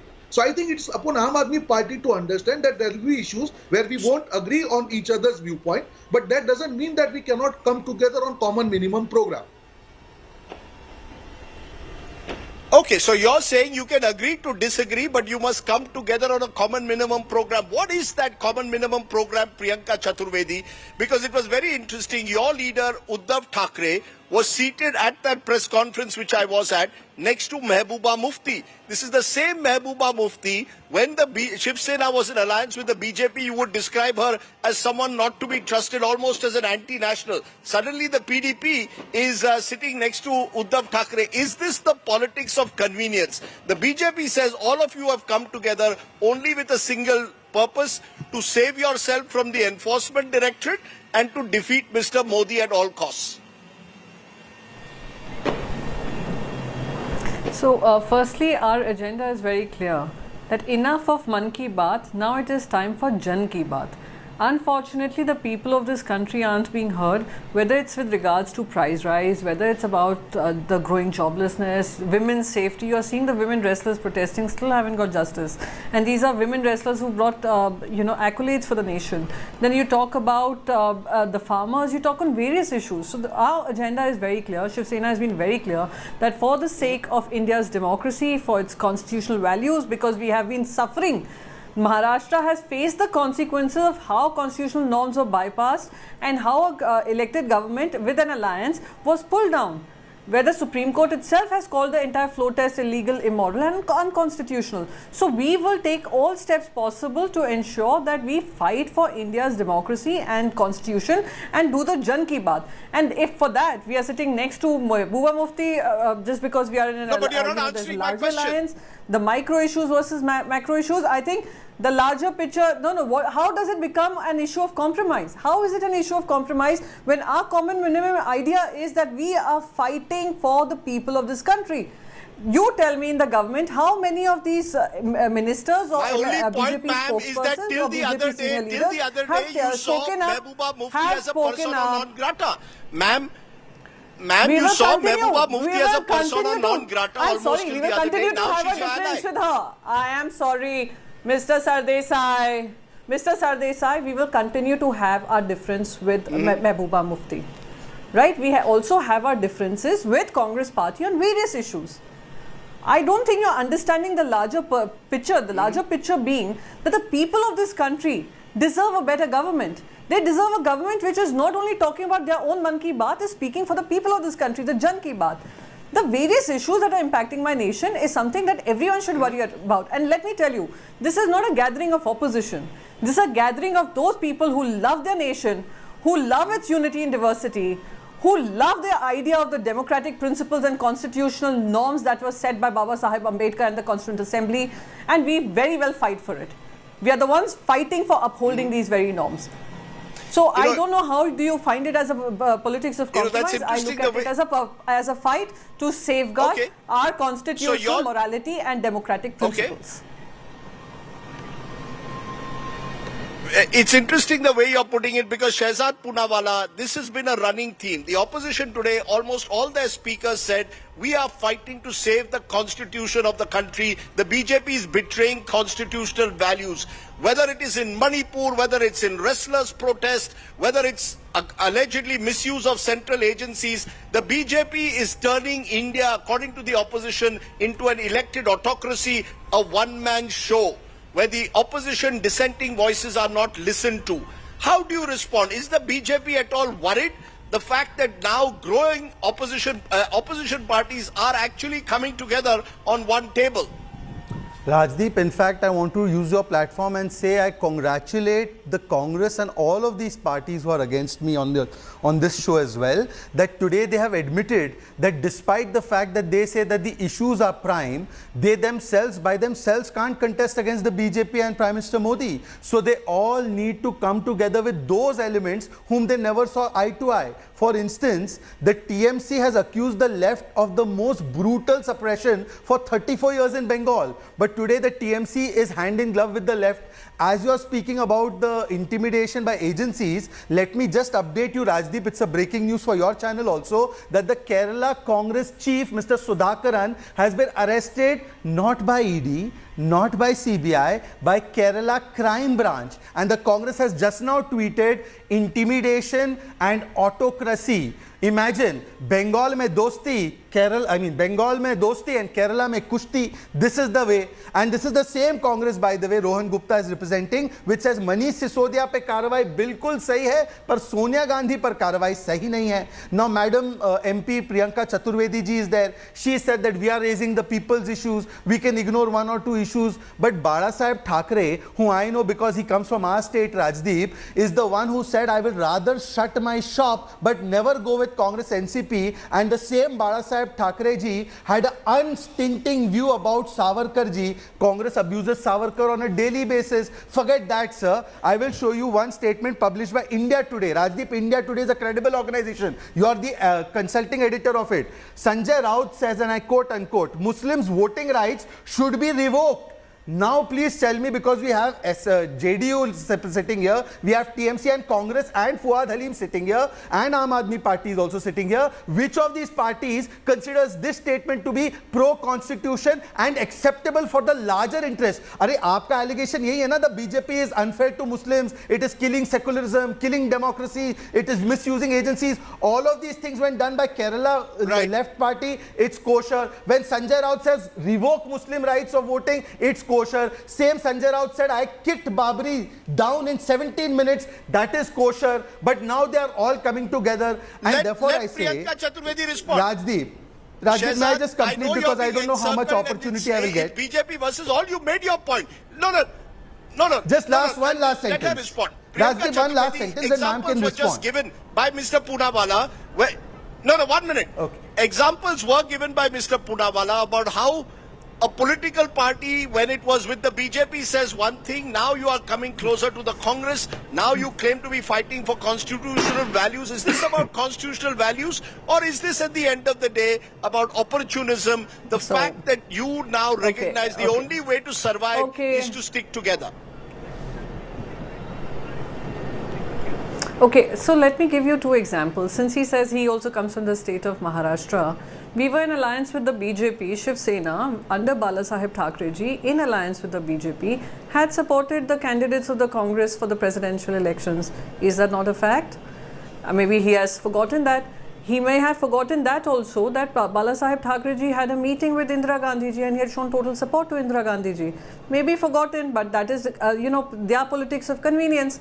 Now he brought about statements of what Sanjay Rao ji said. Yes, we have transitioned from what a party we were and what party we are now. Just like BJP under Narendra Modi versus the BJP under Atal Bihari Vajpayee are two different identities. They have moved from what they were positioned as when Mr. Vajpayee was the Prime Minister, vis-a-vis what they stand for now. Would you have ever thought that Vajpayee ji could make such kind of hateful, insidious comments about any other minority in this country? He wouldn't do that. His conduct as a Prime Minister was that he would work for all. So there's a lot of difference. So, some statement he will pull out and he will keep it in front of the screen. Proves nothing. Rajdeep, may I come in very quickly? Yes. Very quickly. Okay, Rajdeep. let me, before I come to the other panel, Shehzad, you deserve a word, because you are, as I said, Shehzad versus all. The fact is, look at what your own Chief Minister, Assam Chief Minister Hemanta Biswa Sarma said today. Virtually sort of, focusing on the religious profiling of Obama, calling him Hussein Obama, because Mr. Obama made certain critical comments in an interview yesterday to CNN International about Prime Minister Modi's handling of minorities. So the Prime Minister speaks of democracy in Washington, and his own Chief Minister seems to almost target Barack and call him Hussein Obama. The point is, Do you fear in some way, Shehzad Poonawalla, that the BJP is boxing itself into a corner where these opposition parties, like it or not, for their own survival, are going to come together because under Mr. Modi, the BJP seems out to finish the opposition, using the enforcement agencies, using the power it has to somehow crush any form of dissent? Rajdeep, since you added a lot of addendums, let me answer one by one, starting with Hemanta Biswa Sarmaji's tweet. Mr. Biswa Sarma is absolutely right on fact. He is Barack Hussein Obama. But yes, those who are making Barack Hussein Obama the barometer of treatment of minorities in this country should remember that he bombed 7 Muslim countries, that he did not shut down Guantanamo Bay, that he promised a lot, but the race relations actually disproved under him. And if he has to hand out certificates, then they must accept that track record of Barack Hussein Obama as well. And we must also accept the statement of Joseph Biden also. But that we won't do. We will selectively pick up one thing. Rajdeep, now let me answer one by one, because if you keep adding questions, then it will become difficult. Others will be impatient for their turn. Now let me answer the second part of this. You said we are boxing ourselves. Rajdeep, how are we boxing ourselves? Today I am most happiest. Rajdeep, you should have been in the studio. I am smiling end to end because this is not Modi hatao. This is Congress ghatao. Look at the conditions. One says Bengal matao. The other one says UP matao. Third one says Tamil Nadu matao. Then fourth one says ki idhar matao. Delhi or Punjab mat jao. Left ko chhod do. This kind of terms and conditions are being applied. And Rajdeep, just 2 more sentences. One, Omar Abdullah has applied new condition. Now I don't know, Madam Priyanka ji will answer. He said that we must clarify our stand on 370, which Aam Aadmi Party, by the way, supported us on removal of 370. Are they going to go back on that stand? And last and foremost, you have said we are misusing agencies. My dear friend Rohan Gupta is here. Arey Rohan ji, wo Sisodia ji ke khilaf istemal hua agency ya wahan par karwai theek tha?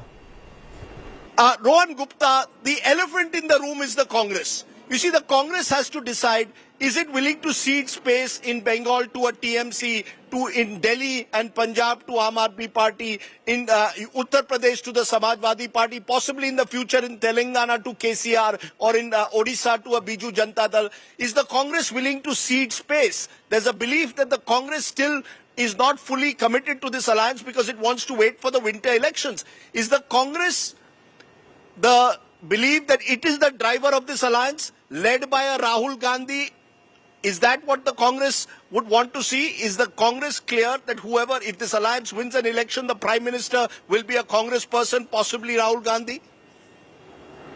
See, Rajdeep, first of all, Shehzad has habit and passion of showing the screen. Let me show his own video of 2017, where he was criticizing BJP and Mr. Modi. So, can I ask Mr. Shehzad's question, what changed in 7 years? So, let us not go into past, Rajdeep. I have got 10 such shairis and Rajdeep, things. let me answer that question. Rajdeep, let me answer that question. Don't talk in between. So, no, my Shehzad, point here 1 is, minute. Rajdeep, No, Rajdeep, is this the subject matter of the debate? What we are fighting is a bigger fight, Rajdeep. No, he must finish first. You will have to forget the small differences between the parties. Obviously, we are fighting at state level. So there are many parties, obviously, at our state unit will have a different opinion. But that doesn't mean that Congress is shying away from getting into alliance with the like-minded parties. Saket Gokhale, if one alliance partner has to take a step back, we will do it. Does Mamata Banerjee have faith in the Congress? In Rahul Gandhi's leadership? In the past, the indications has been that she's never been fully on the same page as Mr. Gandhi and the Congress party. She's got an Adir Chaudhary in Bengal targeting her every day. Does Mamata Banerjee trust Rahul Gandhi and the Congress? And will she work under their leadership?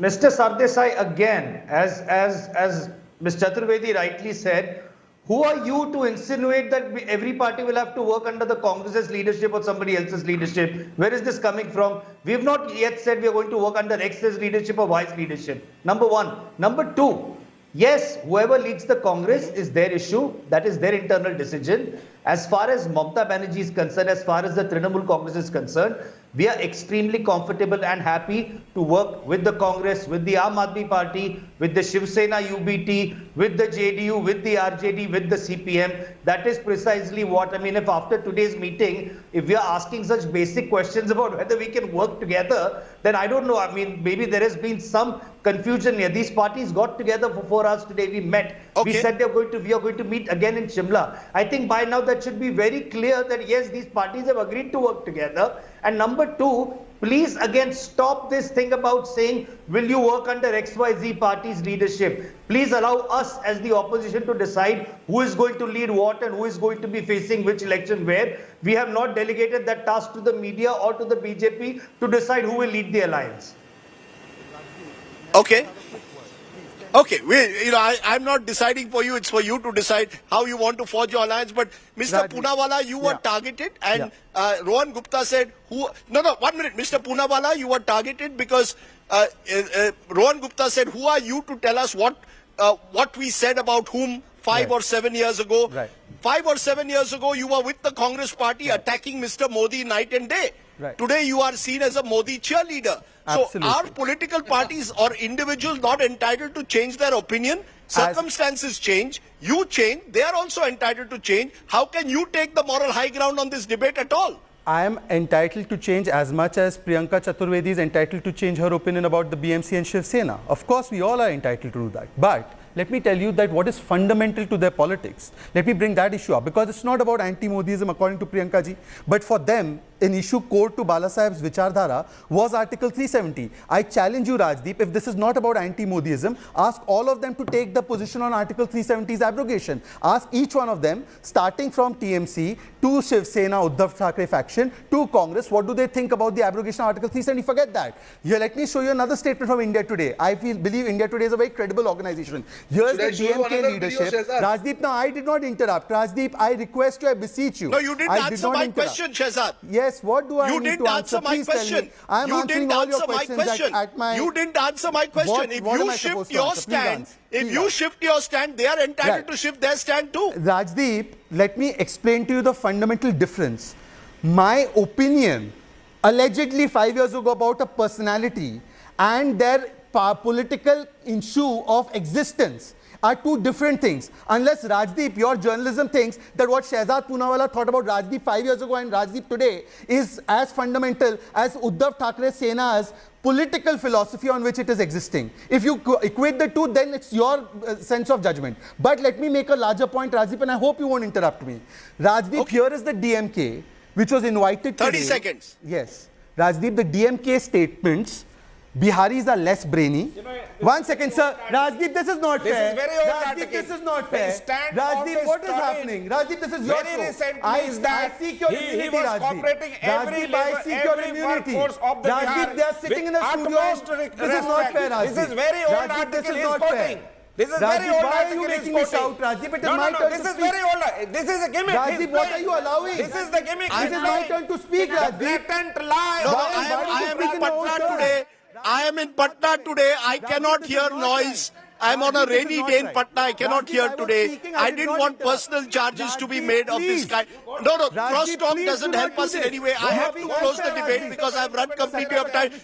We will raise these issues. We will raise these issues on another day, not today. Priyanka Chaturvedi, though, I must ask you, since a direct question was posed, Article 370, where does the Shiv Sena stand? Can you be with a Mehbooba Mufti and an Omar Abdullah on the same platform? This is not fair. Very quickly. Rajdeep, I request you, don't I allow have this. also told you that we have a very different opinion from Mehbooba Mufti, and we will continue to do that. We stand by Article 370, but our question, please allow me to complete. Mr. Poonawalla, it was a fight between you and the Congress spokesperson, and you unnecessarily dragged me into your personal attacks. I don't appreciate those. All right. So secondly, I just want to say one thing. We stand by our stance on 370. We will continue to stand by our stance. But our question is very simple. When are you going to hold an election in Jammu and Kashmir if peace is prevailing? When are you going to bring the Kashmiri Pandits back home? And that is a fight Bala Saheb Thackeray ji had been fighting ever since Kashmiri Pandits were thrown out of their homes. What is BJP doing about it? So before they come and try and show this, mirror to somebody, remember they are biggest hypocrites who are governing the country right now. Talking about ideology. Okay, I'm going to leave it there. There's a lot, before it gets far too personal, I'm sorry that I couldn't get enough of each and every one of you. I think I've given a sense, though, through this debate of what the challenges are lying ahead towards 2024. The BJP will target the opposition, saying it's a gathering of compromised individuals who've got serious charges against them. The opposition is going to say the BJP has compromised constitutional values of the country. You decide, because you will be the voters.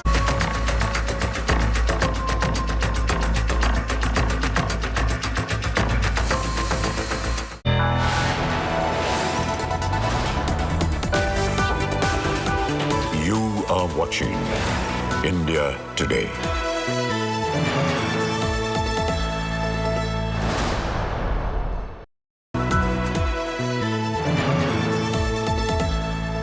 +2,000 top institutes, 14 career streams, best emerging colleges, jobs in demand. The India Today Group brings you the gold mine of best colleges in the country.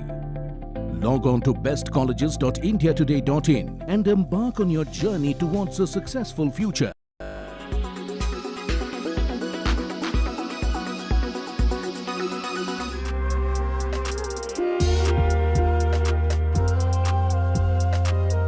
If you travel towards these Western countries, European countries, it's crazy how people they are involved in yoga. Every third street will have a beautiful yoga center. It's not only that you're just running outside and you got some place and practicing yoga. There are dedicated academies, institutes, studios to practice yoga. So what our experience is, let it be the streets of Manhattan or in Japan. People, they practice there. They spend a year or 2 years and then they are back to Himalayas. You will see them in Himachal Pradesh, in Rishikesh or in Nepal, these kind of mountain ranges. They come and they spend their time. They try to go more deep in yogic practices.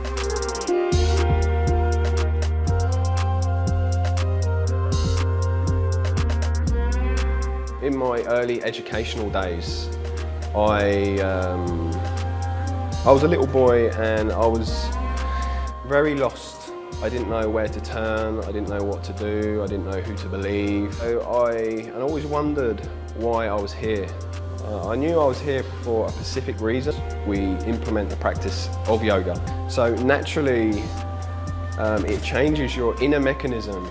I gave up my business in the UK and I sold my house in the UK to come to India to learn the ancient teachings of yoga and pranayams, breathing techniques, mudras and meditation techniques. And it's helped me so much because obviously moving from England to India is such a big jump and it's enabled me to have a stronger mindset. Now that I realise that this is what I need to do in this lifetime, it's very passionate for me to bring these teachings back to the West, back to England and help humanity.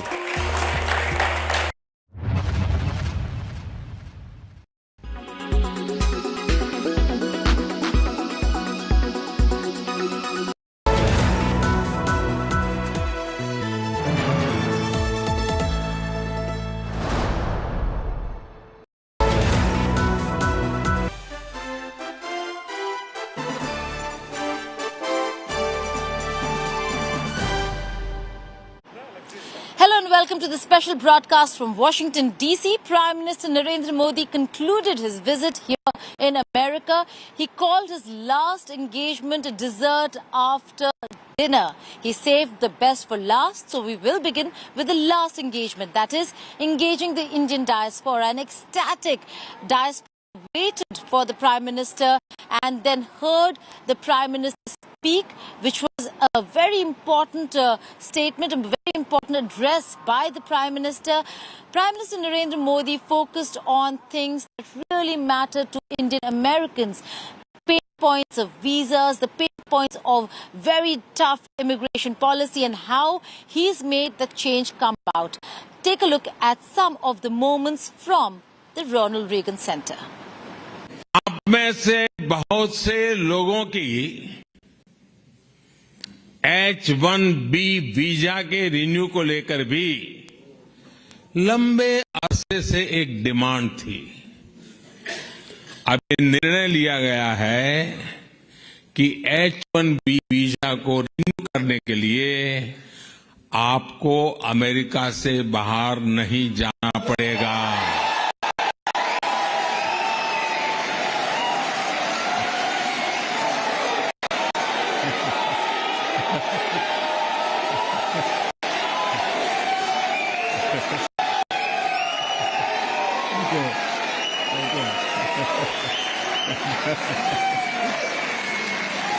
Thank you. America में रहते हुए ही अब ये visa renew हो जाएगा। इसके लिए इस साल एक पायलट प्रोजेक्ट शुरू किया जाएगा। इसका बहुत बड़ा फायदा हमारे आईटी प्रोफेशनल्स को भी होने वाला है। इस फैसले के जो भी अनुभव होंगे उसे देखते हुए यही व्यवस्था भविष्य में एल कैटेगरी वीजा के लिए भी हो सकती है।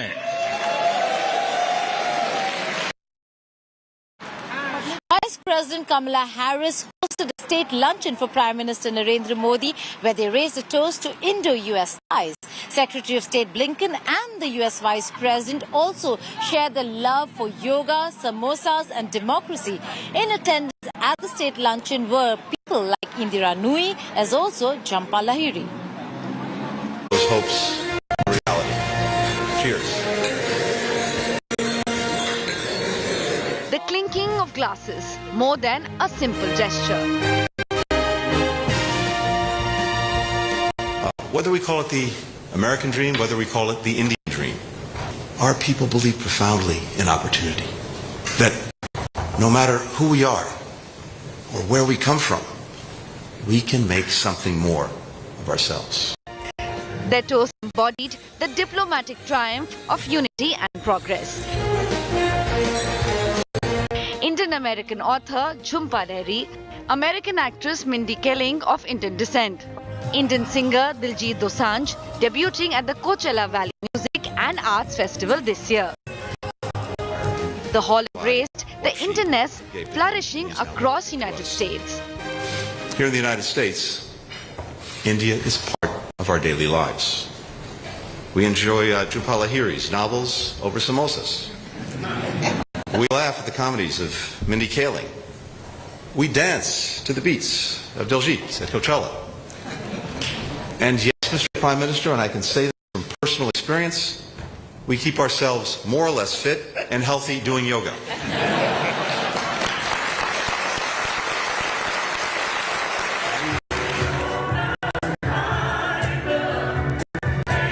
The lunch hosted by the US State Department in honor of Prime Minister Narendra Modi made a profound affirmation of interconnectedness.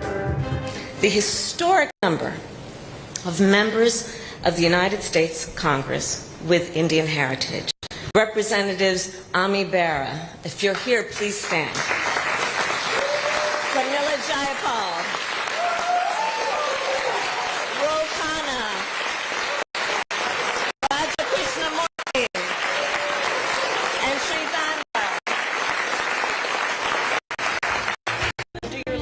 The words of US Vice President Kamala Harris carry the essence of her cherished childhood memories of southern India, invoking her ancestral roots with passion and pride. More expansive than every morning consisted of taking long walks on the beach with his retired buddies.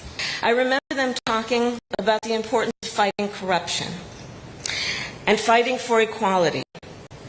Throughout these walks, I recall my grandfather teaching me lessons about not just what it means to have a democracy, but to keep a democracy.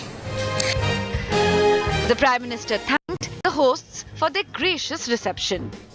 उपराष्ट्रपति कमला Harris और secretary Blinken का इस भव्य स्वागत के लिए बहुत बहुत धन्यवाद करता हूं।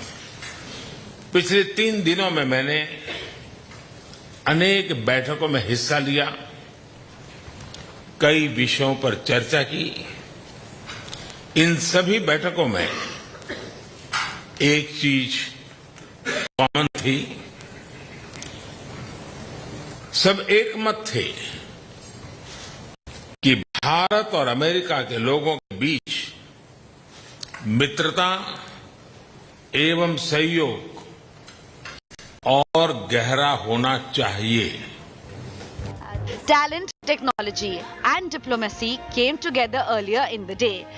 The Prime Minister and President Joe Biden met top CEOs of the US, and India at the White House.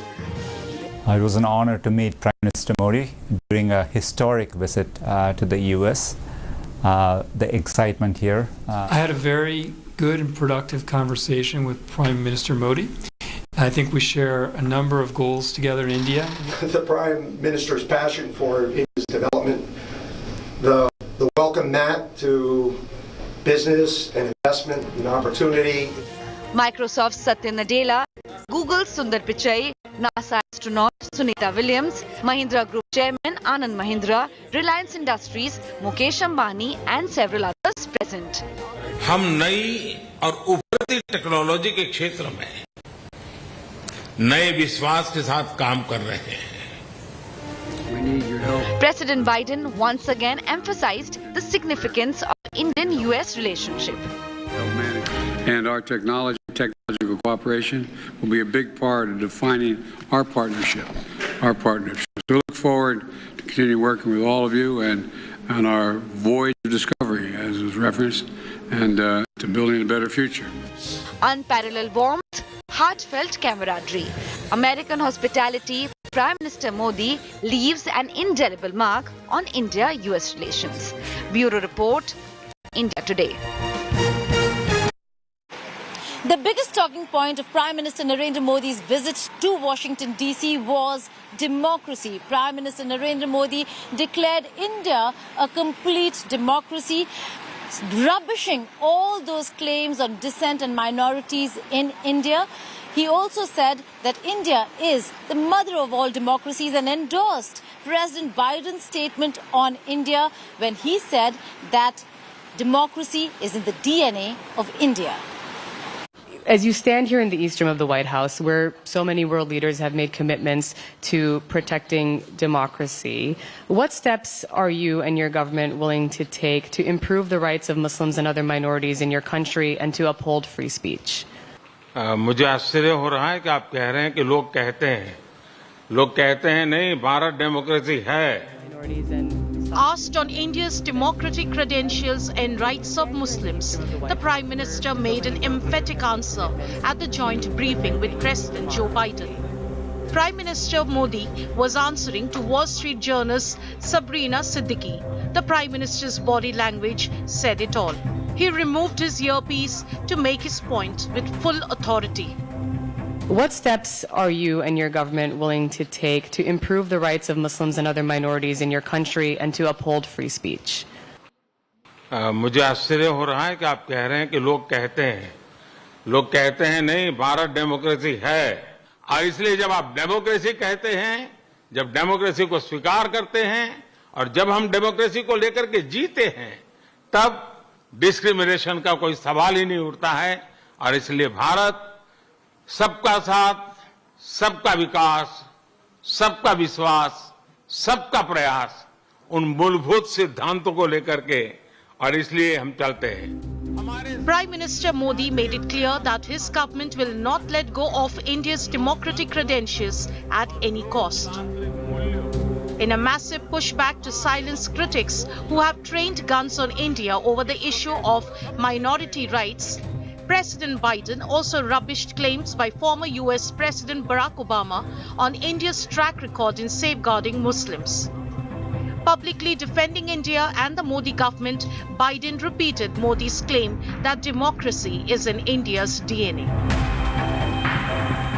And it is in America's DNA, and I believe in India's DNA, that the whole world has a stake in our success, both of us, in maintaining our democracies, makes us appealing partners, and enables us to expand democratic institutions around the world. And I believe this, and I still believe this. Modi, while speaking at the US Congress, made it a point to underscore his government's Sabka Saath policy to uphold minority rights. Our vision is Sabka Saath, Sabka Vikas, Sabka Vishwas, Sabka Prayas. It means together for everyone's growth, with everyone's trust and everyone's efforts. sought to silence its... This was Modi's biggest counter ever to a powerful voice, which has been critical of his government. जैसा राष्ट्रपति Biden ने कहा, भारत और America दोनों के DNA में लोकतंत्र है। लोकतंत्र हमारा स्पिरिट है, लोकतंत्र हमारी रगों में है। Will Modi's forceful assertions silence his detractors? With Rahul Kaval and Geeta Mohan in Washington, D.C., Bureau Report, India Today.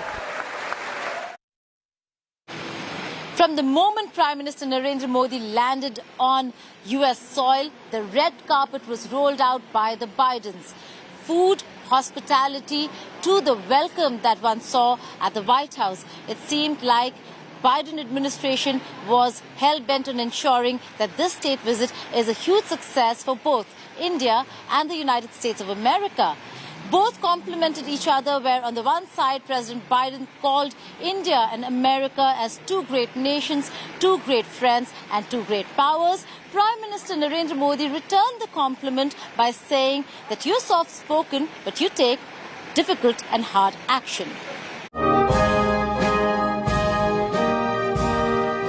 It was all pomp and grand at the White House in honor of the Indian Prime Minister Narendra Modi.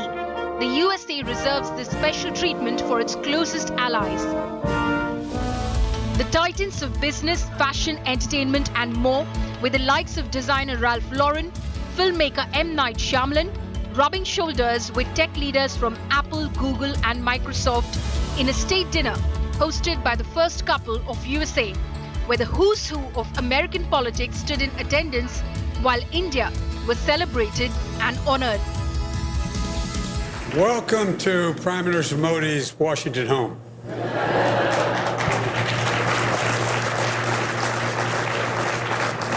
I've been doing it. Please have a seat. I've been doing this a long time, but I don't ever remember anybody getting a warmer welcome than this man right here. Good evening, everyone. 20 years ago, as chairman of the Senate Foreign Relations Committee, I made clear that the United States and India grew to be the closest friends and partners in the world would be a safer place. I believe that even more today, now that I'm president. कल शाम आपने अपने घर के दरवाजे मेरे लिए खोले।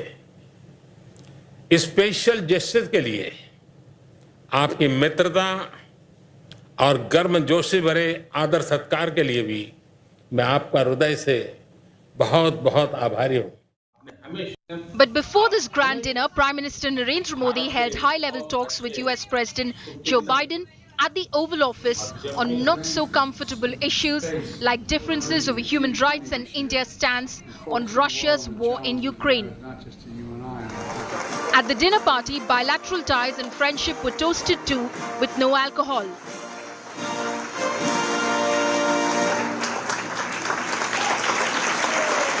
Mr. Prime Minister, thank you for your partnership and your friendship. And to all, please join me in a toast. Mr. Prime Minister, I had an Irish grandfather named Ambrose Finnegan, and he used to say that when you give a toast and you don't have any alcohol in your glass, you must do it with your left hand. You think I'm kidding? I'm not. Prime Minister Modi quipped with his own rejoinder. मैंने देखा है कि आपकी मेहमान नवाजी से प्रभावित होकर कई बार आपके मेहमान गाना भी गाने लगते हैं। काश मुझ में भी गाने की कला होती तो मैं भी आपको कुछ सुनाता। Not particularly known for his humor, but the Indian Prime Minister's comment hit home. He was referring to South Korean President Yoon Suk-yeol, who surprised guests when he got up on stage during a White House state dinner, honoring him in April, and belted out a rendition of American Pie, one of his favorite songs, to raucous applause. Something touched me deep inside the day. Wow. The music died. On Thursday, the Honorable State guest on his second state dinner at the White House praised India and USA's deepening bond as the Bidens held an extravaganza, a historic state dinner. And may we always remember that it's our people that give our partnership strength. From all the backgrounds and beliefs, they inspire us, challenge us, tell us the truth, and push us forward. They're the reason our democracies endure, evolve, reflect, and renew generation after generation. जैसे जैसे समय गुजर रहा है, हमारे लोगों में और एक दूसरे के प्रति समझ और बढ़ रही है, एक दूसरे के नामों का सही उच्चारण कर पाते हैं, एक दूसरे के एक्सेंट को समझ पाते हैं। भारत में बच्चे हैलोवीन पर स्पाइडरमैन बनते हैं और अमेरिका के युवा नाटू नाटू पर डांस करते हैं। The 400 distinguished guests dined on a plant-based menu of millet and corn salad, portobello mushrooms, and strawberry shortcake, catering to the Indian Prime Minister's vegetarian tastes. Toast to our partnership, to our people, to the possibilities that lie ahead, to two great friends, two great nations, and two great powers. Cheers. A toast to our wonderful hosts, President Biden and Dr. Jill Biden. A toast to good health, prosperity, and the pursuit of happiness, to liberty, equality, and fraternity, and to the everlasting bonds of friendship between India and the United States. Cheers. Cheers. Indian national flower, the lotus, was visible throughout the pavilion, along with saffron-hued floral arrangements that differed from table to table at the south lawn of the White House, as the most powerful head of state of the world admired and showed respect to the growing, most powerful head of state from Asia. It was